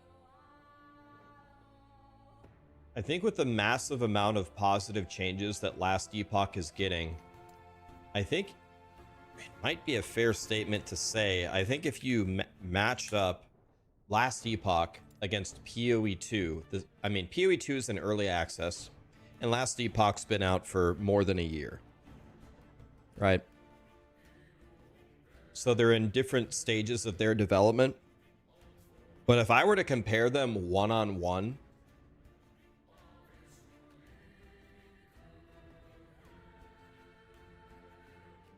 I guess it will depend on what POE2 launch or announces on the 27th. But if it's just two new classes that we already knew were coming anyway, I think Last Epoch might have the better update here.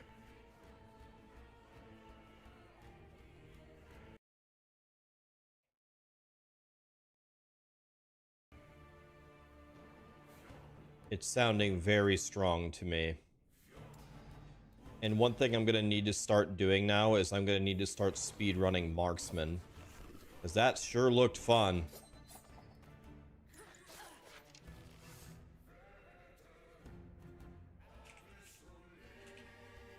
I think I have to try a Marksman speedrun. I need to learn how to do this as well.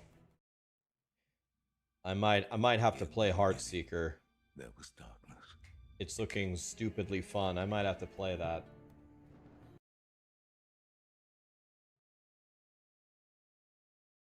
Let me see here. Let me see what the Last Epoch boys say is the best leveling build for Marksman right now. You can't level as Heartseeker because you don't get it to like level 50 or something. Not quite.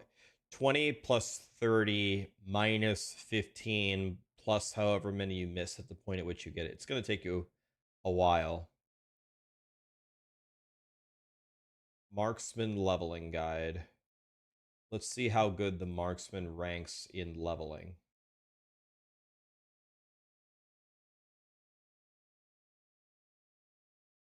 Marksman is considered one of the worst. Oof.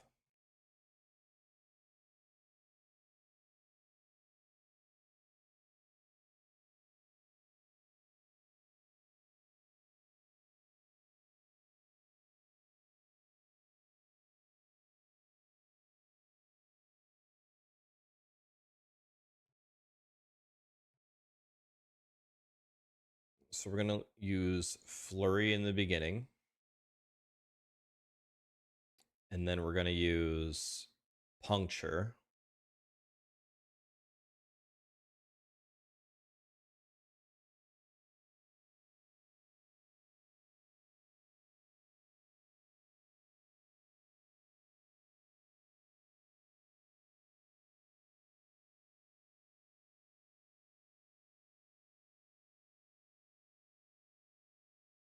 So we just go Puncture.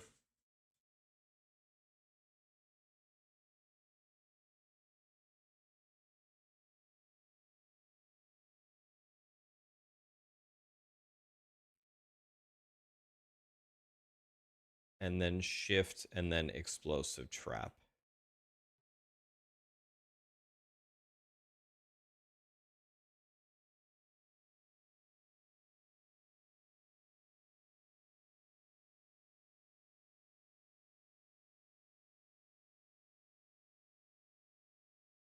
Okay.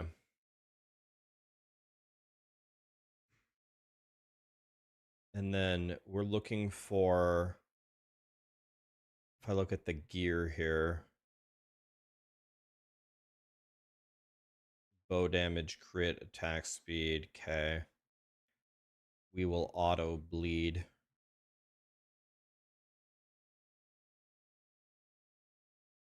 Just use a two-handed weapon. Then we go bow. Okay, just a big ass bow. Okay. All right. Let's try leveling something else. By the way, I have a recap here if you in case you missed it. Bayardine, Guo Dietz, Alex, Usher, MM, Mammoth. Thank you so much for the subs, guys. There's no news on the date. Ward got nerfed, health got buffed, a few builds got nerfed, but many got buffed up. Time Rod and Electrify are buffed. The end game is supposed to be plug and play, not in POE1 where you spend 30 minutes prepping your maps. Ward on bosses are removed on almost everything, and it decays faster. It's only on rare bosses in the campaign and like the Uber bosses. They consider 300 corruption a successful build. Uber Aberoth or regular Aberoth will still be tough. Monolith progress is shared, and now you can catch up using a Woven Echo on your alts. Portaling the dungeons will be meta, and it chooses random doors for the buffs. There's the Javazon and Heartseeker, but the Javazon is going to be the Paladin. There's new idol stats, and champion and set affixes cannot be legendaries, is kind of the summary.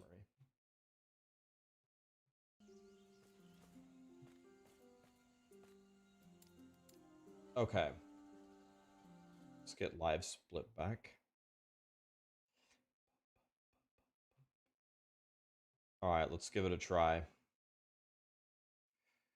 We're not gonna might not do the full run, but let's just get it started here. Let's go on 9-1. I've never been this far from the slums.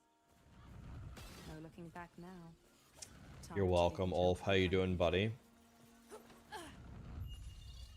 Are you still streaming all the time, man?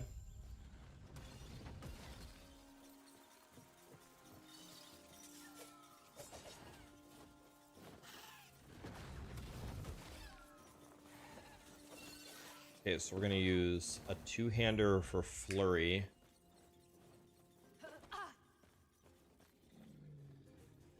And then we're going Puncture, we get at 5.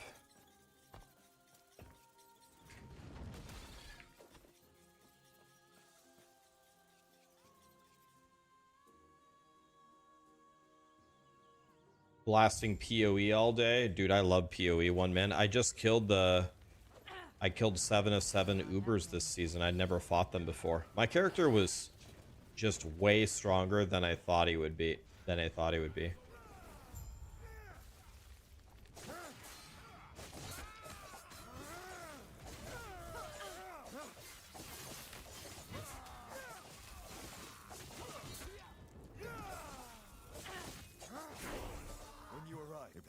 Are you good? Come, let me watch you fight.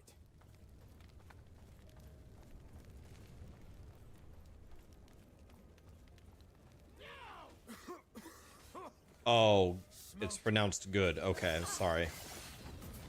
Sorry, I've been saying it wrong. Good deeds, okay. Or good eats. Good eats. Wow, I was way off. Sorry. Good eats. I will be kicked in 1 second. Oh, it kicked me over. Okay.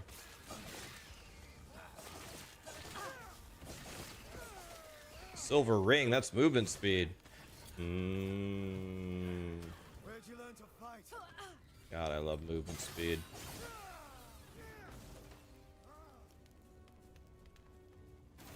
Quick, before it reaches town.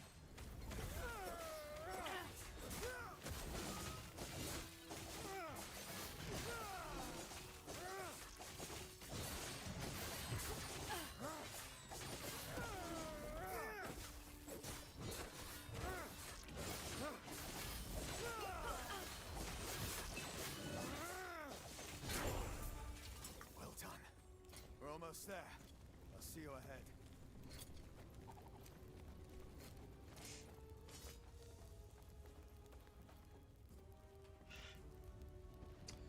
So let's buy...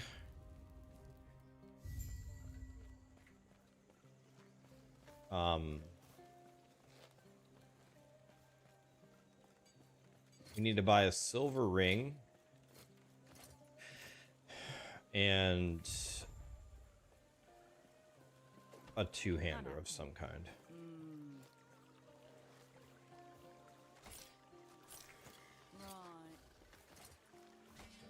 Didn't even read it. Whatever.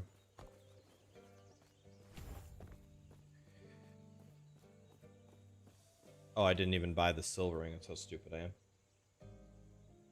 You hate it so much that POE and Last Epoch are 2 days apart.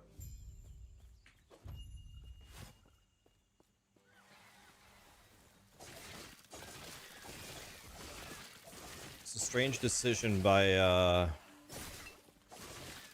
POE, man. I don't know. It's not good.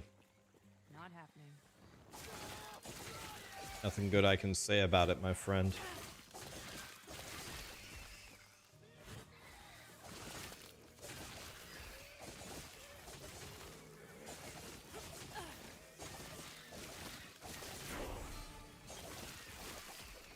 Not.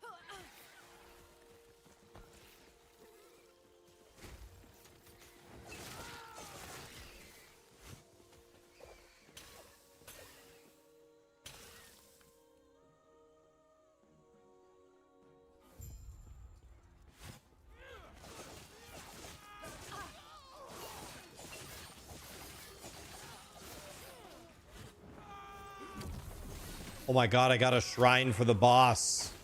There is a god. Yes! Yes! I've never gotten this. Lit. Oh my god, get shit on.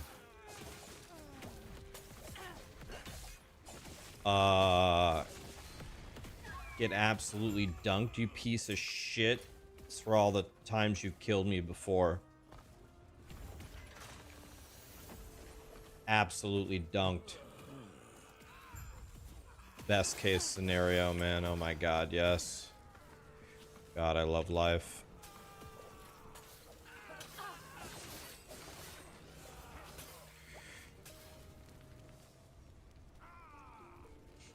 World record run. This is the run, boys.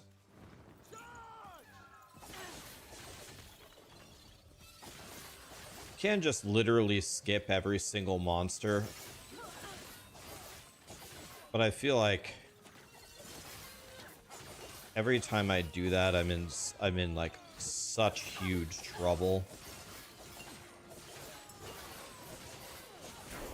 Can I jump up this thing? I can. God, I love life.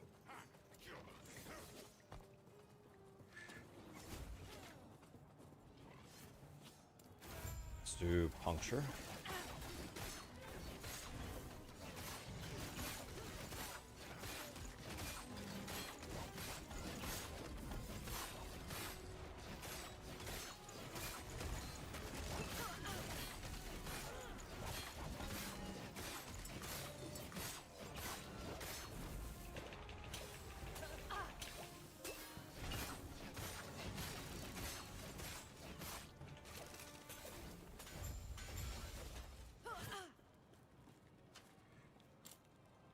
Dude, it's so fucking hard to pick up. Dude, they were talking about this. Please fix this, or EHG. Please. God.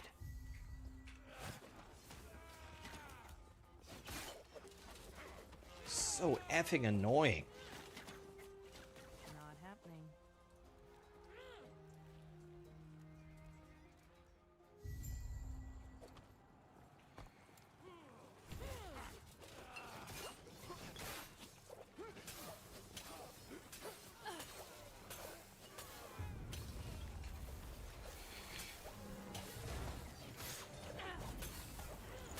How many potions?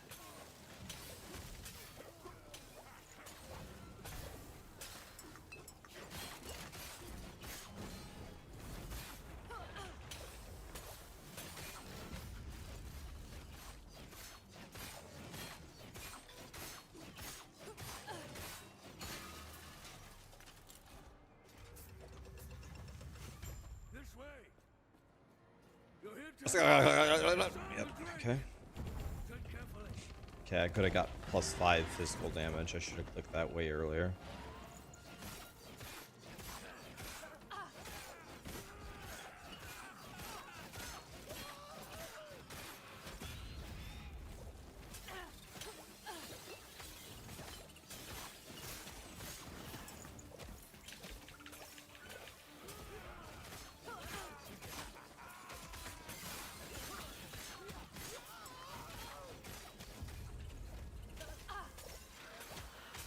That was close.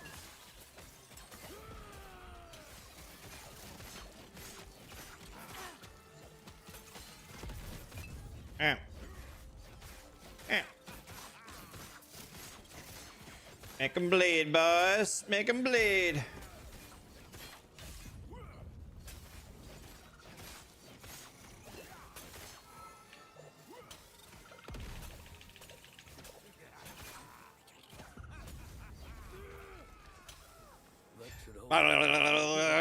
Okay, let's go. Let's get out of here first. It actually goes faster if you make that noise, guys. If you did not know.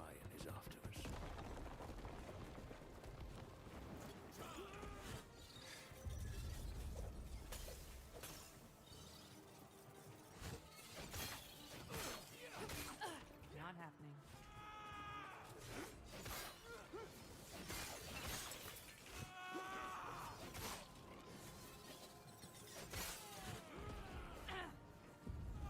Not happening.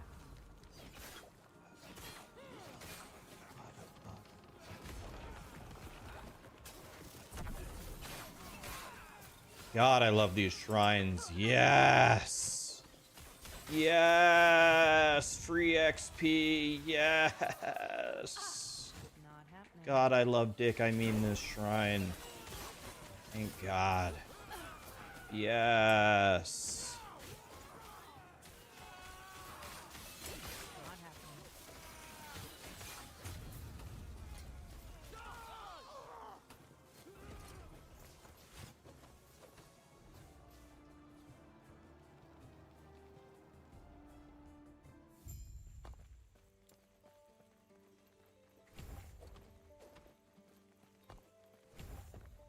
Not happening.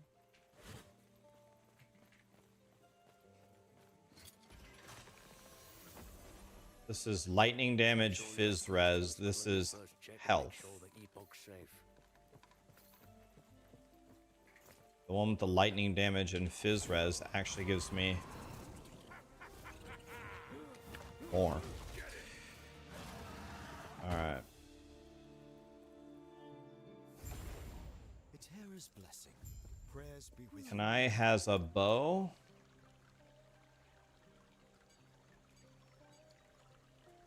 Let's go with the +4 damage. Do you have a silver ring? Of course you don't. That would have been helpful.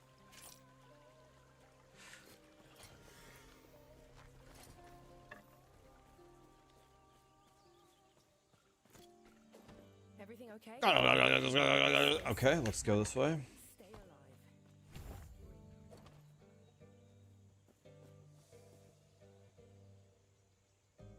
Am I playing hardcore? Why do I keep restarting? I'm going to play hardcore when the season launches. I'll probably go hardcore SSF. Why do I keep restarting? To build mastery. Not happening. We gotta learn. We gotta learn how to play.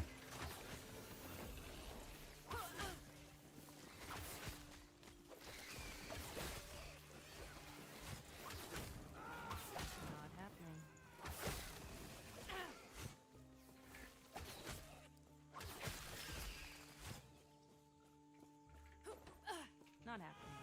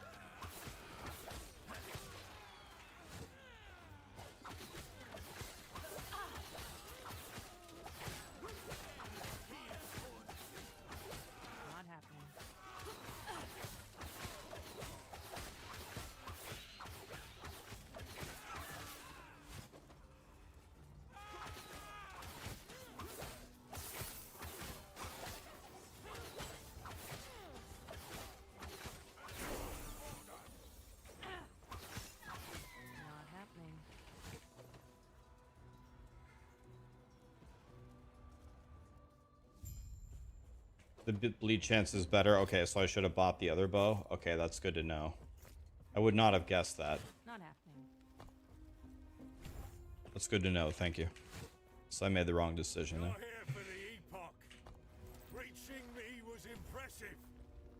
Is it still better for this? Oh, yeah, because bleeds can stack, right? So it's still better. Hey, Gazzy. Gazzy, I thought you did such a nice job, man. Not only with the level of details of the questions, but just, I mean, obviously you've had a lot of practice, been streaming a long time, and do the podcast with DM and stuff, but practice makes perfect, man. You did great. Good job, dude. Really enjoyed that one. To the raid, man. What's up, dude? Nice job, man. Did you guys think Gazzy did a good job there?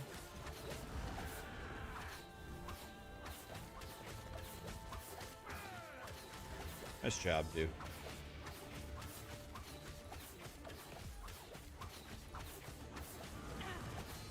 Ow. After I saw that Heartseeker skill, I was like, I better start practicing marksman right now. So here I am. I'm just gonna tank this.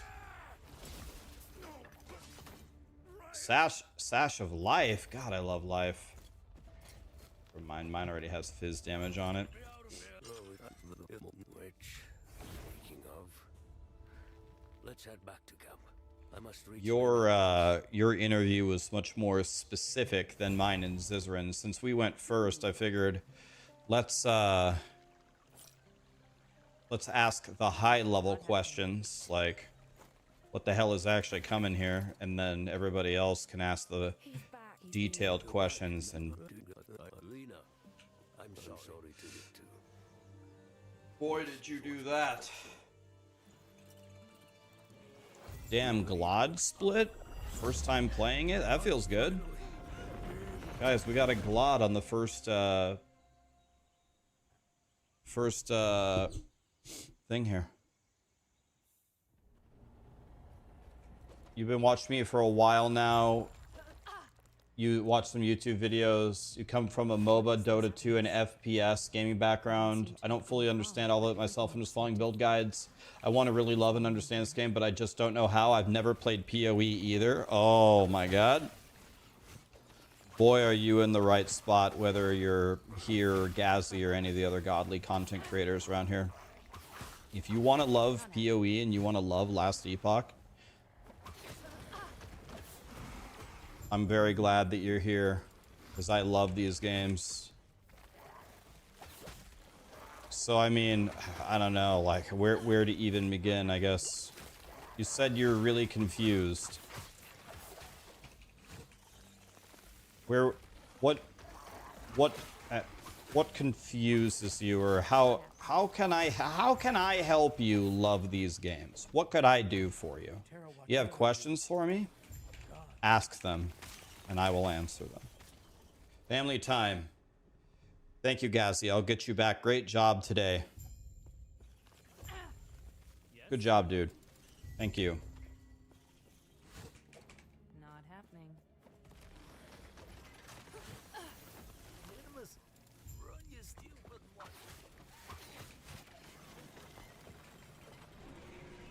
Not happening.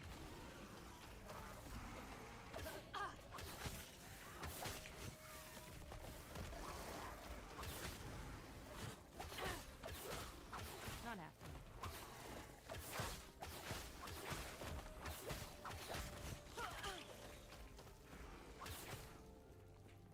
Gods be with you.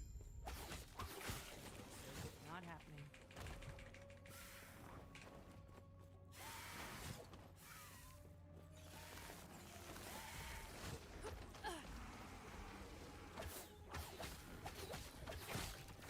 Not happening. That was close.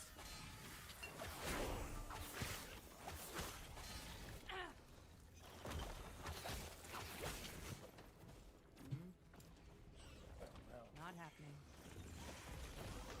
Did you know that you don't have to talk to the NPCs most of the times? I did know that, like, as a general rule. I don't have it memorized.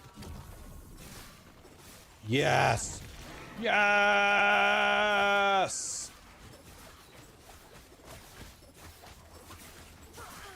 Let's go, dude. Auto Shrine Buffy boy.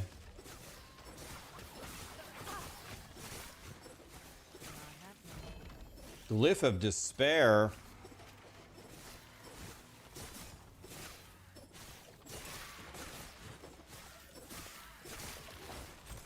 What brings you here? Eterra's grace be with you. Can I have this amulet?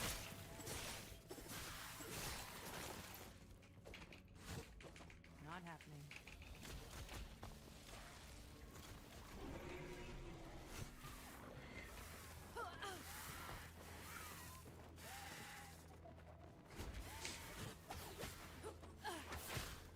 Can I have another shrine? God, I even asked nicely.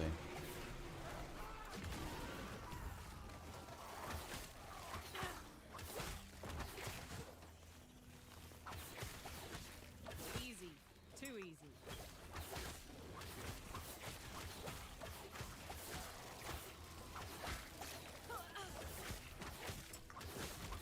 Keep them off me.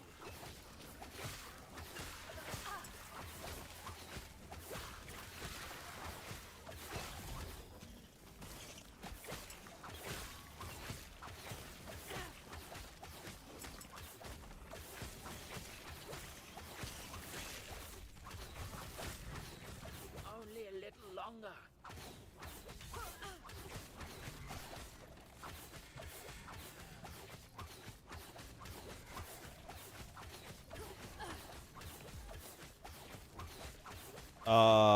This build is actually cheating? I don't even understand. How is this fair? Go on. I'll be right behind you. If you play marksman, I'm calling the police.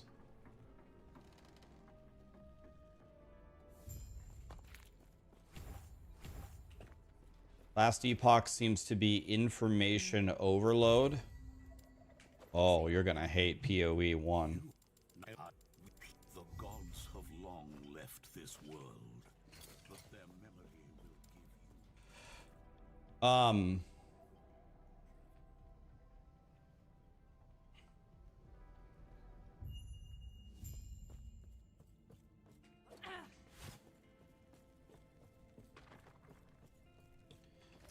Okay, so am I hearing you correctly? You leveled a lightning mage, a void knight, a sentinel, and a druid to level 100? You have 4 characters at level 100? Am I hearing this correctly? You might be the greatest player. I'm not even kidding. You might be the greatest player ever. You have 4 100s? I don't have 4 100s.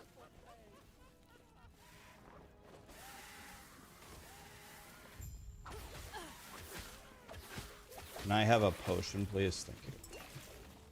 God, I needed that. Not happening. Huh. Don't forget.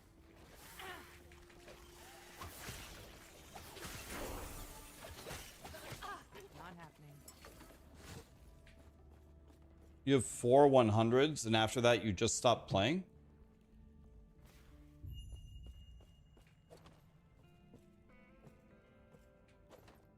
If you have 4 100s, you need to be teaching me Last Epoch.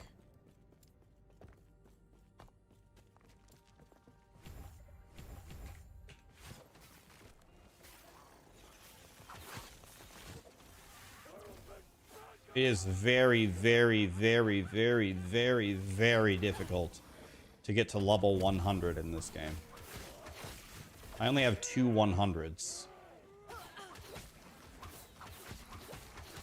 I think most would consider me kind of a Last Epoch blaster, and I have 2.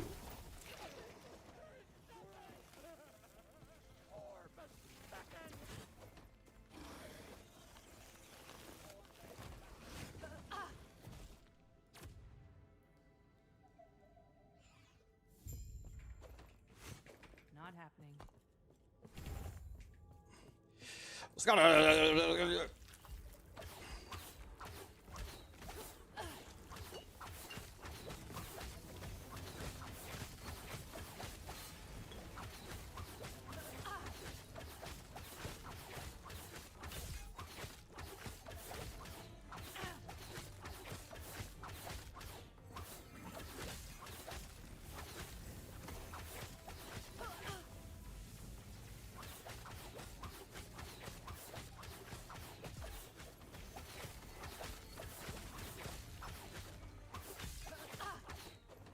Not happening.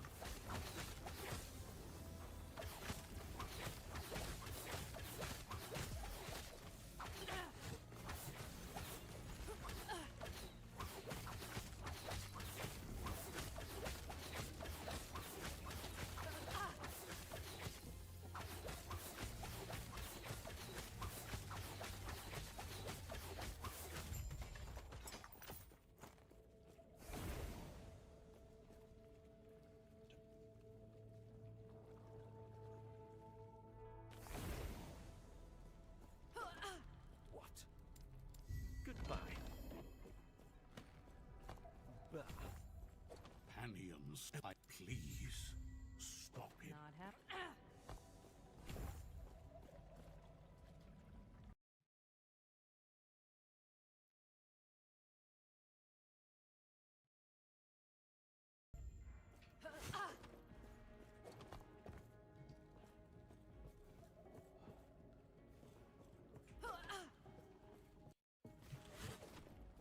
Not happening.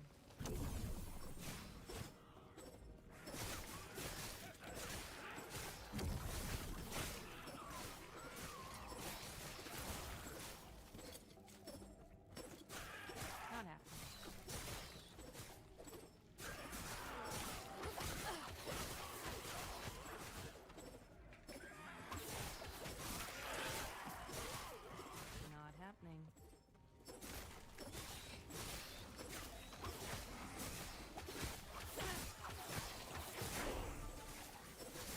Not happening.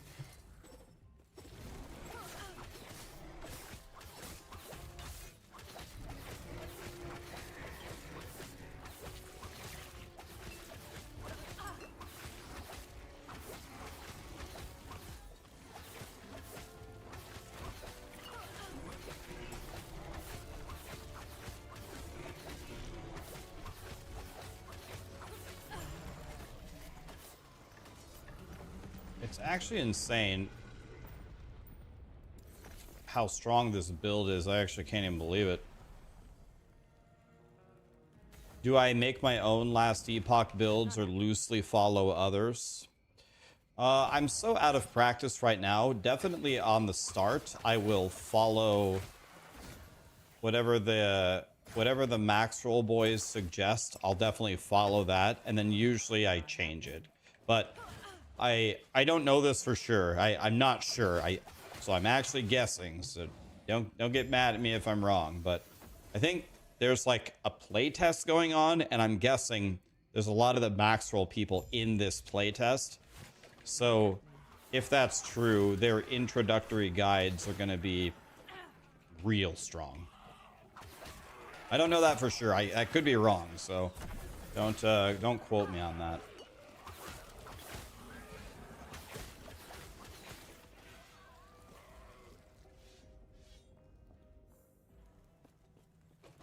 Not happening.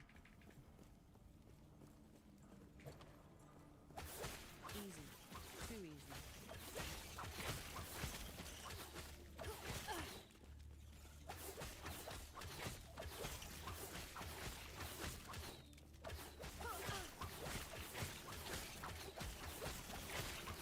They won't forget that.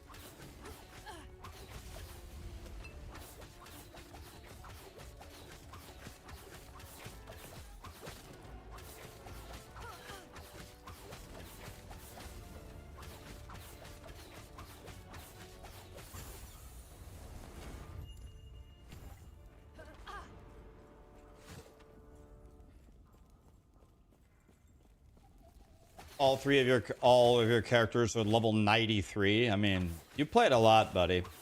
So you know a lot. So your basic question was, how do you progress in the end game?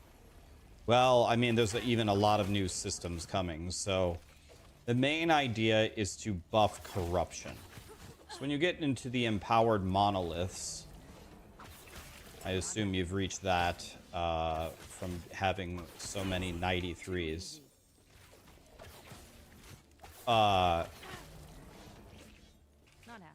Everything is about building corruption. When you build corruption, everything gets way harder.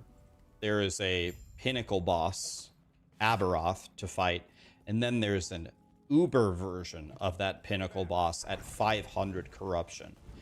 Then, in terms of items, there's a lot of ways to make god tier items. First of all, you can just find them. You can also craft them, whether it's making a legendary item by slamming an exalted affix into it, or now you can slam set bonuses or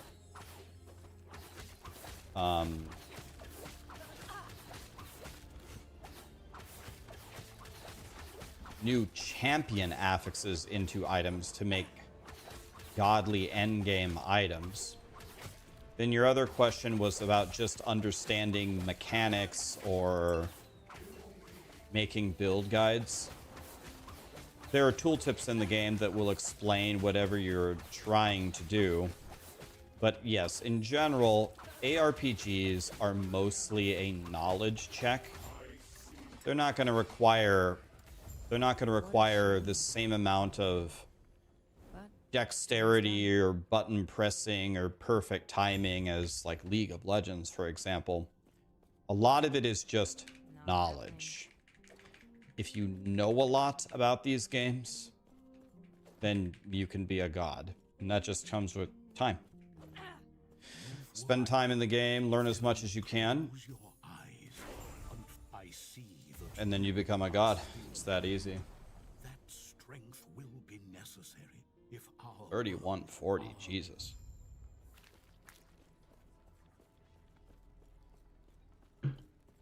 We're absolutely cooking here. Wish I knew what I was doing. Greetings. Not happening.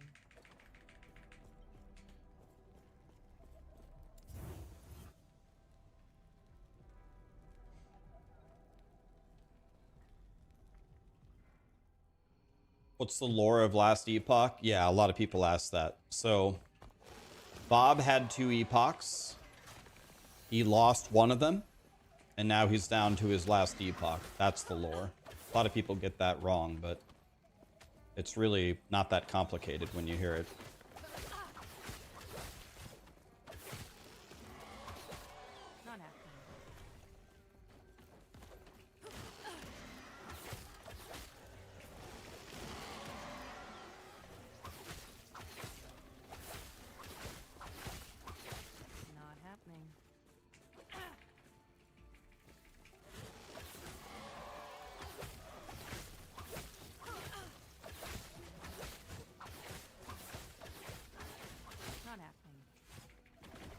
Rax is the load. You're the lore goat. Yeah, I am.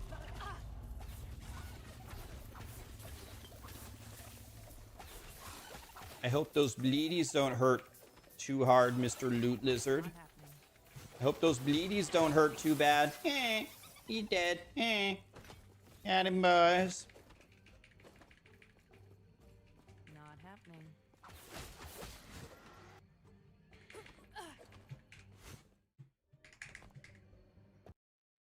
Got him, boys.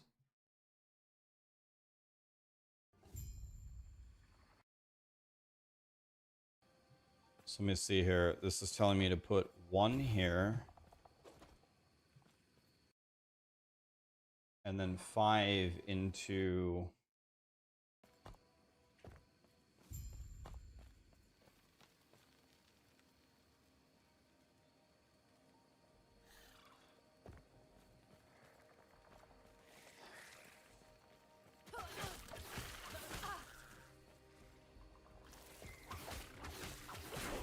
get it. Okay. 5 into Bird Boy. But it says I don't have enough.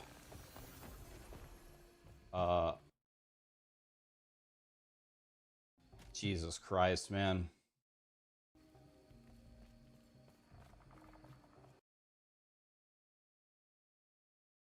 Just bleeding time here. Okay, I need to go 1 in here. 2 in there. 4 and then 1 and then over. Okay. Jesus Christ. Not happening. Massive time lost there. I just don't know what to do. I've never played this before. Just don't know what to do. Not happening.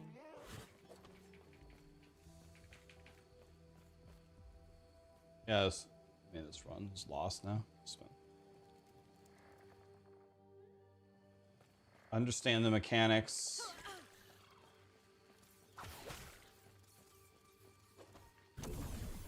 Yeah, and we're all learning together all the time, my friend.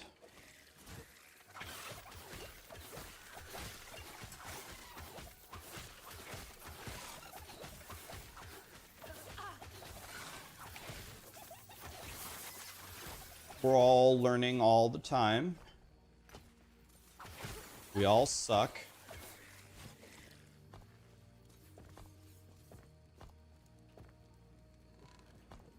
I don't have any spent. Oh, this guy's gonna drop me a legendary. Can I have a bow?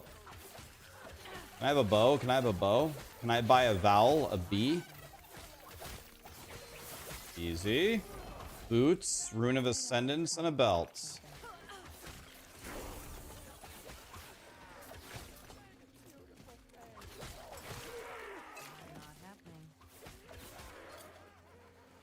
Don't read what it does, just put it on. We don't need to read. Reading is too hard anyway.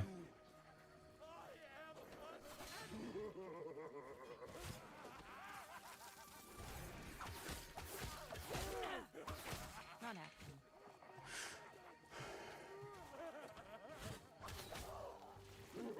Doesn't seem like survivability is something that is present in this build.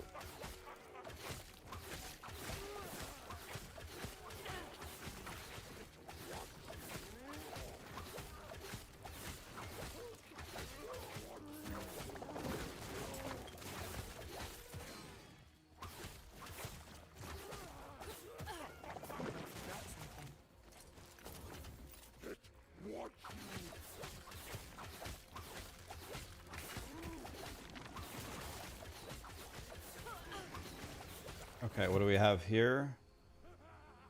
This seems like absolute garbage.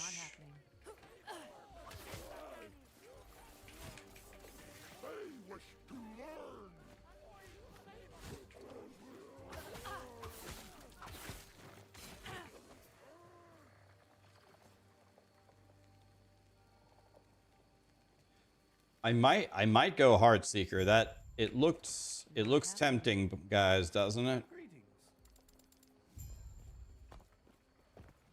It looks tempting.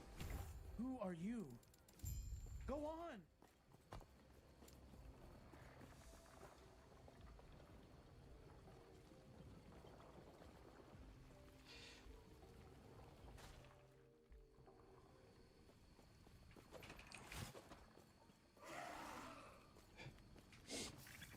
Not happening.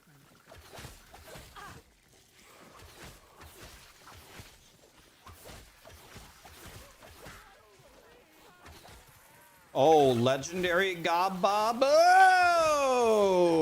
Whoa! Settle down there, monsters. Jesus. Jesus Christ.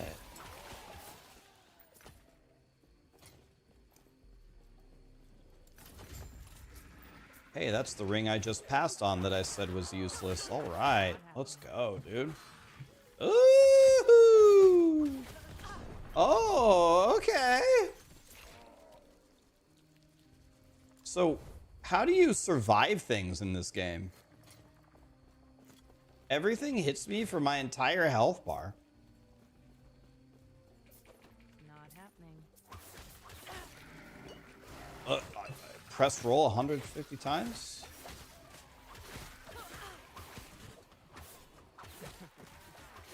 Not happening.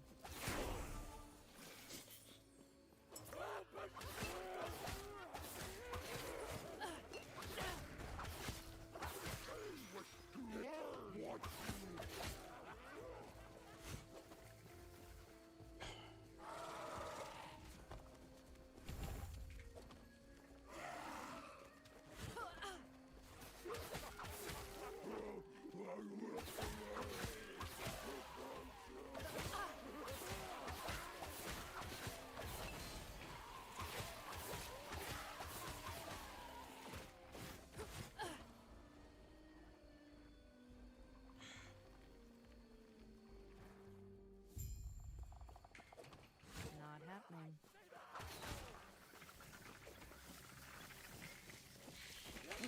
Oh my god, fucking roll! Oh, my roll is on cooldown. Satan, why did you put a cooldown on dodge roll? Let's grab this health potion. Lord knows I'm gonna need it. First enemy I see.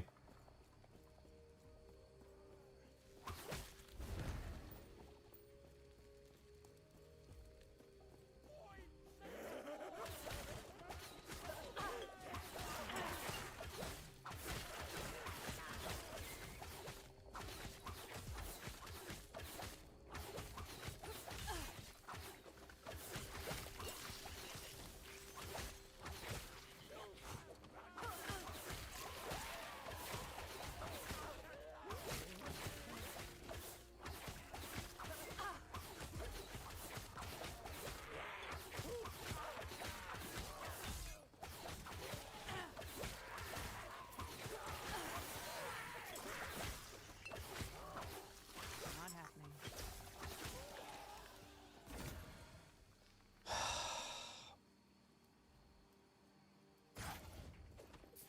It's a bullshit. Can I have a legendary bow? Or a quiver?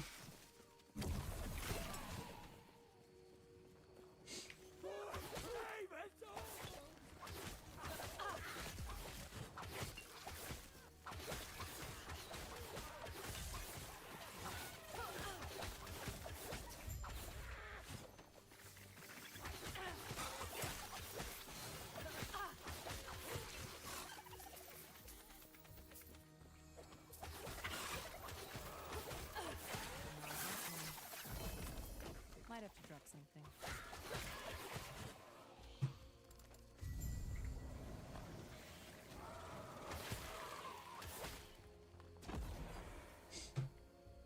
Skippy, thank you so much for the prime.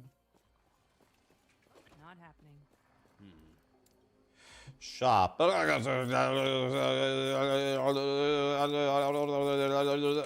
What's that? Okay. Can I have a bow? Okay. Don't I get a Rune of Ascendance? Long shot. Requires level 23. Thanks, God. I didn't want to use it anyway.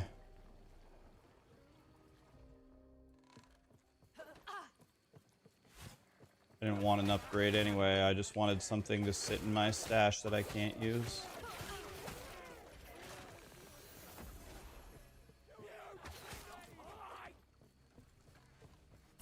Releases freezing waves. That sounds good. Please release freezing waves.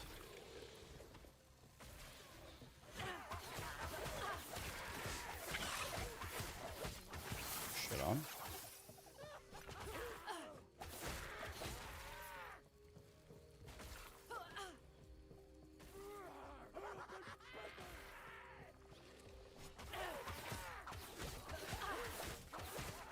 Get the bleedies up.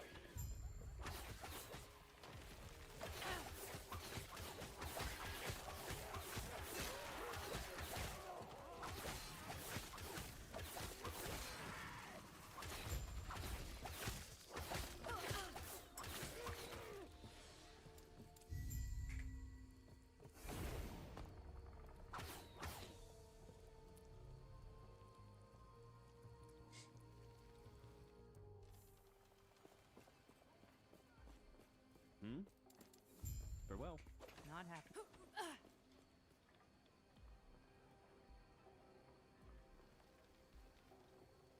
My goal is 10 years streamed in a row, no misses.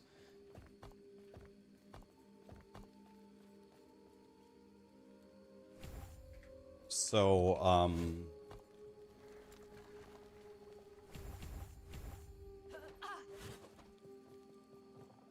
Not happening. getting there, kind of. Yes.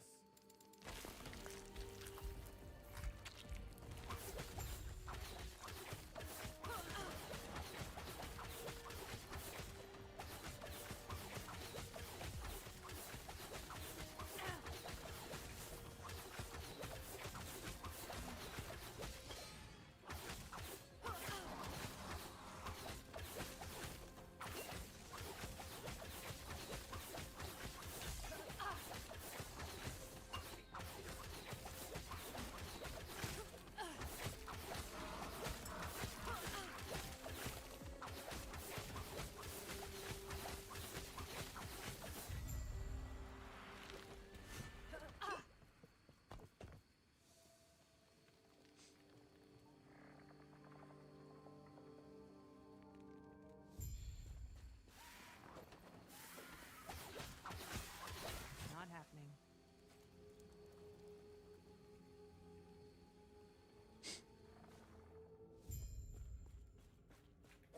What will I do when I hit the 10 years? Well, the most honest answer to that question is I really never think about it, because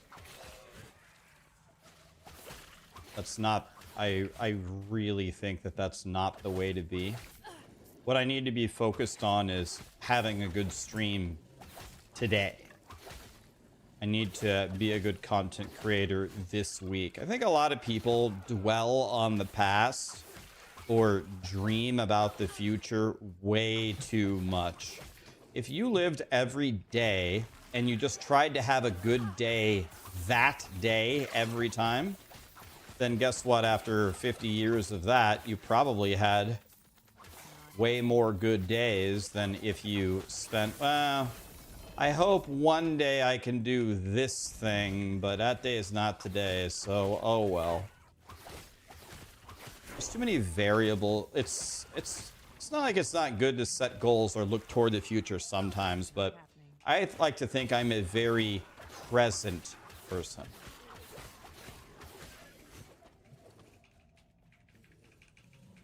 So with that in mind, I have no idea what I will do at 10 years. I won't start thinking about it until maybe when I'm at 9 years. Might hang it up. Thought about it. Might just hang it up. Or maybe not. Maybe we continue. I don't know.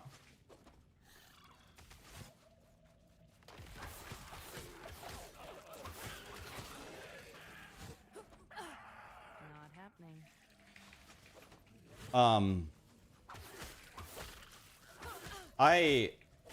The reason why I am here, the reason why I'm streaming right now, the reason why I started this, and the reason why I'm continuing it is because I genuinely love video games and I love streaming. And what that means is I like hanging out with you guys. I like gaming with you guys rather than gaming by myself. That's why I continue to do it. So the first question I'll ask myself in 10 years is, am I still enjoying myself? Is this still what I want to do?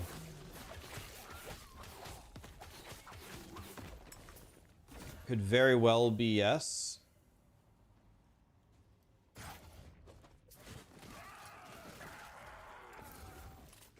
Could absolutely be no.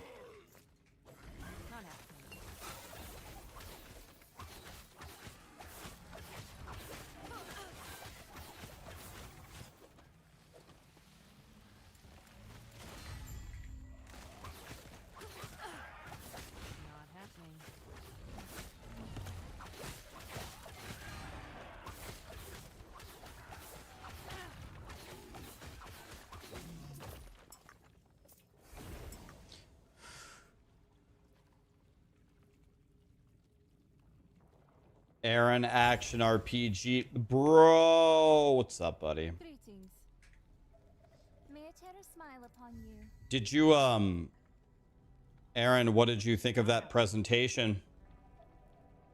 Nice to see you, man.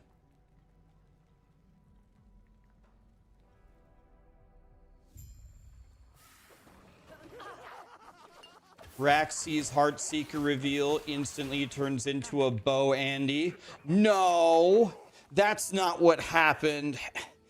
No, what really happened is, next question, please. Not happening. That is not what happened, guys. No.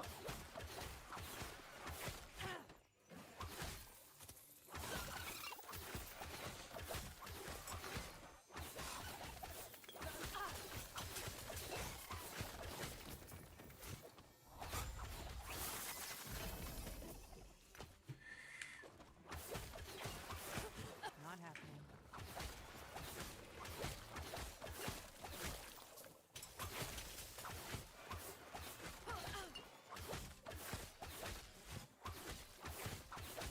Not happening.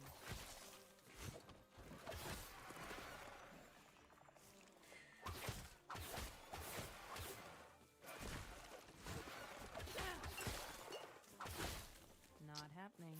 Yeah, I thought the Heartseeker looked amazing. I'm pretty sure everyone's just going to be playing Heartseeker, so.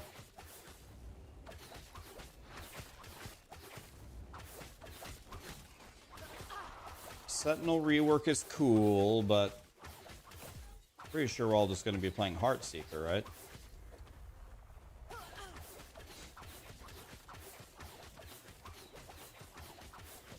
My $1 million question is, if I play Heartseeker in hardcore, though, how do I survive?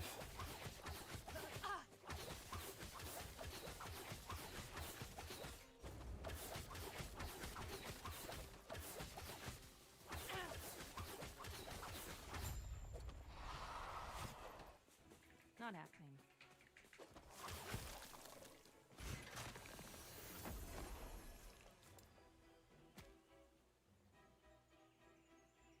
You survive by killing them faster.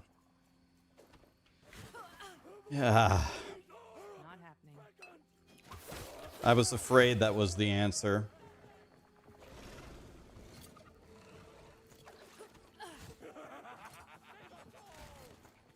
Not happening.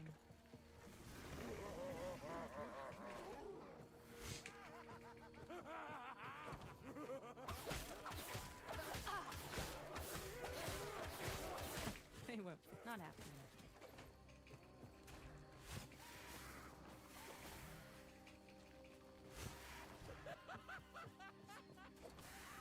You know, call me a conspiracy theorist, and I don't have any insider knowledge here, so I can speculate all I want. But you know, when Ghazi asked them, are they gonna delay the season? They didn't say no. Everyone's saying, well, that's a no. Well, but they didn't say, no, we're launching on the 2nd. What they said was, we're disappointed and we're focusing on our release. But the question was, are you going to move the date? So,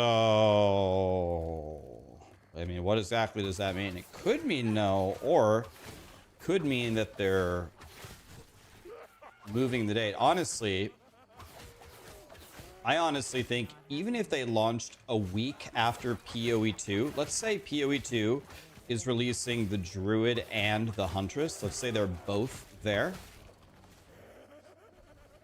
If they're both there, I think whichever one really interests you, probably both don't interest many players. One or the other will interest most people. You can level it up in a week and get your fill. Not happening. So even going 1 week later might be huge for EHG. I keep getting stunned, man.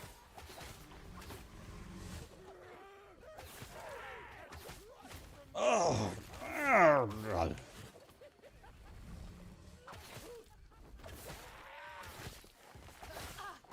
Well, I hope this boss doesn't do any damage. I don't have any health potions.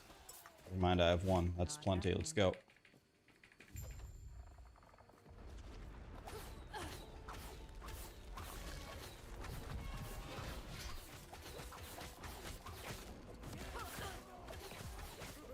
Oh.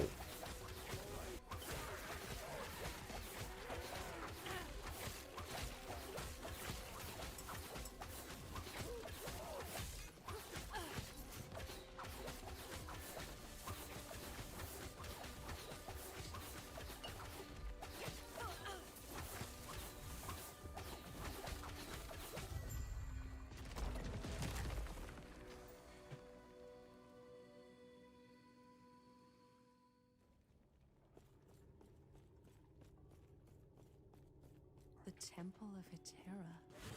Or at least it used to be. I doubt anything valuable is left.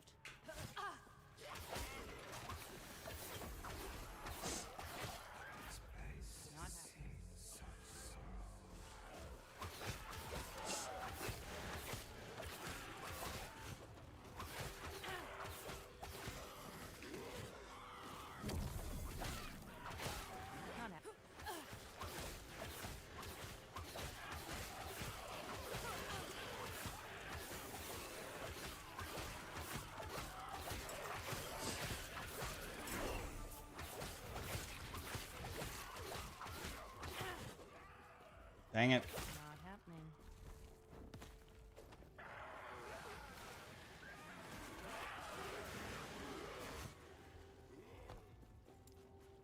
Have you come to make me whole?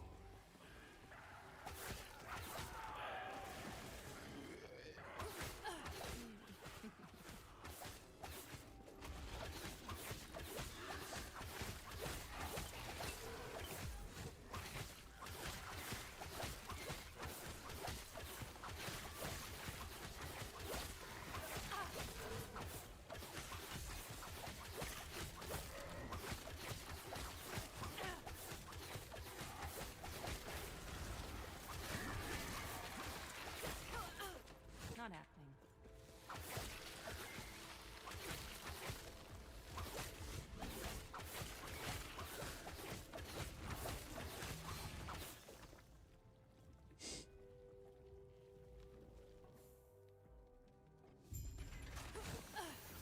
Not happening.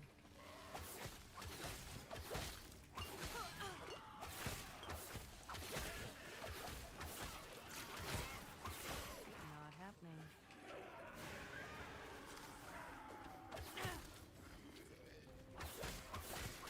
This is the wrong. Just! Not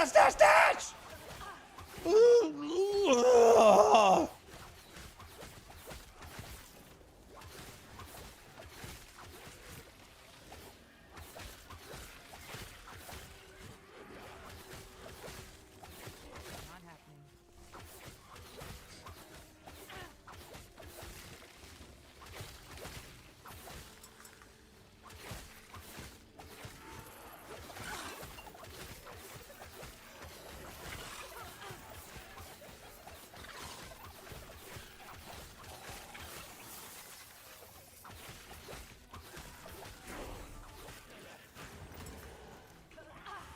Not happening.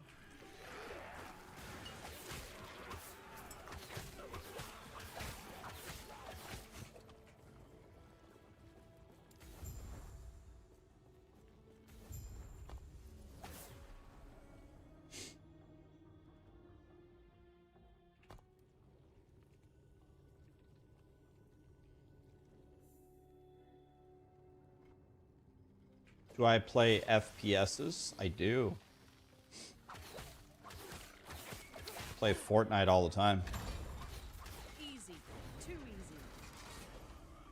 Dare I say I'm good at Fortnite. You You want me on your team on Fortnite for sure.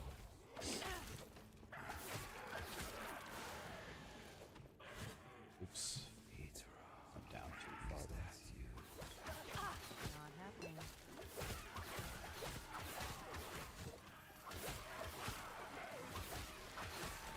You want me on your team on Fortnite for sure. Not happening.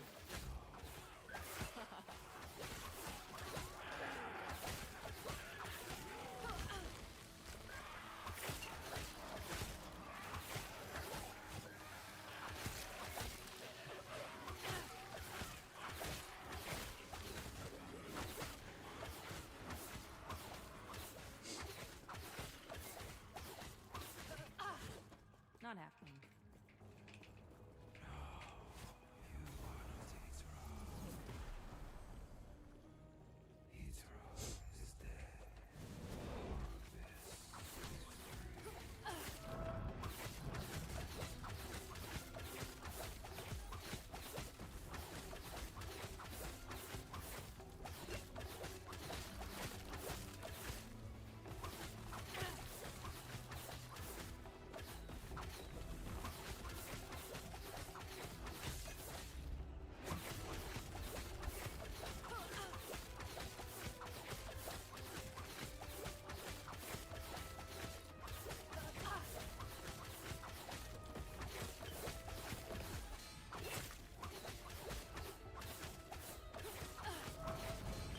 Fucking God, stop stunning me!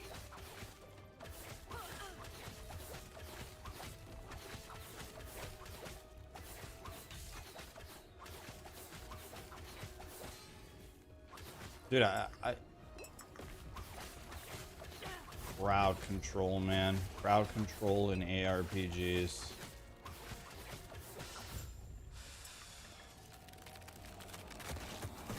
Crowd control in ARPGs.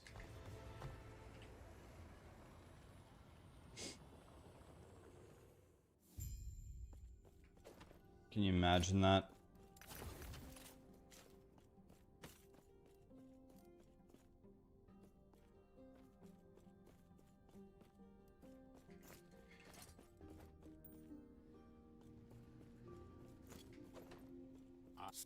Seek out the outcast, leader of the living rebels, and show her the Epoch. How good is No Rest for the Wicked? Big good.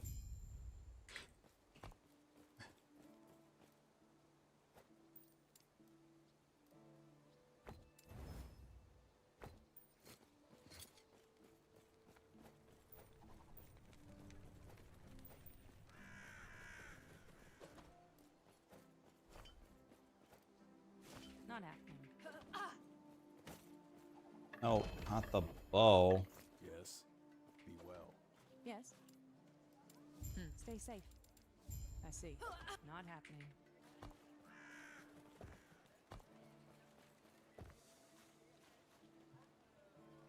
Oh yeah, I forgot to put in all my...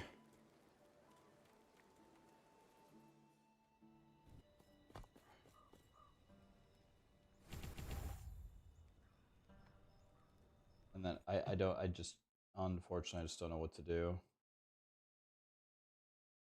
Okay, we go all into there. Explosive trap goes here.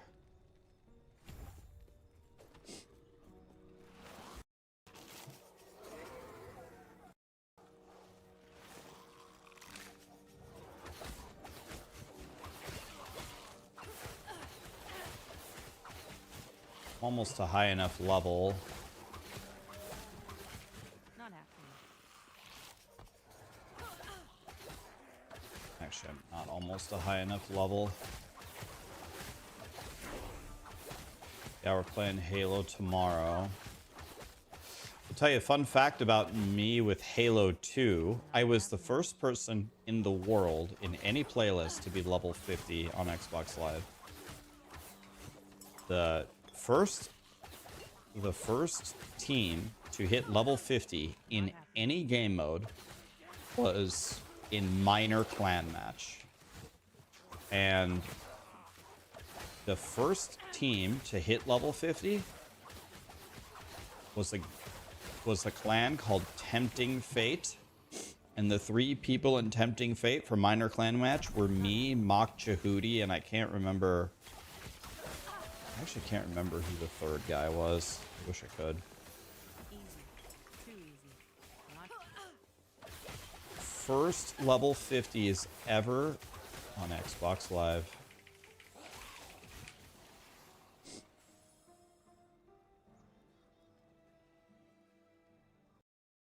Pretty much my proudest moment of my entire life, really.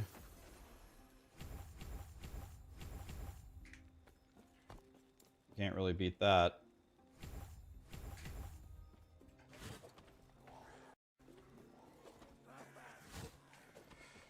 Nick's Nuts was the other team, yep.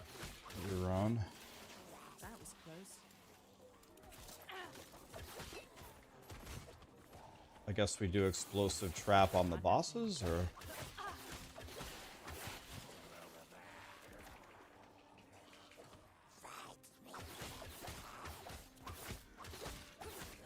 Not happening.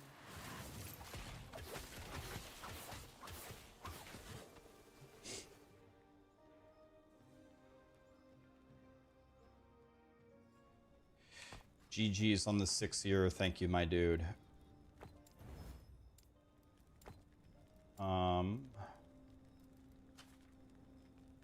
No.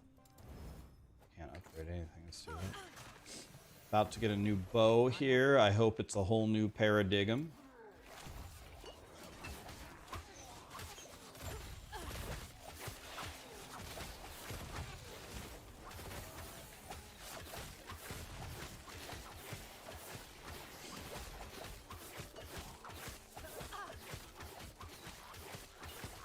Almost a new bow here anyway.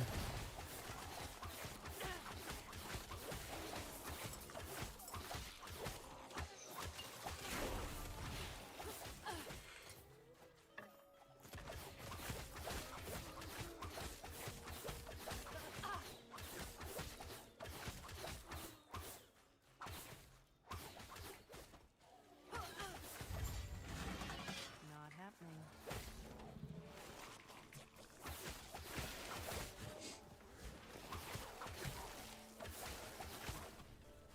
Not happening. That was close.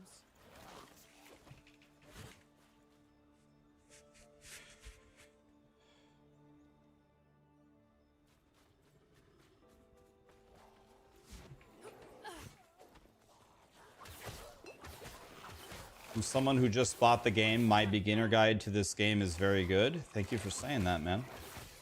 I'm glad it still holds up. That's good news. Then I don't have to remake it. Ow, ow, ow, ow, ow, ow. Stop hitting me. I'm glad it helped you, buddy.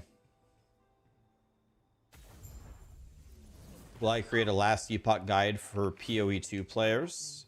Yeah, I have a beginner guide. I would definitely start with that. I just got an endorsement that it's still good. The beginner guide should be good there. I'll make build guides and leveling guides and endgame guides for you. And I'll also just be blasting, so just come ask me whatever you want. Whatever you want, I'll be here.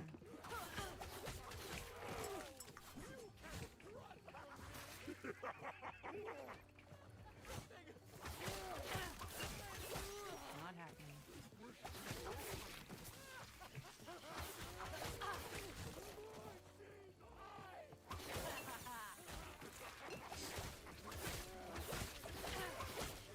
Not happening.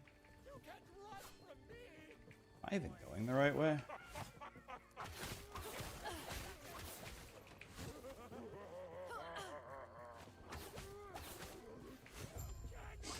Not happening.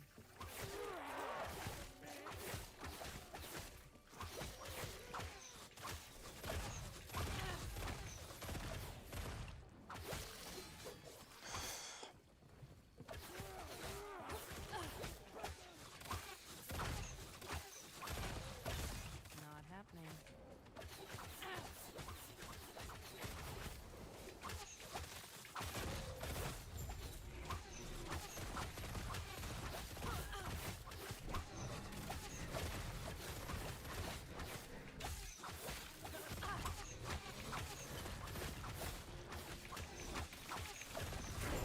you know?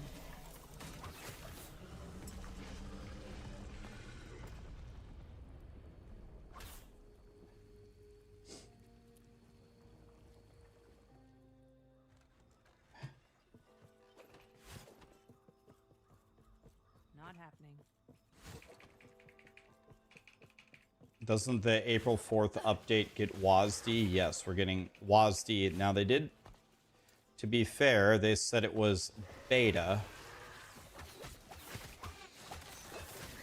So it might not work perfectly. It might have some bugs with it.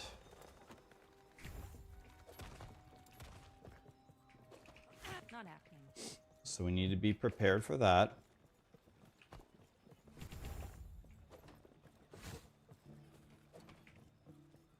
Not happening.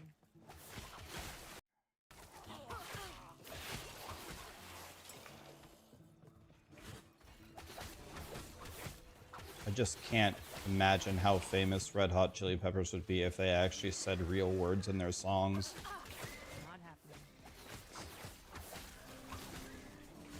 But who knows? Maybe that would make them less famous.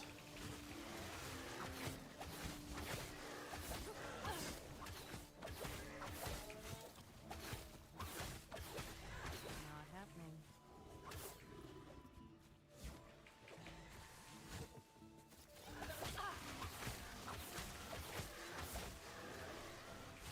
Not happening.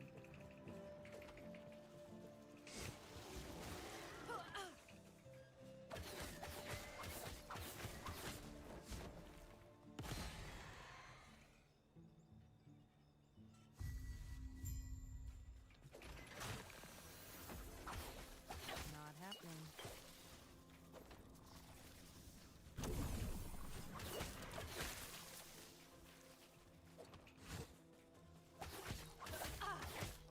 Not happening.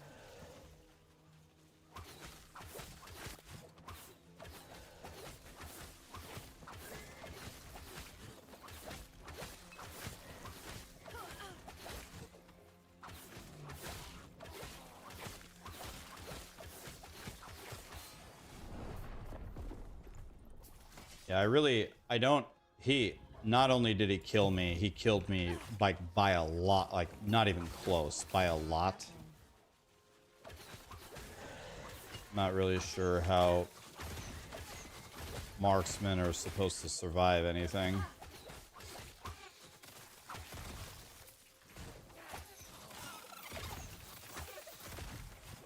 Not happening. Wasn't even close. I didn't even sniff a survivability there.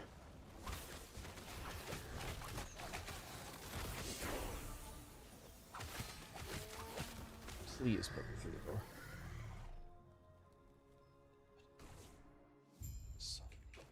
Not happening.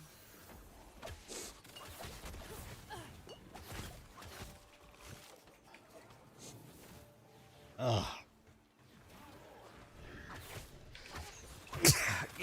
If I look like John Mayer trying to play the guitar, it's because my allergies are murdering me.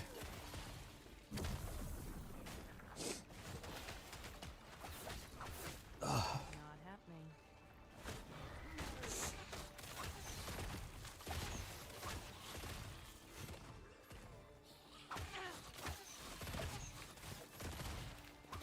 Not happening.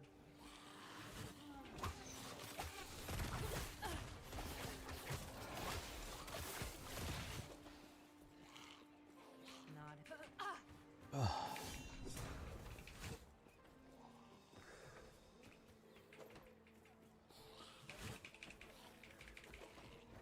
Not happening.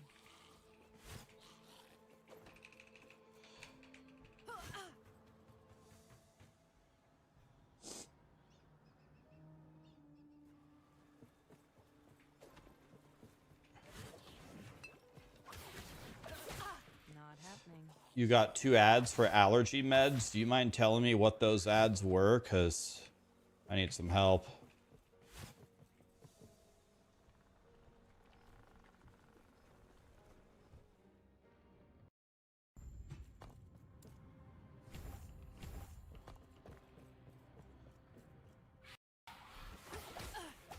I need to get an allergy med sponsor.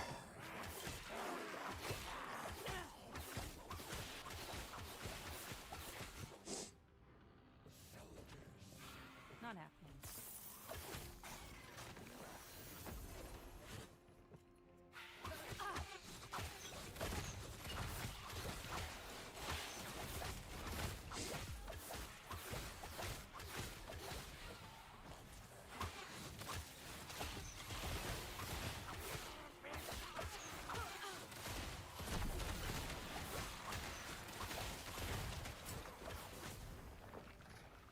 Not happening. Easy. Too easy.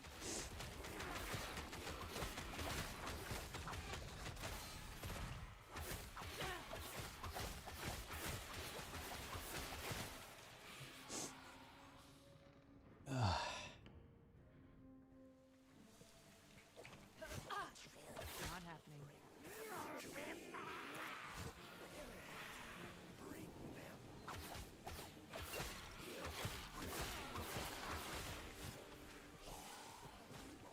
Not happening.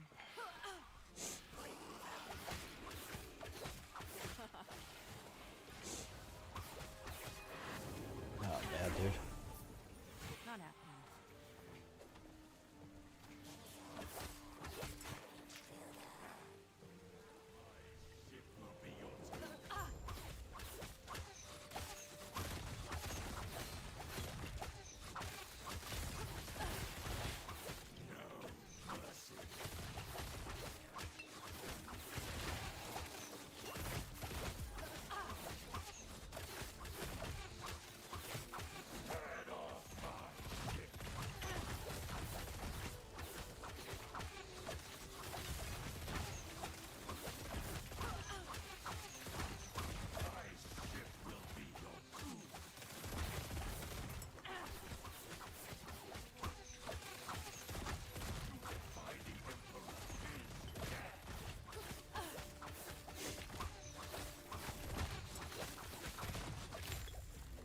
Hurry. I'll take that as a yes. Not happening.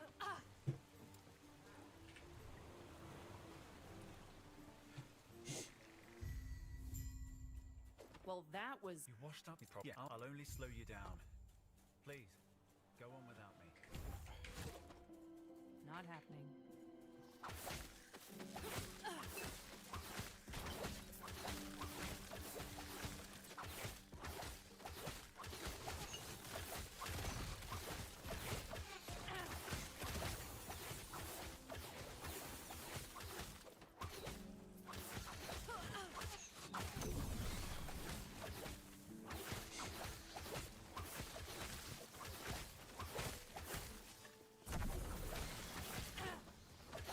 Not happening.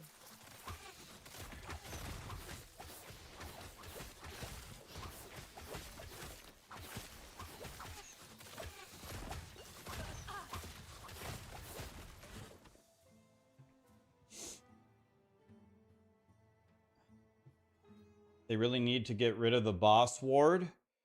Your prayers have been answered, my friend. They did.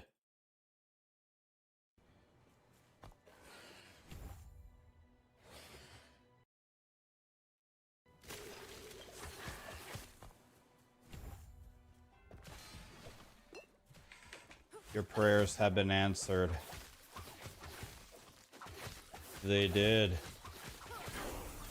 In almost all cases, they said. Said it will only apply to like pinnacle bosses and like the absolute hardest bosses in the campaign now.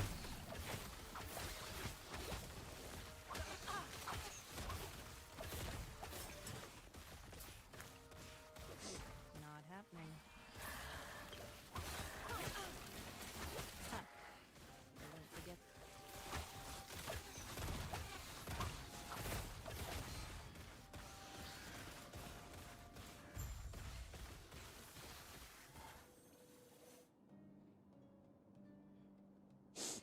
Put on my level 25 bow. I did.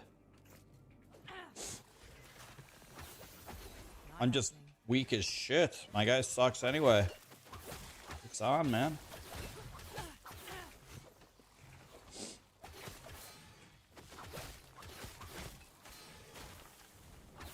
I'm gonna die because of crowd control, man. I hate dying to crowd control. There's no way to piss me off more than killing me like that.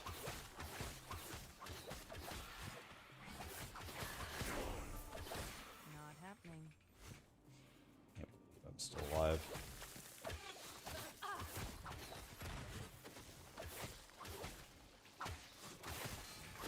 Ah! That was close.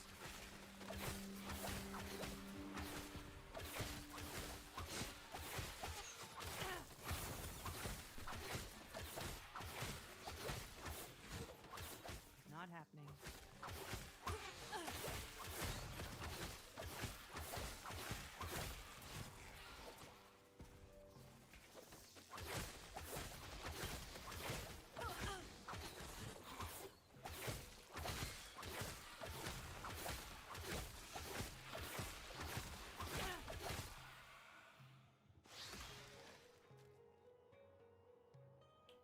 Doors or crowd controlling me?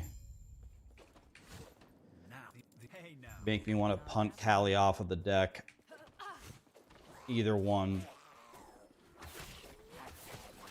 And I like Callie, but sometimes she's got to get punted. Easy. Too easy. Drops gold. Oh my god, no. Could have had an actual buff. Instead, we got gold.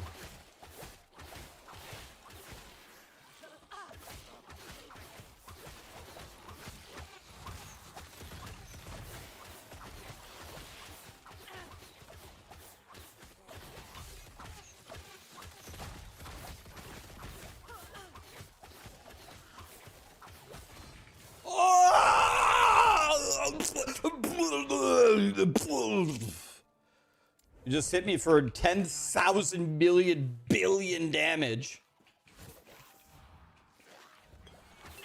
God, this character, it's very mobile, it's very strong. But if I were to rank his survivability, I'd give him a horse shit out of 10.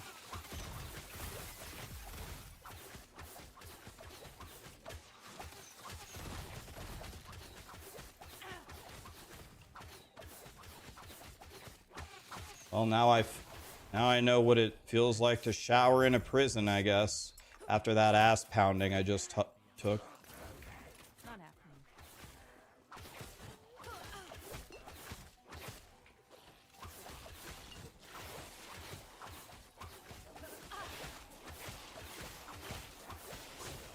Not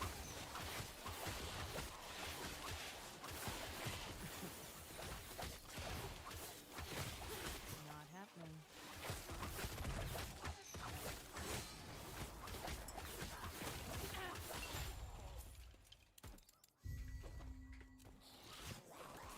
Not happening.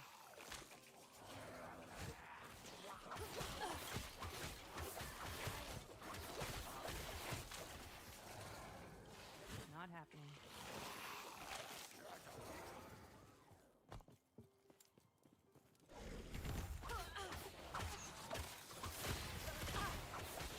Almost died to crowd control again.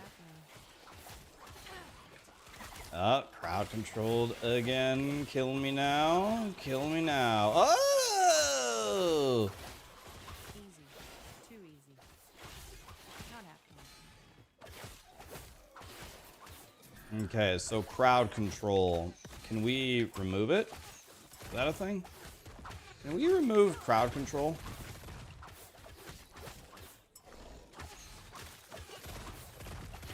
Not happening.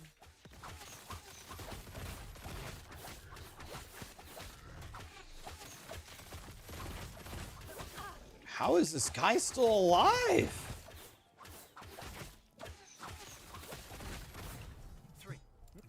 Die, Satan! Not happening.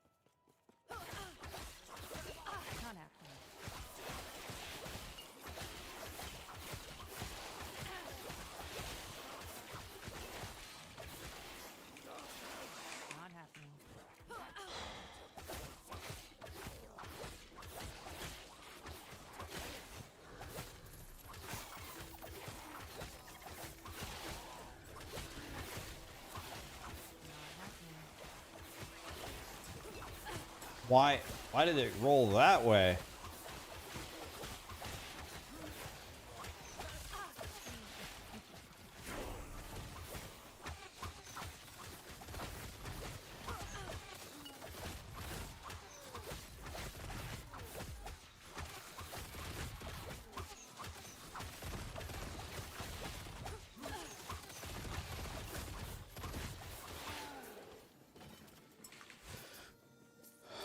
Not happening. This, I wish I'd seen it. I can only imagine how to...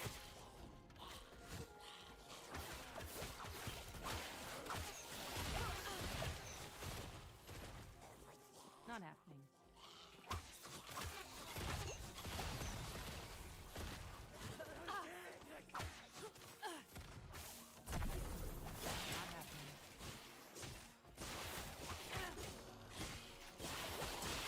Easy. Too easy.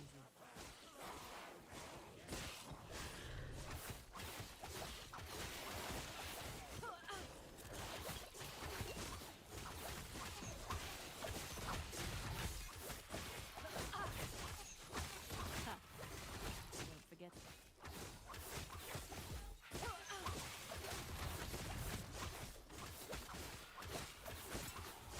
Excuse me, Satan. Die.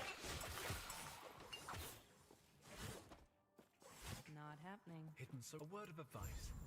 Don't ask her about the diamond matrons. You'll regret it. Any tips for 75 to 85? Just run monoliths. You want to get to empowered monoliths as quickly as you can to get the greater blessings and just to get better loot. Then you want to start building corruption so you can get more. I don't know if you're playing SSF or I don't know if you're playing SSF or Not happening. Merchant's Guild, but the faction that you gain to buy the prophecies is how you get some super giga chat items.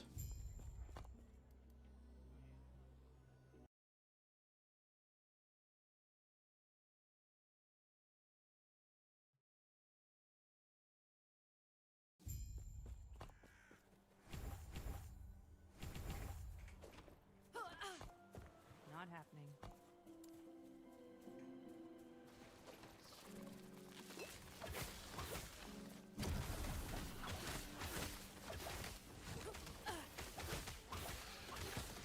Not happening.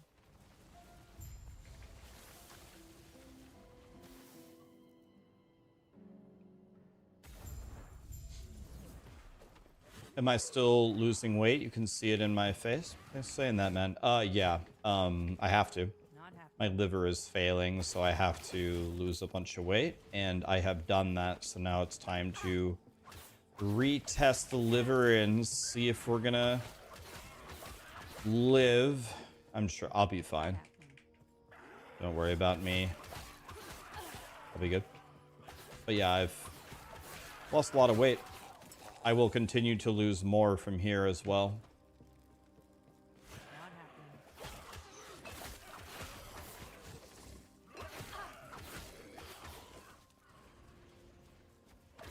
The shrine over here. Let's grab it for fun. Drops gold.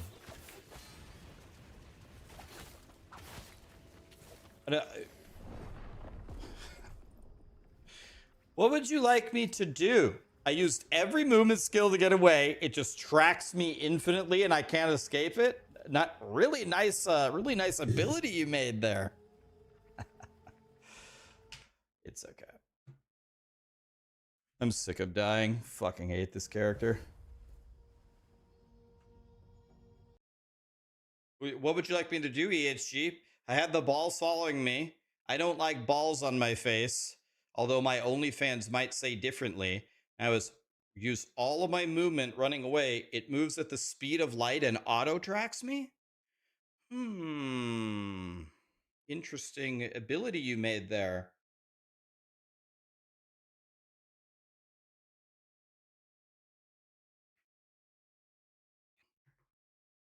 I'll try to play better next time.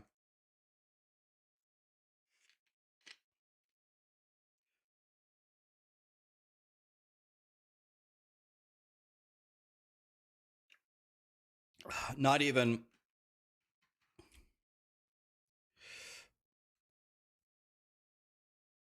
Can I also sub to your OnlyFans? All right. Well, if I put in my sum of best now, my sum of best is getting pretty good. My sum of best is a 208. This is the quality content I tune in for.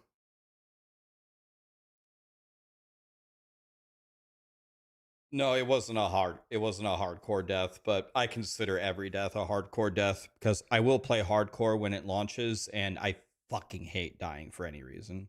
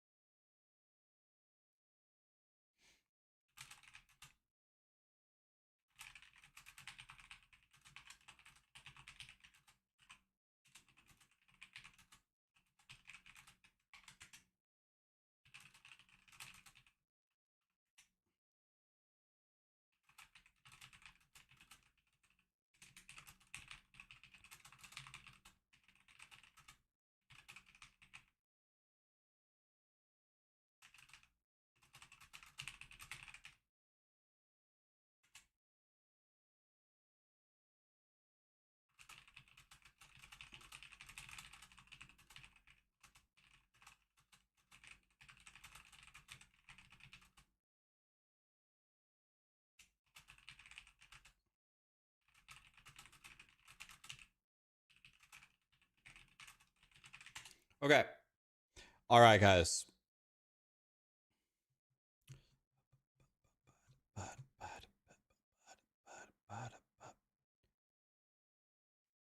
Hi, Jules. Yes, we hit 6 years. We have cemented ourselves. Oh, look, I'm still in the top left. That's funny. We have cemented ourselves as the official king of the losers. No one can take it away from us now. Holy shit, we suck. Tomorrow I'll do more. Tomorrow I'm going to start playing differently. Instead of just running as fast as I can through everything, I'm going to actually make a build, put some health on my, put some resistances on my gear, and actually try to play hardcore. So tomorrow, the actual hardcore practice starts. I'm going to play in hardcore. And if I die, the run will be over. So tomorrow we try for real instead of just running in a straight line. I'll play both Sentinel and Marksman. I don't think anybody... I think if 250,000 people log into Last Epoch, I think there's going to be like one Spellblade and maybe one Druid. And then I think 97% of people are going to go Marksman. And like 3% will go the Sentinel rework. I think 97% of people is going to be the Marksman. The problem with the Marksman is how do you stay alive on hardcore? I'm sure the damage will be there. You'll be giga-dicking every monster the whole time. The question is how do you stay alive?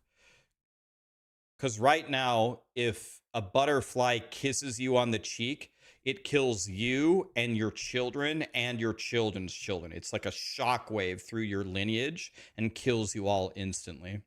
So we're going to have to find some way to actually stay alive.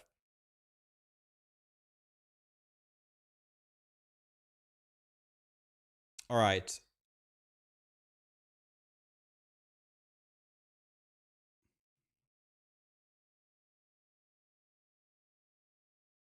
Here's what we're going to do, guys. We're going to go to the Last Epoch directory, and we're going to raid the person with a webcam that speaks English with the least number of views. No webcam, no webcam, no webcam, no webcam, no webcam. Webcam, English. Testa TV. Nope, Chuck Testa. Perfect. Oh, we're about to make this guy's day. Raid, Nope, Chuck, Testa, TV. Let's go, guys. Let's make his day. Thank you, everybody who came over from Gazzy's stream. Tomorrow, it starts the real hardcore practice. Everyone start talking to him and make a big deal about it. He has no idea we're coming. He's going to be like, holy shit. It's going to be awesome. It's going to be a good moment. Have a great night, guys. Tomorrow might be a little bit of a shorter stream because we're doing a Halo LAN party birthday party for a friend. So might be a shorter stream. And I might start earlier. Who knows with me, but pizza party tomorrow, guys. Have a great night. Let's say hi to Nope, Chuck, Testa. Night, guys.